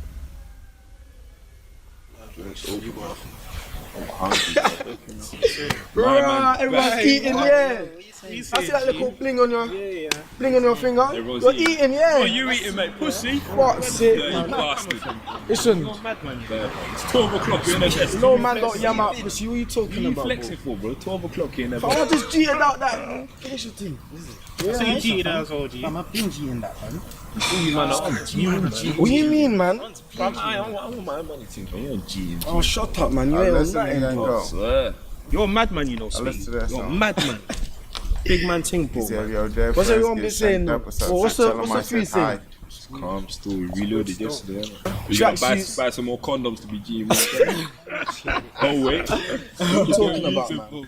What's that saying, though? Huh? What's that saying? You caught sign, innit? Oh, why is everyone saying that? Every man on the block saying I'm caught sign. Everyone knows now, innit? We know what Willie and that. You know what I mean? Not catching me. Burning, don't lie. If that thing catches on, you know I'm not beating things. You know that, innit? Yeah, well, it's long for you still. You man are dickheads for that, man. As I said before, the consequence. You know, like that.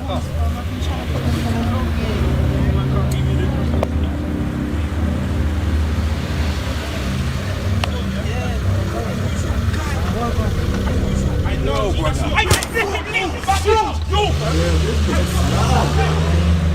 That little nigga menace. On game, folks ass be with it. He with the bullshit. He with the bullshit. Pop it out, do it, nigga. Whoa, 5, 5, 5.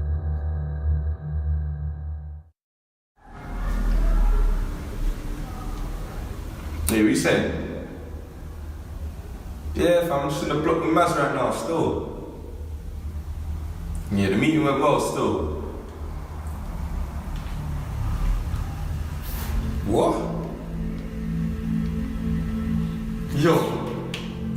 chatting shit. Like, we got signed, fam. What? You're chatting shit. We got signed. Legion Records, fam. The meeting we went to last week, fam. So what, they want to sit us down and we got to sign some shit?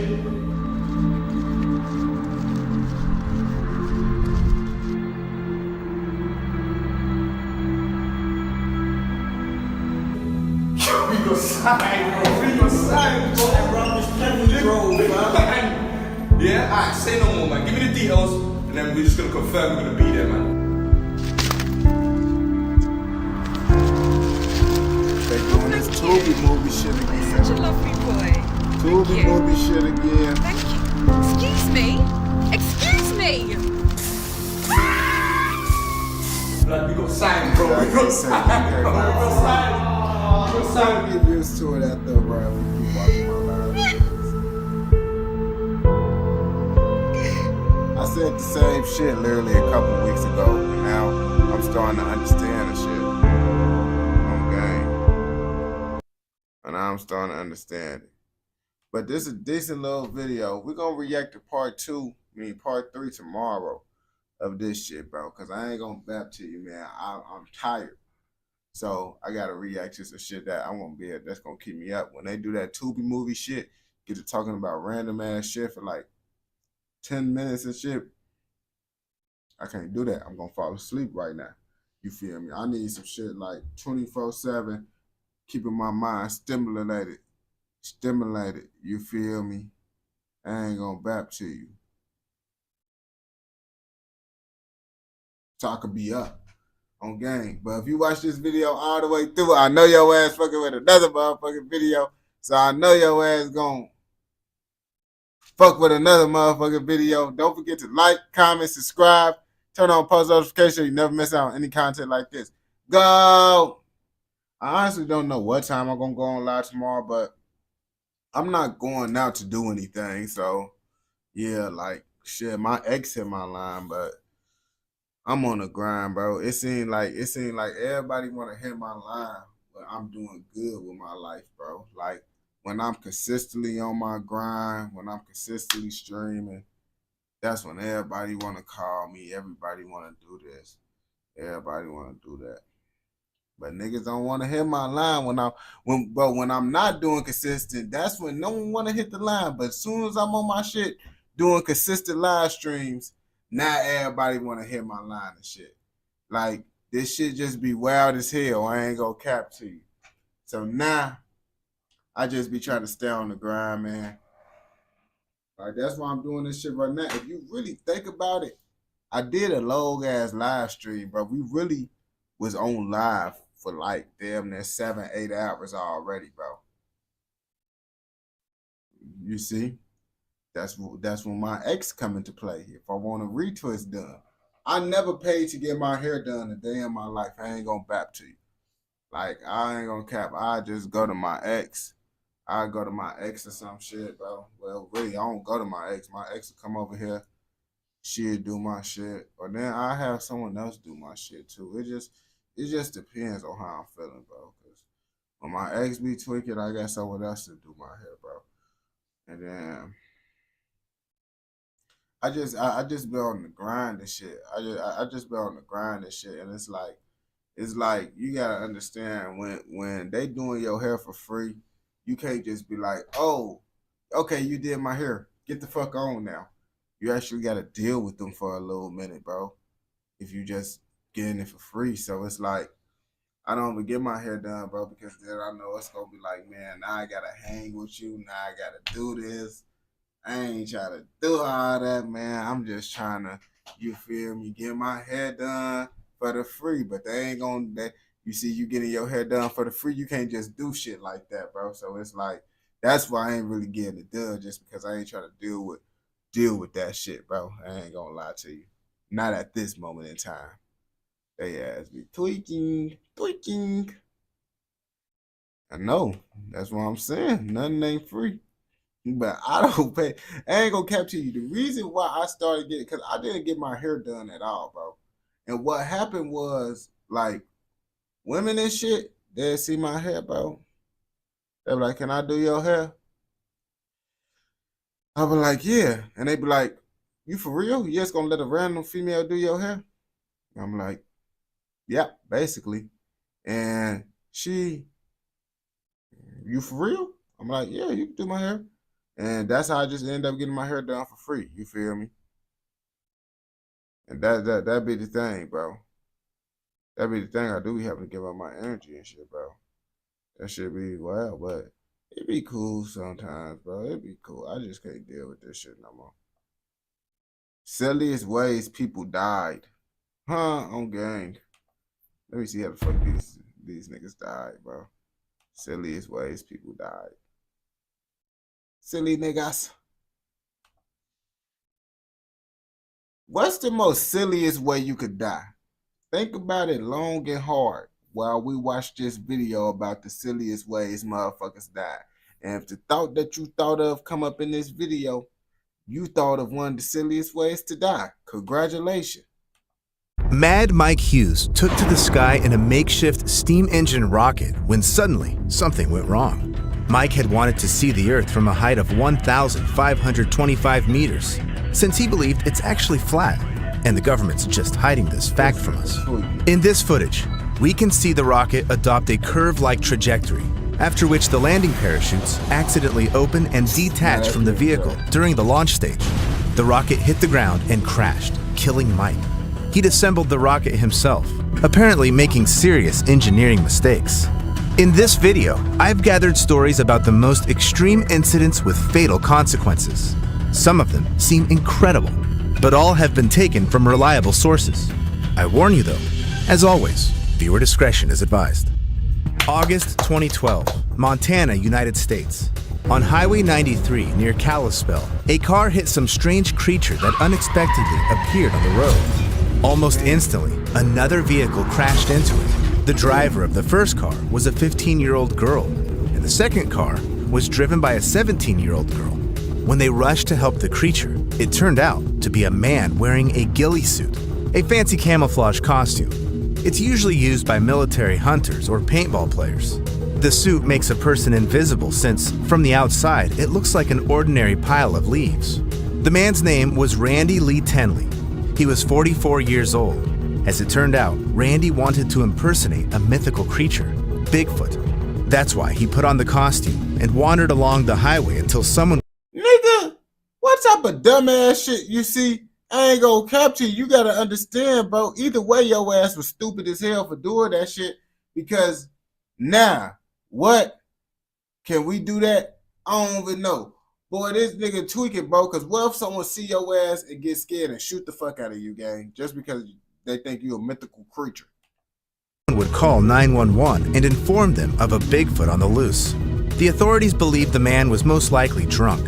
Instead of making himself as conspicuous as possible, Randy was virtually invisible. That's why a Montana State Patrol police officer, Jim Schneider, ruled the two drivers to be innocent, since it was hardly possible to notice a person wearing such a costume right away. Sadly, Randy sustained injuries that were incompatible with life. Never walk on the highway if you're not wearing highly conspicuous clothing and even reflective elements during the night. The next story is yet another reminder that a desire to do something unusual can sometimes result in tragic consequences.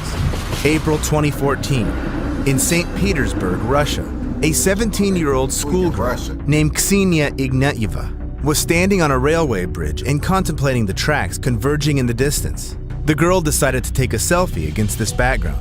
She raised her phone and started moving it around in an attempt to catch a nice frame that fit both her and the railway tracks. It was difficult since Ksenia wasn't tall enough. So she stood up on her toes, but suddenly lost balance and started falling right over the bridge railing.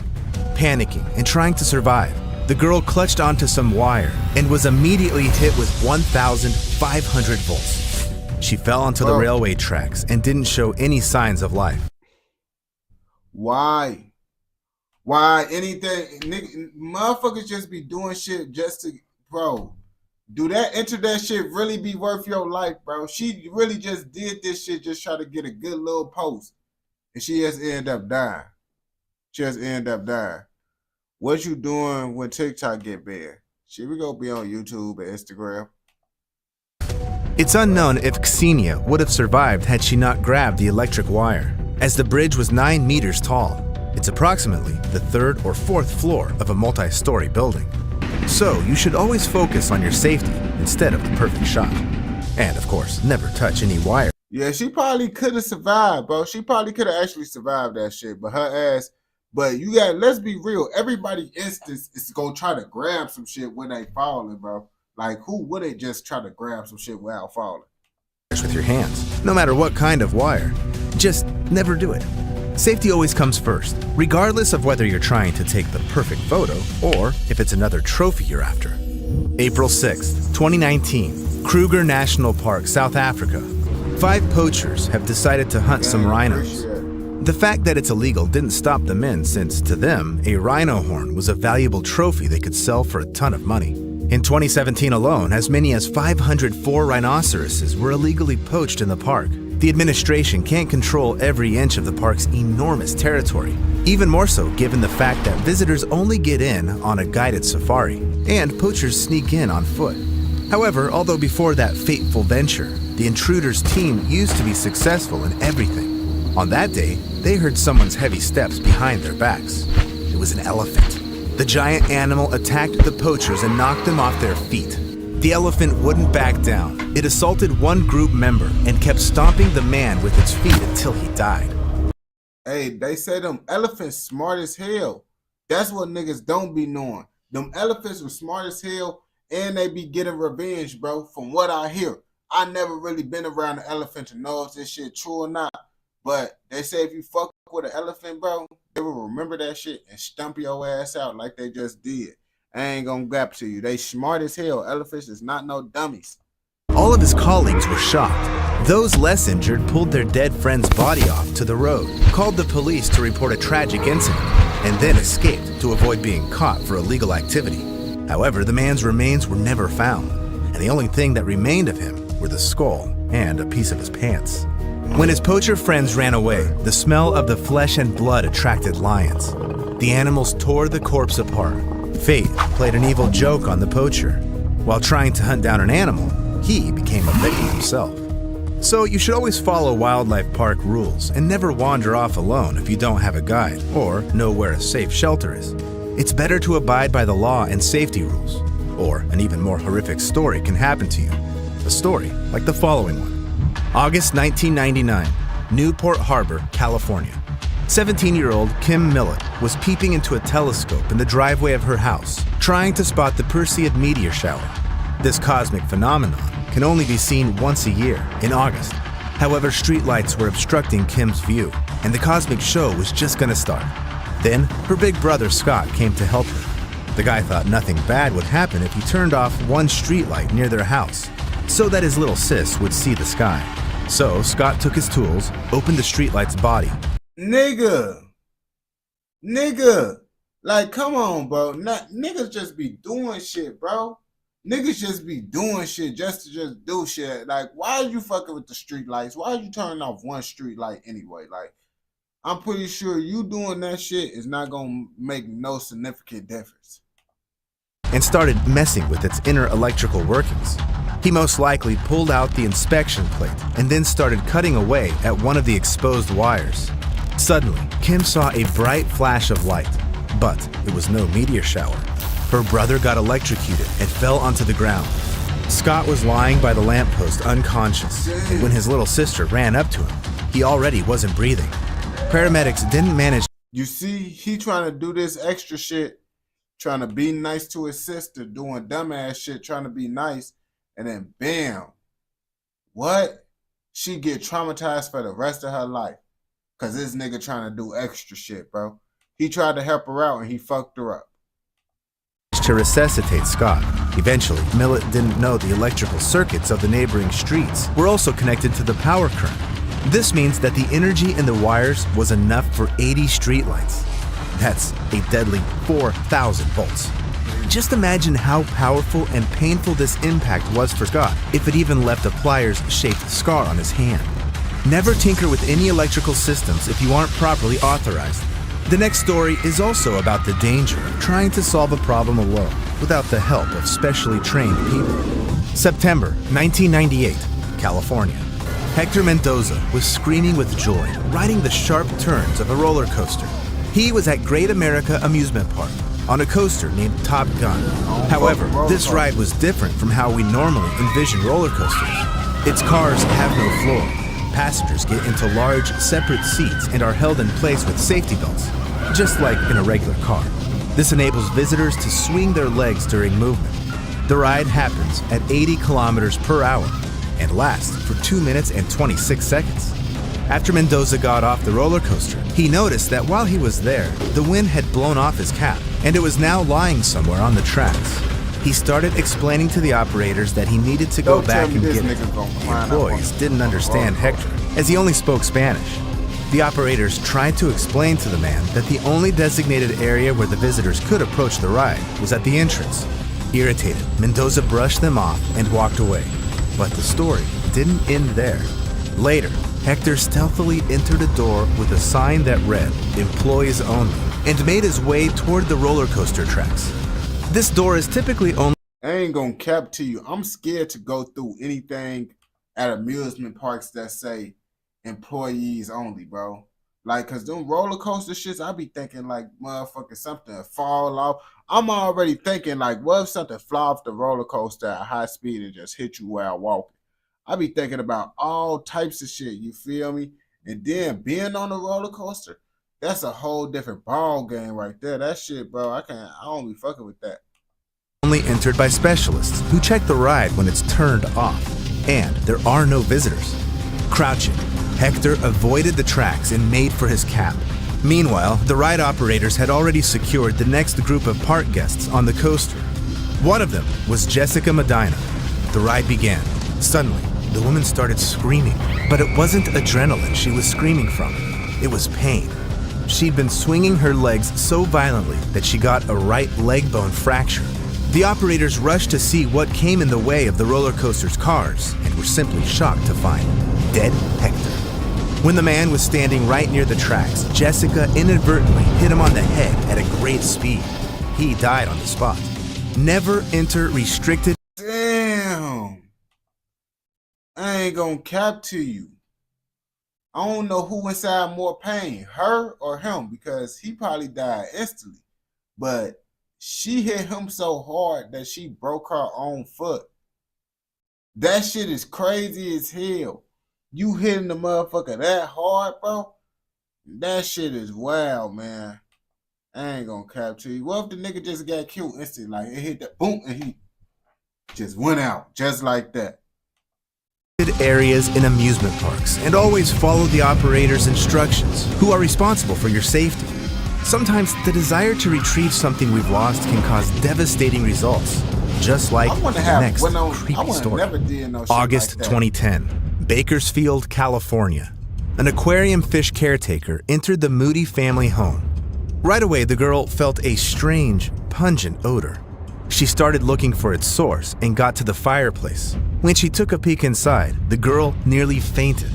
A woman was stuck in the chimney. The lady turned out to be Jacqueline Kodarak. William Moody was having a secret affair with Jacqueline. The relationship was far from simple, too. Although the lovers were hiding their passionate love, some locals still knew about them and told the investigation later that the two were constantly splitting and getting back together. On the day of the incident, the pair had likely fought again, and William didn't want to talk to Jacqueline. Some witnesses report having seen the woman at a bar drinking alone and being down in the dumps, after which she got up and walked somewhere hastily. As it turned out, Jacqueline wanted to discuss everything with William, so she went to his house, knowing he was there alone. However, her lover wouldn't let the woman in. Then Jacqueline found a shovel somewhere and used it to dig her way under the fence. The door of the house was still locked. However, the woman persevered and climbed a ladder to the roof, took off the chimney cap, and started making her way down, legs first. Meanwhile, William had already escaped to avoid confrontation with his mistress. Regarding Jacqueline, she got stuck 60 centimeters from the fireplace's main opening. The poor woman could neither inhale nor exhale. It's unclear if she'd been calling for her beloved to help her and how quickly she died of asphyxia, since Jacqueline's body wasn't found by the pet fish caretaker until 3 days after she'd crawled into the chimney. Damn. First of all, I'm not crawling through no chimney. because I got claustrophobic. Bro, what the fuck going through? Man, ain't nobody worth going down the chimney for. Let's start there. I don't even care. Shit, my mama, man, I'm not sliding down the chimney for my mama. I ain't no Santa Claus, bro. That's, boy, what the fuck, bro? You gonna get stuck like this, bro. Like, I ain't gonna capture you. Her ass tweaking. Man, I'll bust through your window before I climb down the chimney. I ain't gonna clap to you, for real. I'm busting the window or kicking down the door before I climb down the chimney. Don't attempt breaking into other people's houses, as it can have deadly consequences. There are even more horrific stories of inattention turning out to be fatal. July 13, 1997, Virginia. 22-year-old Eric Barcia was working at a fast food place and was an extreme enthusiast. The guy wanted to do bungee jumping. For some reason, though, Eric decided to organize everything alone. It's unknown whether no such activity was available in his area, or the man just wanted to prove he can construct something by himself. I only know that Eric tied together some bungee cord. Nigga, some things you cannot do by yourself, my nigga. Like, what the fuck? Like, some things you can't just go out and be like, oh yeah, I'm just finna do this shit by myself. No, nigga, what the fuck? This is not no, what that shit, DIY, DUI, whatever the fuck. You can't do it yourself. Which turned out a bit shorter than 21 meters. That was the height of the railroad trestle in Lake Ecotink Park. Eric knew his fall would have to stop at a short distance from the ground, after which the rope would bounce. He tied one end of the bungee cord around his legs, attached the other to the bridge railing, and jumped. Yet the cords didn't stop him above the ground. If Eric hadn't been a novice, he would have known how to correctly calculate it. The gap he'd left was too small, and when the ropes stretched, Eric hit the cobblestone pavement. The guy... My nigga, why would you even do some shit like nigga, bro? Like, that's some dumbass shit you would try to do as a kid, bro. This is some dumbass shit you would try to do as a kid. And I would try to do some shit like this as a kid, but from a tree. And it ain't gonna be that high up. I tried to do some shit like that from a tree when I was younger, bro. But I'm not going up that high, bro. Folks ass could have climbed the tree in the backyard and swung from the tree or some shit. This nigga, and he a grown man, that shit is wild. Died on the spot. Never attempt to recreate extreme activities by yourself. Leave that to professionals who, unlike you, are aware of all the nuances and abide by the universal safety standards. Although professionals aren't immune to making fatal mistakes either. July 9th, 1993, Toronto, Ontario. Gary Hoy, a Canadian lawyer, was leading a tour around the... I remember this nigga. This nigga wanted to show that his glass is protected, that he got some real nigga ass glass. Toronto Dominion Center skyscraper for a group of students who were also planning to become lawyers. Gary specialized in corporate law and construction standards compliance. The lawyer had a shtick. He liked demonstrating the sturdiness of the windows in the building of his law firm, Holden Day Wilson. Gary would also do a run-up and slam against the window to show it was secure and... Nigga, what? Like, bro, niggas be doing anything just to prove a point, bro. Why'd you try to prove a point that your glass is motherfucking strong?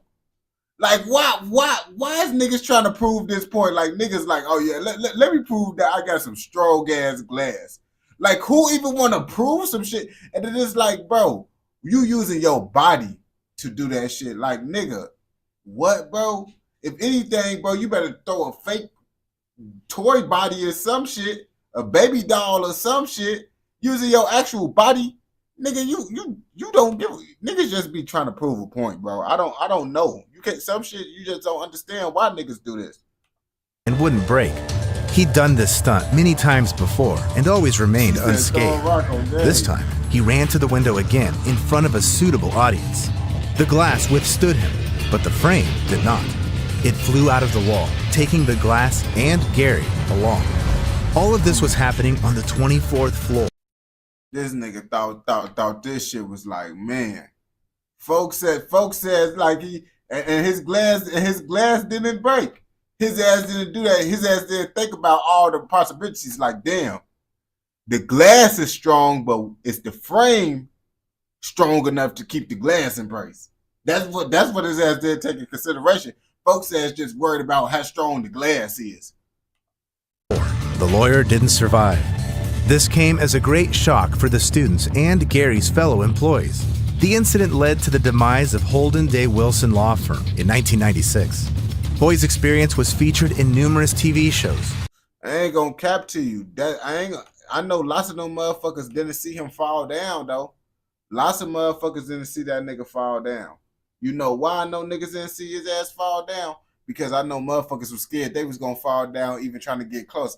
I know if that nigga fell down, bro, I'm not running to be like, oh my God. I'm actually gonna step back. I'm gonna step back a couple feet actually. On gang, I am not gonna see what the fuck happened to him. I'm gonna be scared. I'm gonna be next. Including Mythbusters and 1,000 Ways to Die. It's better not to tempt fate, even if you've done something dangerous hundreds of times already and have been lucky so far. But the previous story wasn't the most horrific outcome of spontaneous decisions. It's May 2018. The district of Odisha, India. An elite taxi driver, Prabhu Bhattar, was taking his passengers home from a wedding. He made a stop in the Nabarangpur district and went behind a hill near the road to urinate. There, Prabhu saw a wounded sloth bear. The driver decided to take a selfie with the animal. His passengers tried to talk him out of it, but Prabhu didn't listen. Suddenly, the sick animal regained consciousness and attacked the man. The footage shows that the passengers ran to help Prabhu, but were afraid to approach the scene, realizing that the bear could hurt them too. They threw sticks and stones at the animal, but their efforts were on gang. Sticks and stones is not gonna stop no wild animal. What the fuck? Like this nigga thought it was cool, bro. I ain't gonna cap to you, nigga. You see a wild animal that's sick, you should be happy that you should try to get away from it, because if that motherfucker can get to feeling better, you could. You should be happy you see that motherfucker sick and stay far away from that motherfucker before that motherfucker get to motherfucking feeling like how it's normally feeling. In vain. Someone that didn't fear the bear was an average stray dog. It ran up to the predator, growled at it, and even bit the wild animal. This didn't help though, as the bear was much larger. Bhattar died on the spot, and the bear was taken to the vet to get its wounds treated. This may seem weird to you. The question might arise in damn, bro. So the bear killed the nigga, and then they went to go treat the bear for the wounds. That shit is wild, bro. your mind. Why wasn't the bear put down? However, the bear didn't mess with the man first. The animal was just protecting itself. That's why you should never come close to wild animals, as they see this as a threat and will attack you, even if you weren't going to. I'll leave links to all these incredible stories. Alright. That was some decent ass shit. Y'all see these dumb ways these niggas die, bro. These niggas dumb ways to die. These niggas stupid as hell, bro. I ain't gonna capture you, man. Hopefully no one in this live don't get to thinking like them niggas inside that video, bro, man. But if you watch this video all the way through, I know your ass gonna fuck with another motherfucking video. So don't forget to like, comment, subscribe, and what? Turn on post notifications so you never miss out on any content like this. Go! I ain't gonna cap to you, boy. I can't do that shit no more, boy. I'm gonna fall asleep. I'm gonna fall asleep on that shit, bro. I ain't gonna back to you, bro. I told you what the fuck them Tubi movies do when I'm tired, bro. I ain't gonna lie to you, bro. I'm staying on live, bro. And I'm finna have to force myself to stay up to edit these videos, bro. You don't understand, nigga. We can't do that shit right now. We can't. Boy, they ass finna get to talking about some bullshit for a good motherfucking 30 minutes, bro. Like, niggas get to talking about 30 minutes like niggas was talking about putting wieners in bitches and shit. Like, damn, bro. We talking about wieners and shit. Nigga, what the fuck do this shit even got to do with the main dialogue, bro? You feel me? Niggas talking about, wow, what the fuck? I don't know. Just niggas be saying shit in that bitch, bro. What you smoking tonight, if you gonna talk about it? What we smoking on? We just smoking on some motherfucking this strand is actually called Stank Breath. Stank Breath, bro. Crazy ass strand, man. Crazy ass strand, man. Bro, I've been drinking all this water, bro. Oh, this empty. But these bitches be busting. American cheap shit that's unhealthy. On gang, rip it.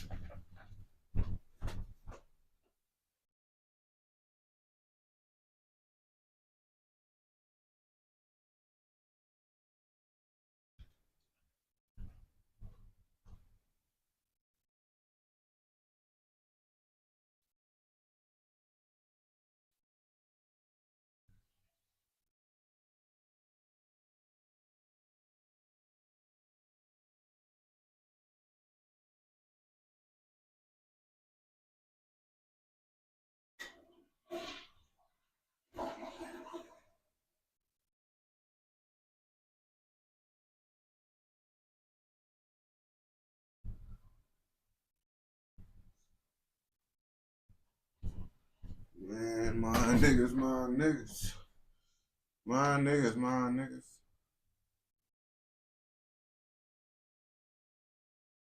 What the fuck? What the fuck do I got my hotspot on? That shit was just some dumb ass shit. That's why my shit was then going slow. I don't even know.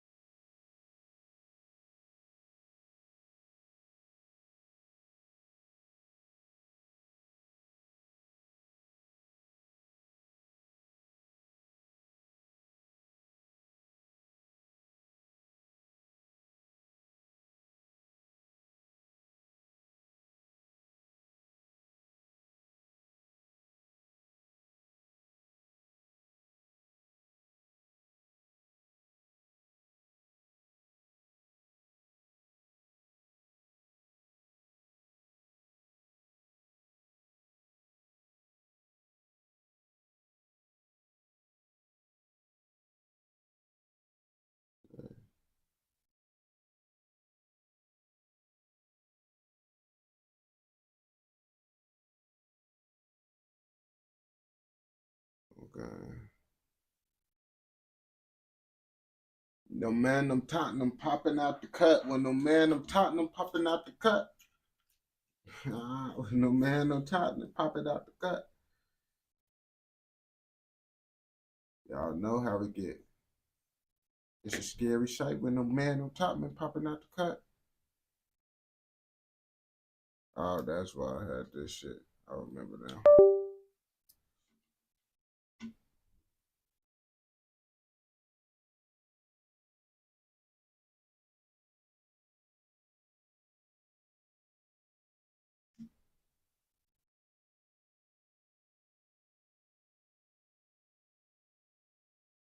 You see it in the cartel videos. Let's see.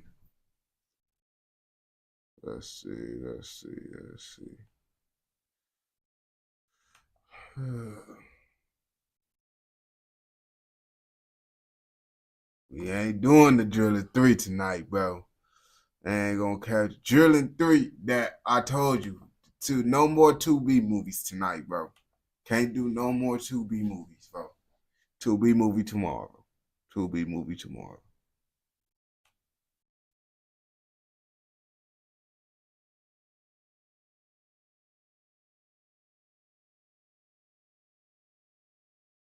The unsolved story. Yeah, let me do this shit. Because they be fucking, I be having to do this Chicago shit too.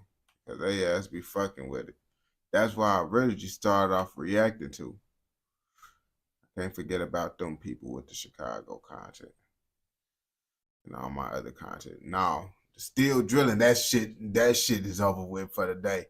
No more still drilling for the day. Or whatever that shit, no more of that for the day. Tomorrow, that shit cooked for the day. I'm scared for the drop me a mixtape too. Cheeseburgers and fries. I can make it, you feel me? I butt out the cut. I get to skipping across the street. I'm walking fast as hell. Bro, why you see the come flying up the street, all you see is a ponytail like this. Like she's looking for some shit. What the f? Like I find up the street, it's murder. I get to the gate. I grab the gate, as soon as I turn around, bro, while the passenger door pop out, boom, it's J Money. On Richie Jerk, on Joseph Coleman, on everybody I love. I swear to God, it's J Money. He pop out. I'm talking about I freeze, he pop out with some janky ass gun, click, click, that literally nothing come out of that, like, I don't know if it was on safety. He said folks pop out with a janky ass gun. Oh man, he on that UK type of shit. He on that UK, New York type shit. I don't know if that was a jammer, I don't know if God was on my side, but on my dear little brother, on JoJo, I swear to God, that nigga could have I literally froze for like 3 seconds, He click, it kind of clicked to my head what's going on. Oh, this nigga. It's the first week of September in the year 2013, a time of celebration for its Labor Day weekend in the city of Chicago. However, violence decided to run amok instead, resulting in multiple deaths and injuries, making it one of the bloodiest weekends in the city's history. Among those who lost their lives that day was a man by the name of Jerome Wood. From about 10 in the morning yesterday through very early this morning, there were at least 13 people who were shot across the city. 3 of the people who were shot died, and they included a 16-year-old boy, Maurice Knowles, who was shot while sitting on his front porch yesterday evening. That shooting happened in the 10500 block of South LaSalle around 5:30, and it was the second homicide of the day. Earlier around 2 o'clock, 21-year-old Jerome Wood. But I ain't gonna cap to you. That's why my grandma told me not to be by the windows, not just be outside and shit. Because you really get hit by straight bullets and shit. Like, this shit is really real and shit. And my grandma always told me, bro, like, them straight bullets can hit your ass, so make sure you stay away from that shit. Stay away from, just don't be lacking by the windows and doors and shit. Was fatally shot on the 6600 block of South Rhodes. Known to his peers as J Money, he was not only affiliated with gang members in the neighborhood, but was known to be a ruthless one himself. Some words friends used to describe him were bully, aggressive, and enforcer. So it appears J Money was someone whose name was not only respected, but feared. As for his gang affiliation, he was said to be from the notorious O-Block region in Chicago, with ties to persons like Lil Durk, Chief Keef, Lil Reese, and the late King Von. Money parts, that from J Money? Yeah, that's my boy, yeah. J Money, yeah. So that's what, like, cause we see a lot of guys from, they got money in their name. Everybody get it from the same. Yeah. Hey, you got any crazy J Money stories? Yeah, we got so many of them. I remember when I first come home, right? I come home from boot camp. I got a bald ass head. He getting that, I'm finna come on, man. I'm finna Damn. Folks wanted to be the boot camp with you. He said he was finna cut his dreads to get act bad. Folks trying to get bald with you. Yeah, Hell no. That's what's up, man. A member of the Black Disciples gang fraction, J Money was no stranger to the death surrounding him. In fact, he was seen declaring war on his enemies wearing clothes that threatened their existence. On one shirt, the letters GDK could be seen in bold black lettering. This translated to having the meaning Gangster Disciple Killer, which meant that all Gangster Disciple members were liable to lose their lives if J Money crossed their path. Little did that don't mean that. It don't mean that just because you GDK don't mean you on tour with every GD. Like, niggas think just because a nigga GDK, they in tour with every GD. All GDs they run into it with, you feel me, they not in tour with, bro. That's what niggas gotta understand. They GDK for certain motherfuckers. And I'm pretty sure they BDs and they BDK for certain motherfuckers as well. Did J Money know his own life was soon approaching its end? On September 2nd, 2023, A female companion redacted in reports contacted J Money for transportation. Listed in documents as Jerome Howard, it states he picked her up at approximately 10:05 a.m. in the 2007 white four-door Hyundai Sonata. According to reports, another male was also in the vehicle. J Money had no idea someone was plotting on his life as they drove to retrieve the female companion's laundry. It appears that the intention of requesting transport from J Money was that she could pick up her clothes to wash. Everything seemed fine. The female companion called J Money once more so he could return and pick her up in the 6600 block of South Rose Avenue in the West Woodlawn neighborhood. That's exactly what he did. However, someone was close by waiting for the right opportunity to strike. J Money would go to the truck to assist the female companion with placing the laundry in the truck. At this point, reports state that she returned into her home to retrieve her purse. While this was happening, the male affiliate who was in the vehicle with J Money picked up on something that looked suspicious. According to court documents, he recalled seeing a silver prime color Chevy Impala with two persons inside while they were in traffic earlier.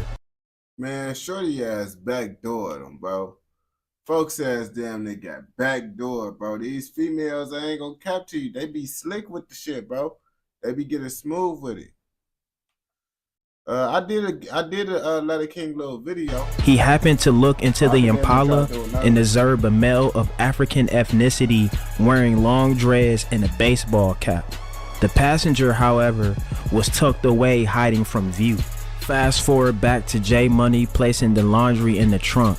The male companion inside the vehicle notices the same Chevy Impala at the end of the street, near the corner of 67th and Rhodes. At this point, it was clear that they might have been trailing them, but the question was, for what reason?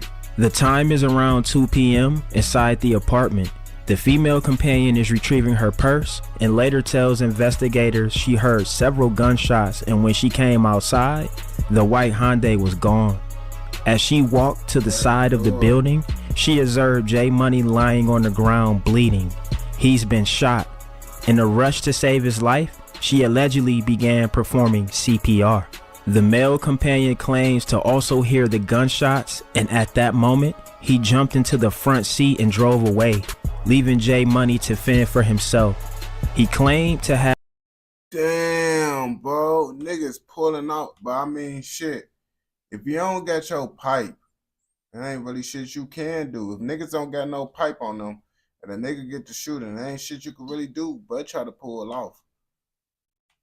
Have witnessed J Money fall to the ground, then attempt to get up and run, but was chased by the shooter to a parking lot and shot. J Money's affiliate then stated he left to pick up someone to return to help, but when he returned, the cops had already created a blockade around the scene.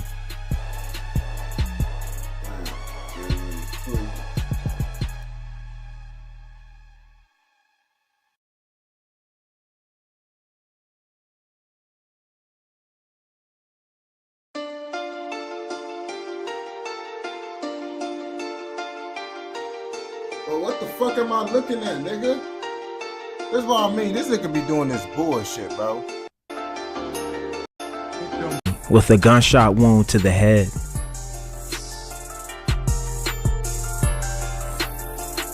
Official reports list his cause of death was recorded as multiple gunshot wounds. Yeah. Witnesses began sharing with investigators their accounts of what happened. And the one thing present within each of them is how quickly things went from a normal day to one filled with bullets around their home. One witness named David Weston, who lives across the street, said he was inside his apartment building when he heard gunfire. He then heard a female voice screaming that a friend was just shot. Another stated that the violence from gangs was a deciding factor in moving from the neighborhood. The murder was done. But who was the one who pulled the trigger? Being a gang member, death is part of the job. If you're lucky, you spend the rest of your life behind bars instead. Rumors began circulating about what happened to J Money. It's alleged that the female companion, who was rumored to be his child's mother, set him up for his rivals to murder him. Former O-Block gang member J Hood speaks on the homicide in a Cam Capone interview. According to him, given that his rivals knew exactly where J Money was and when he'd be there, it had to be that the female companion was the one who got him in the right location for them to attack. Cause you know J Money got killed over there. He got killed on the block over there trying to go to Mona Lisa crib. So like T-Roy had, like, remember nigga, they was still like the bros was still going up over there a little bit. Our females was hanging with them. What happened with J Money? He was going to see Mona Lisa, and man, you know she got that man set up. I don't care what Who's Mona Lisa? Well, let me not put that on her name. God forbid she did that. I hope she didn't. But most times it happened like that. I mean, it do seem like it was some backdoor activity going on. It seemed like it was some backdoor activity going on, but I don't know. You can't just throw that on motherfuckers like he said. J Money was going over there to visit his BM. And next thing you know, the ops knew exactly when he was coming, and they killed him right on her doorstep. And Prince Drayton was in the car. That theory quickly spread, but what's more, the theory included how J Money was allegedly ended. Rumor states that after chasing him, the shooter stood over him and fired multiple shots into his face. If it were true, it sounds like something. Bro, niggas, that's overkill, gang, but niggas don't give a fuck. They just doing, when they trying to kill someone, they trying to disrespect the motherfucker. Personal, which many speculated to be retaliation for something J Money did in the past. Being that was the lifestyle he lived, it wouldn't be far-fetched to arrive at that conclusion. Dre was in the car and I saw Dre, bro, and it was broke down. Like, when I saw Dre, he was beat down, like, bro, cause they did it right in front of them, and mind you, he probably was terrified, cause like they could have looked at the car, tried to come, but yeah, they saw J Money, I don't know if, you know how people be there, so they like, we saw the whole time, you ain't see, cause when the shots blew, you ducked, but then when they left, you looked up. But they saw what they saw, bro. Dre did. I think it was only Dre in the car that I can remember.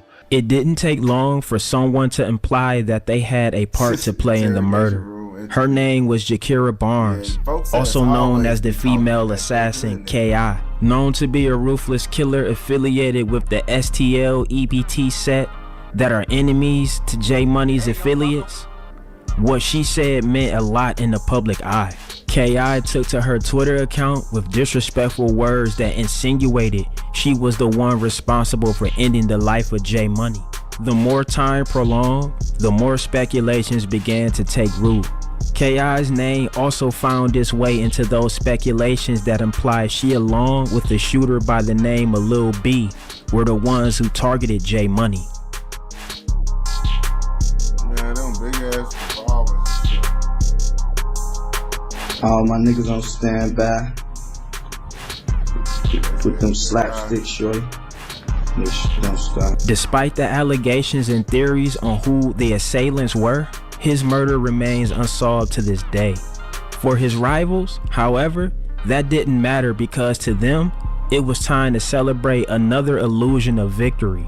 A ritual that makes them feel as if they won, but in reality, everyone playing by the rule of gang culture loses. J Money's name has become the target of many jokes and disrespect by rivals as they continually rap lyrics that paint the gruesome details of his murder, adding even more credibility to the rumor. Fuck J Money. Fuck J Money. Fuck J Money.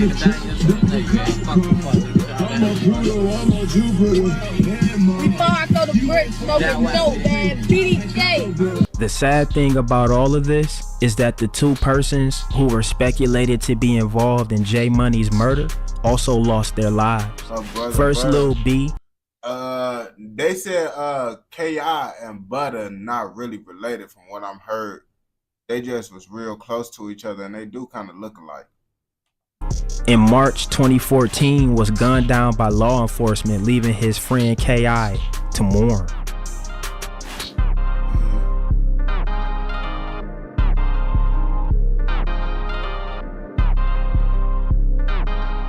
A deadly shootout in the middle of a Chicago street in the middle of the morning. A suspect allegedly pulls a gun on police who fired fatal shots. Good evening, everyone. I'm Jim Williams. My Martinez is off. It happened in the Woodlawn neighborhood. Police say they were chasing a suspected drug dealer. Let's go right to CBS 2's Suzanne Lemonio live from the police department's area central headquarters with more on this developing story. Suzanne? Jim, detectives here and the Independent Police Review Authority are now investigating this shooting. A massive police presence between Eberhard and Rhodes on 63rd. Patrol cars, blue lights flashing after a police-involved shooting. He got shot 7 times on Rhodes, right there by the police. Friends say 19-year-old Rasan Shah had just left them to get something to eat. He was running through the alley with no gun or nothing, because he just left us, so we know he ain't had no gun. The police shot him unjustified. Too many times in his back. He ain't do nothing, man. Chicago Fraternal Order of Police Lodge 7 spokesperson Pat Camden says Shaw was caught by police in the middle of a drug deal. They went after him. Camden says Shaw pointed a gun at police. The officer defends himself, shoots the offender. We did recover a .40 caliber Glock with an extended clip. Chaos erupts after the shooting. An angry mob gathers. The rumor starts to spread that he didn't have a gun, the police shot him for no reason. Nothing could be further from the truth. If you're carrying a gun and you're stopped by the police, put your hands up in the air, and I guarantee you, you won't get shot. I ain't gonna capture you. Yeah, niggas do be tweaking. Like, once 12 find out that you got a gun, bro, you shouldn't run, you shouldn't reach, you can't do none of that shit, because now they could shoot you at any point because they know you got a gun. They could say, even if you're not reaching for it, they're gonna say you reaching for it, bro. So now you can't do none of that shit, bro. Only thing you can do is put your hands up, bro, and comply if you wanna, you know, keep your life. And you might get lucky running away and they don't shoot you, but if you do run away, don't be surprised if they did shoot you and they know you got a gun. Point a gun at a policeman, and I guarantee you, you will get shot. And that's what happened in this case. Absolutely. Not long after, in April 2014, K.I. was targeted by her rivals and also eliminated, bringing the cycle of violence full circle as always. It's an ongoing war, and we don't know what for. For Chantel Brown, the statistics are more in the neck, and in chest, and in the leg. 9 times they said. Barnes was transported to Northwestern where she died, and tragically for this neighborhood, it wasn't the first child lost to gunfire. I wanted to cry because I had 2 children that had been murdered, so I know how that mother feels. Jakira's mother and several other organizations have collectively put together a $10,000 reward for the person who brings forward the information that leads to an arrest and a conviction. Motherfuckers not gonna do that shit, because you gotta understand. Niggas find out you the one that told, guess what? Niggas is gonna get on your ass, bro. And that motherfucker, they're gonna be asking for a reward to figure out who killed your ass. This case is ongoing. No one is in custody as of yet. From Woodlawn, I'm Emily Flores, NBC 5 News. J Money is remembered by his peers, but also by the carnage he himself left behind. According to affiliates like Lil Durk, who reminisced on his friend's passing, he calls the families that J Money made mourn by taking their loved one. I guess this saying is true. What goes around comes around. Maybe one day, the loss of lives will be a lesson to the next generation, so lives can be saved and the violence will end. Rest in peace, J Money. All right, y'all, there y'all have it, man. It's been enough. As y'all can see, bro, they ass was tweaking. They was tweaking back in the day. I ain't gonna cap to you. Like, and they tweaking now. Honestly, I don't know what's worse, back then or now. I think now it's probably a lot worse because niggas got way more heavy artillery now, man.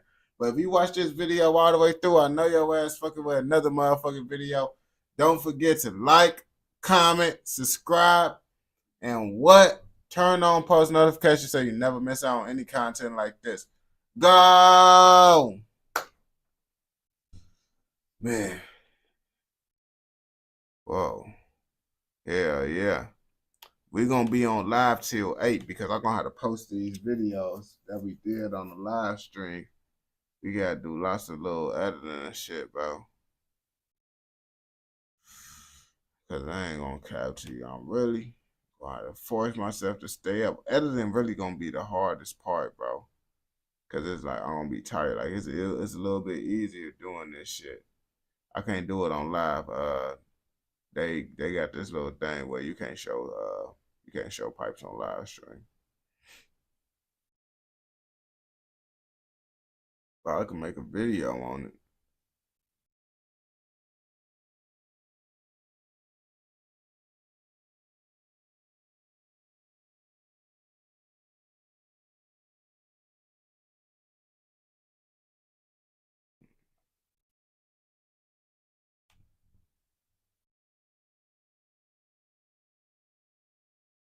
I don't really got too many things for real. You feel me? I only got like three right now. I don't really got no major shit. A chopper, a 40, and a 9. That should be chopper, 40, and 9.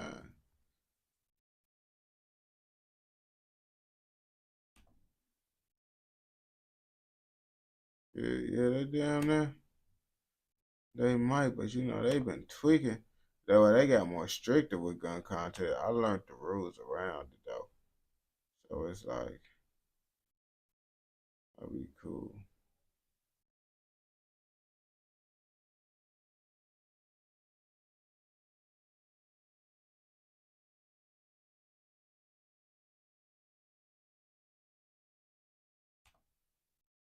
Yeah. Now, MK or Milton Keynes is a city in Buckinghamshire. The city is... Yeah, here we go. This shit right here. On game. There's Milton Keynes. Keynes. Where the fuck this shit at? Now, MK or Milton Keynes is a city in Buckinghamshire. The city is actually situated in between Birmingham and London. I don't know where the fuck that shit at. Milton Keynes.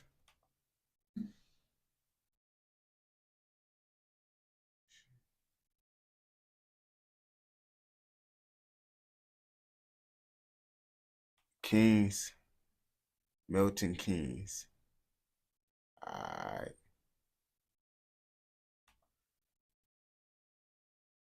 What the fuck is Milton Keynes? Like, I didn't even know this shit existed, but apparently they tweaking out there in the UK. I don't even know where the fuck Milton Keynes is even at in the UK. But I guess we're gonna find all that shit out in this video. Now, MK or Milton Keynes is a city in Buckinghamshire. The city is actually situated in between Birmingham and London. MK is famous for its access to public arts, and notoriously its roundabouts. The city is relatively small, with the population of MK being around 287,000 residents, which is less than the London borough of Lambeth alone. Now, from an outside look-in, MK looks pretty safe, with people even stating the area is posh and rich. However, what a lot of people don't know... Man, the nigga saying this is a nice and rich area. Beef and Milton Keynes can't make this shit up. Damn, these niggas sweet out here. Is these niggas sweet out in Milton Keynes, bro? Is they sweet? About is the ongoing deadly gang war between multiple gangs in and around areas within MK and nearby Bedford. Now, MK actually has a few gangs and offshoot sets, which makes the beef quite complicated. So for simplicity's sake, I'll only really be mentioning the main gangs involved. Now, the most notable of these gangs is the 614 gang, which has gained recognition in recent years due to a rapper named Lil Max blowing up in the wavy drill scene and gaining millions of views. Anyways, the 614 gang is referred to as 614 due to the gang being based around MK6, which is the area of Fishermead and Oldbrook, and MK14, which is based around the Connoborough area. The 614 gang has close alliances with gangs around England. This includes the likes of 6-7 and Harlem Spartans, with AK from 6-7. The Harlem Spartans, bro, I heard they ass known. They ass was one of the most known niggas back in the day. Even filming the music video to his popular song titled No Reply within Connoborough. A member of TPL from London also dual reps 614, this being Loco. However, 614 is just one of the gangs in the CMK or Central MK area. Another gang that is affiliated with 614 is that of 970, which is based in Central MK. However, the gang is also based around Madrid in Spain, with a lot of the youngers coming from Spain and MK. The 970... Them niggas gang banging in Spain? Niggas gang banging in Spain too? set often recruits young members from both Spain and MK, with 970 often backing 614's beef. The final gang affiliated with 614 and 970 would be the gang Old Brook Green Gang. This set is based around MK6 and is referred to as OBLVD, which stands for Old Brook Boulevard. This set is heavily allied with 614. All three of these sets have affiliated and have started to back each other's beef. However, other subsets have emerged in recent years. This includes the likes of 4TP and GWP. However, for simplicity's sake, I won't be going that deep into these subsets. These gangs often go by CMK, as these gangs are all based around the center of MK. Anyways, we can't talk about 614 and their allies without talking about their opposition. Now, Bletchley is an area within MK and has become a violent area in recent years. The area of Bletchley has 3 gangs involved in the beef. These gangs include the Upper Third Gang, which is based around the Chester Close and Mellish Tower estates. However, this estate has been demolished in recent years. Now, only a 10-minute drive from the Upper Third Gang's territory lies another gang involved in the beef. This gang is referred to as LA, or Loyalty Anything. The LA gang is based around the Lakes Estate area of MK, which has gained a lot. Man, what the fuck? Oh yeah, they gang banging over here for sure. Did some gang banging. Look at the graffiti and shit, bro. These niggas gang banging over here for sure. What the fuck they got going on? This the dangerous area. Lot of attention in recent years due to the violence taking place in and around the Lakes Estate. Another small street gang has become prominent in recent years, this being the GPD or 13th Gang. This gang is based around areas in West Bletchley and also Heelan. Gary Police Department. Literally, Gary, Indiana Police Department. That shit wild as hell. GPD.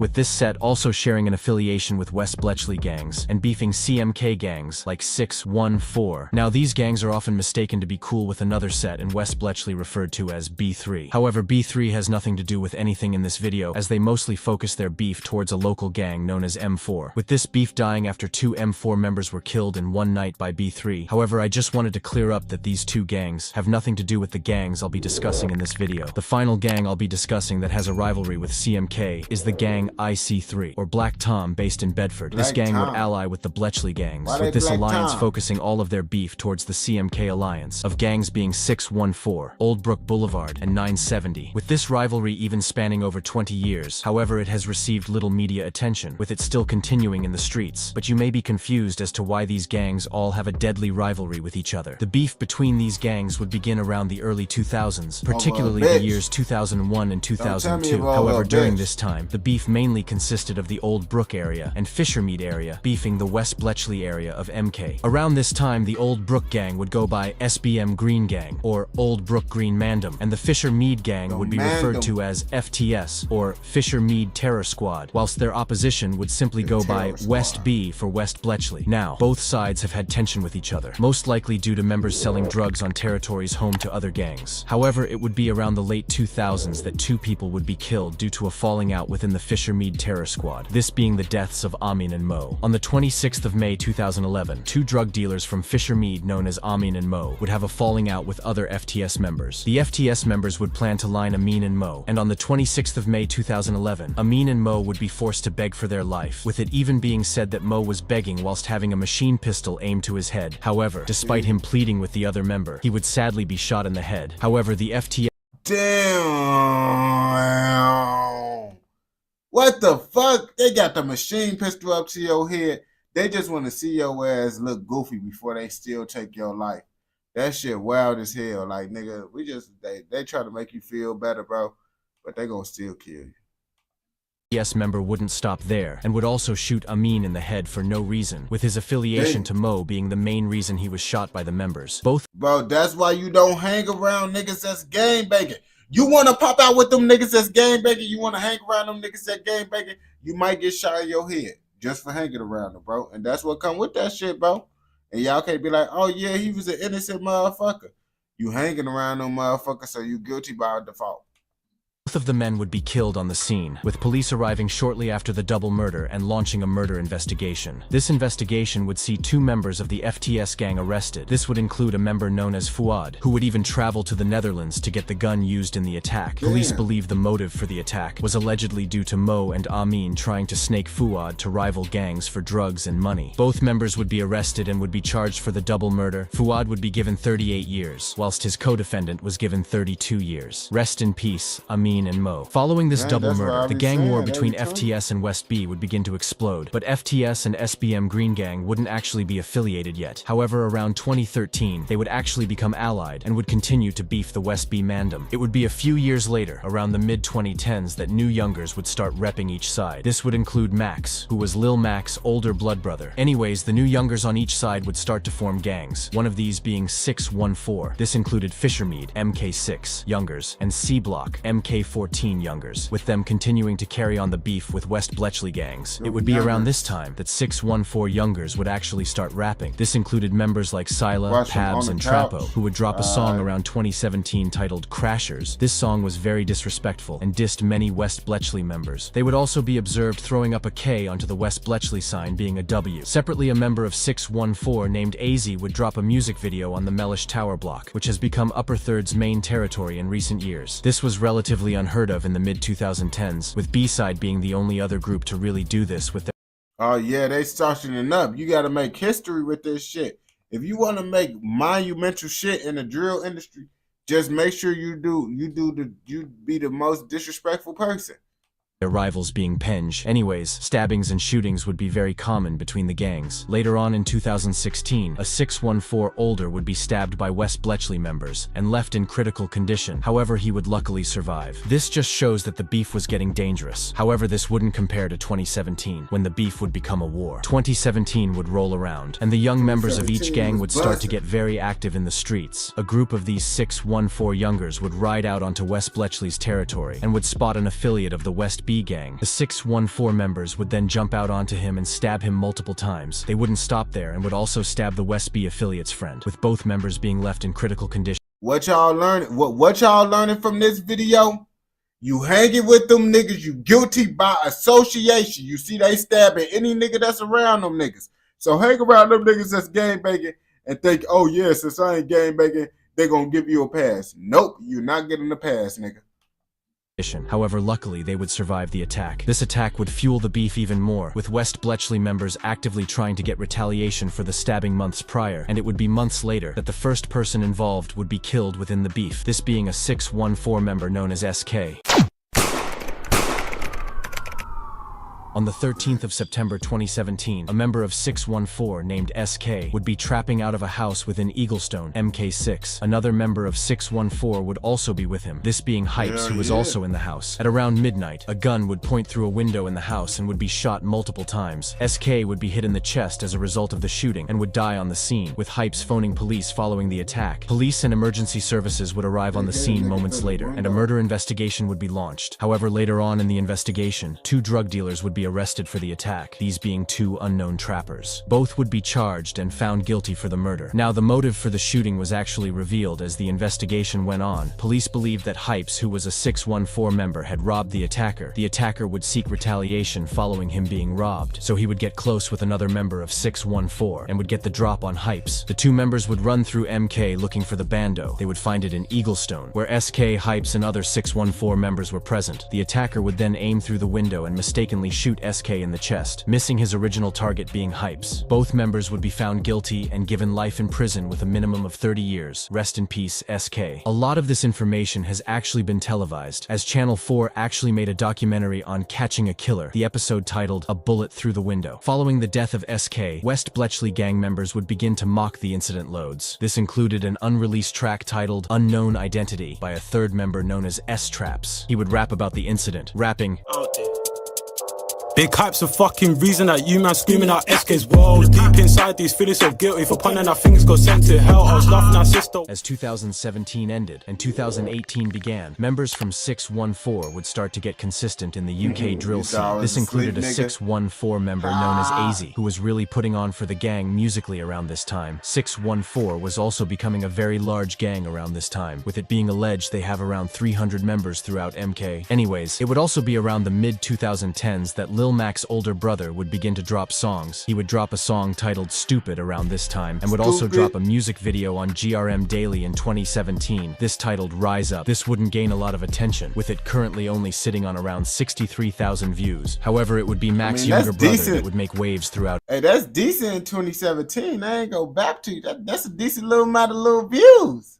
MK, this being Lil Max, who would begin to get active in the streets around this time. In 2018, West Bletchley members would start to go by different names. This included several different names like D6, Third Side, and Anti-6. It would be around this time that they would also drop their first official song in 2018, this being titled No Hook. The members on this song would represent D6, and would be known as S-Traps, Shax, and Gatboy. This song would feature many rude bars towards 614. It would also be around this time that 970, which I spoke about at the start of this video, would become a lot more prominent, with them recruiting members from Spain and MK to rep the gang. However, it would also be in 2018 that IC3 from Bedford would start to get involved, with IC3 members even killing a rival known as Gems, who allegedly repped the London Road gang.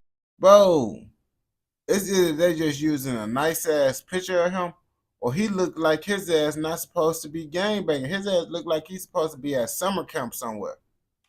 Also in Bedford, with the death of Gems being extremely dark and gruesome. On the 16th of September 2018, an alleged member of the London Road gang in Bedford, known as Gems, who was only 16, would be chilling with his friend. What he didn't know was that IC3 or Black Tom members would be on the lurk, looking for ops. They would spot Gems and a fight would ensue. The IC3 members would stab Gems multiple times. However, the attack wouldn't stop there, and the attackers would then hit Gems with a hammer, all whilst recording the attack on Snapchat. Bro,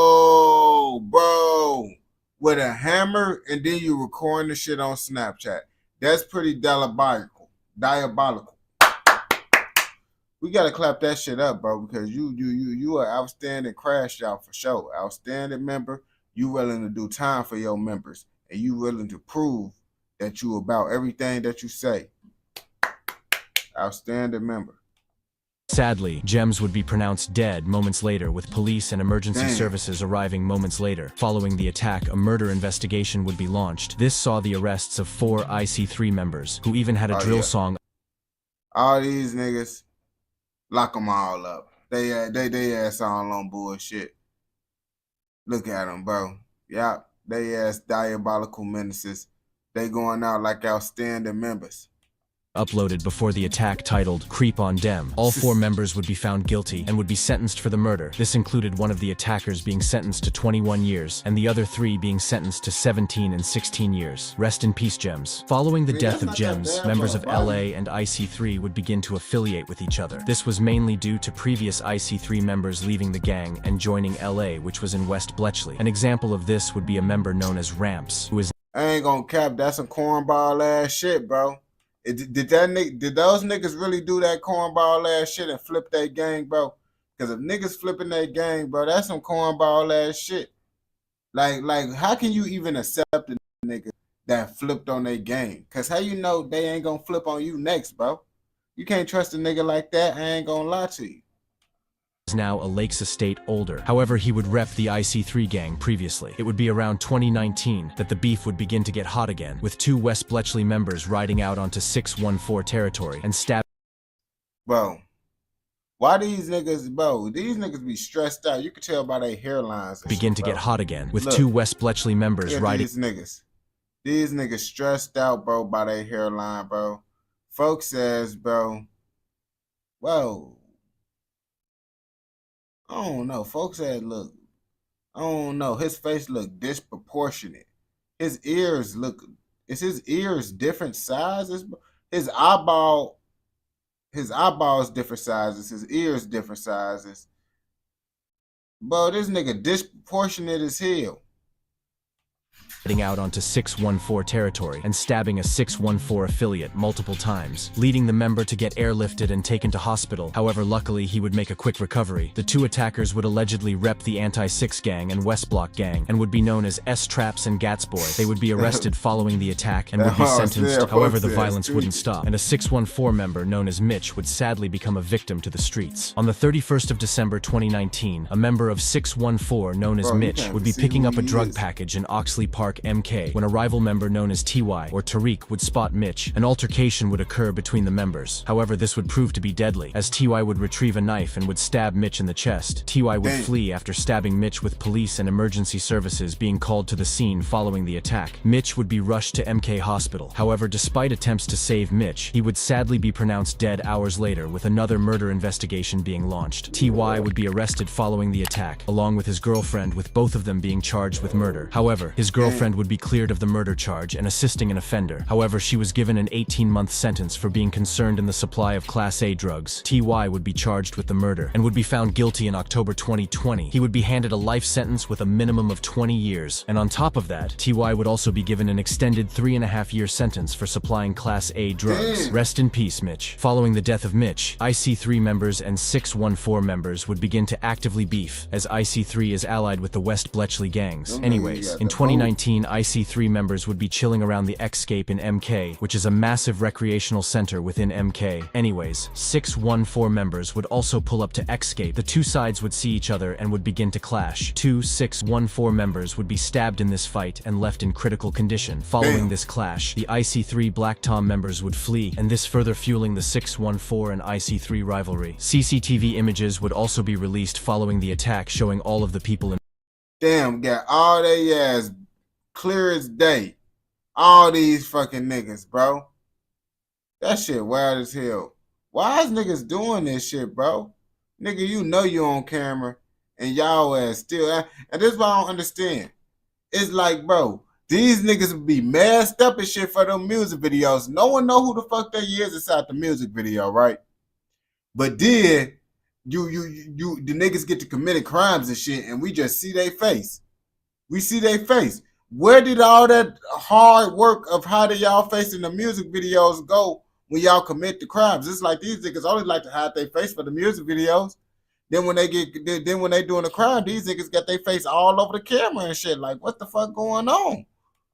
Involved in the Like, fight. this This shit, just wow. being another act of violence that would take place in the streets. However, luckily this time no one would be seriously injured. 2020 would begin with a new generation of youngers starting to rep the West Bletchley gang. This was due to a lot of the older members going to jail or jumping off road. It would be around this time that a new set would become more prominent. This being the gang Upper Third, which would contain deadly youngers that would carry on the beef with the CMK Alliance. The older name D6 would also be dropped by the youngers, with many new names being thrown around. Examples of this include TD and 3.5. However, for simplicity's sake, I'll refer to them as Upper Third. It would also be around 2020 that 614. So they calling themselves KDs, nigga?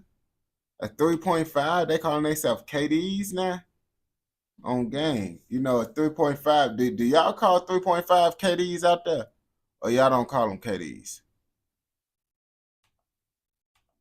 Members would begin to make noise in the underground drill scene. An example of this would be a song titled Brazy, which would be uploaded onto Mixtape Madness in September 2020. This song. Do y'all say Trey Fives? Y'all say Trey Fives? Oh, you say eighth? So y'all don't say 3.5? Well, do y'all say 3.5 or 3 fives or Trey Fives? Do y'all say any of those? Featured two 614 members known as K-Sav and Rondo. Viewers around this time would be quick to point out K-Sav's potential with him being a very cold rapper. It would also be around this time that one of the biggest rappers to come out of MK would start dropping, this being Lil Max, who would drop a song titled Top Floor. This was released in October 2020 and wouldn't gain much attention. However, Lil Max would be experimenting with his style around this time, with a drill rap freestyle. Do y'all know why we call them KDs though? Like, the reason why we call them KDs is because Kevin Durant wear 35. Kevin Durant wear 35, right? 3'5". So KD, Kevin Durant wear 3'5". You feel me? That's why it's a KD.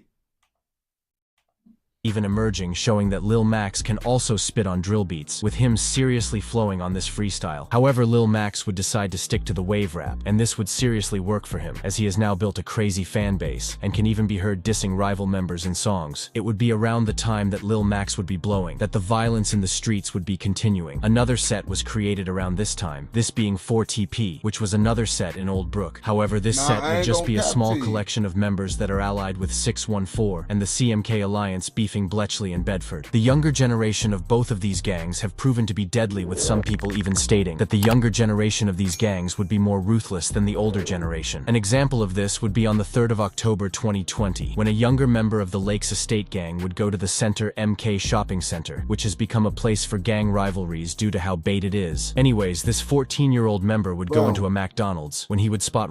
Why do these niggas like, bro? Can y'all niggas keep that fuck shit and the shit that look horrible? Keep doing that gangbanging shit in the fucked up areas the bad areas. Don't start coming to the malls and all that shit, nigga. Damn, niggas just, man, I'm tired of niggas. Rivals from the 614 gang. The Lakes Estate member would be referred to as MSAV and would have a shopping bag on him at the time. The 614 member would demand that MSAV hand over his bags. However, when MSAV would refuse, he would then be stabbed in the head by the 614 member, who would flee after the attack. Police and paramedics would be called following this attack. Damn, that shit, man. A nigga be like, man, give me your bag. A nigga said no. Okay. Bro, damn, bro.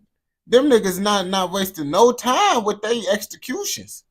However, MSAV would luckily make a recovery and would be discharged from hospital days. He survived, bro. How the fuck this nigga survived getting stabbed in the chromosome? That nigga must have a motherfucking hard-ass chromosome, or that nigga had a weak-ass knife. Later. Following this attack, CCTV images would be released showing the suspects in the attack walking away. Due to all of this violence going on in the streets, police would begin to pay attention to all of the gangs, with arrests being made around this time on prominent members. However, it would be a month after this stabbing that a person linked to the beef would be killed. On the 7th of November 2020, an alleged trapper known as Young Els, or Louis Wenman, would be stabbed multiple times by a 614 member referred to as RZ, with the stabbing apparently stemming from an incident between Young Els and 614 Youngers, resulting in tension, with it being known that RZ actually met up with Young Els before stabbing him multiple times. Following the stabbing of Young Els, RZ would message Young Els' girlfriend on his phone telling her that her man got smoked. Following the stabbing, RZ would flee and emergency services would be called to the scene. However, despite their best attempts at saving Young Els, he would sadly be pronounced dead moments later, with a murder investigation being launched. This saw RZ being arrested and charged with the murder, and later in 2021, RZ would be sentenced to life with a minimum of 16 years. Rest in peace, Young Els. Following the death of Young Els, tension between Bedford and West Bletchley versus CMK would escalate. In 2021, a fight would break out between 614 and West Bletchley members outside of a Five Guys near the X-Gate, with CCTV images then being shared online following the attack. However, luckily, no one would be hurt in this incident. Around this time, another fight would occur between the gangs, this being in the CMK Mall when a group of men would get into a brawl, knives would be produced and punches would be thrown. However, luckily no one would be injured seriously, with a man being sent to hospital with a broken nose and cuts to his head. Following this attack, CCTV images would be released in an attempt to find the perpetrators. However, they were never found. This much violence going on in Milton Keynes would result in all of the gangs involved gaining attention, with a lot of these members starting to release rude diss songs towards rivals. Around the end of 2021, a new gang would start to get active in the streets of MK, this gang being known as GPD, or Get Paid Daily. This gang was based around Heelan's MK13, but also has links to Lakes Estate and MK2. This gang would affiliate with LA from Lakes Estate and would focus most of their beef towards 614 and the CMK gangs like OB. 2022 would begin, and this year would prove to be deadly, with 2 members involved in the beef sadly falling victim to the streets. Now, the first person that would die in 2022, I cannot mention due to legal reasons. However, this person would be killed by a Lakes Estate member known as Justice, who would be found guilty in recent years. It would be a month after this that a member of Upper Third known as Claudes would fall victim to the streets, with members of 614 even mocking the death of Claudes, with the likes of Lil Max sneak dissing him and gaining millions of views in the process. In March 2022, a rapper from the set Upper Third known as You might as well get money on off that shit, cause once you diss someone, you're gonna get that money on. So why not diss your ops? You get paid to make your ops feel bad and have the whole world celebrate the ops taking a loss. Claudes would rob a 614 member's phone. This member was known as TTG and would be looking for retaliation after he was robbed by Claudes. 614 members would then take trips to Upper Third's block multiple times during March in order to catch Claudes. The members wouldn't stop there and would even travel to his house in order to retrieve the phone. However, it wouldn't be until the 28th of March 2022 that the 614 members would find their retaliation, with this sadly ending in Claudes losing his life and a 614 member being sentenced to life in prison. On the 28th of March 2022, a member of 614 known as TTG would spot Claudes, and an altercation would ensue. This altercation would sadly end in Claudes being stabbed multiple times and left to die. The 614 member would flee and retrieve the phone, and Claudes would be rushed to hospital. However, despite attempts at saving Claudes, he would sadly be pronounced dead hours later, with a murder investigation being launched following this. TTG would be arrested and would be charged for the murder. He would be found guilty and would later be sentenced to life with a minimum of 25 years. However, However, many people believe that TTG didn't actually commit the murder, but instead took the fall for it. However, I guess we will never know. Rest in peace, Claudes. Following the death of Claudes, 614 members would begin to mock the incident loads. An example of this would be when Lil Max would rap on a song titled It's Up, rapping, "I'm from the block," where Claudes got smoked out of luck. He would also rap on a preview rapping,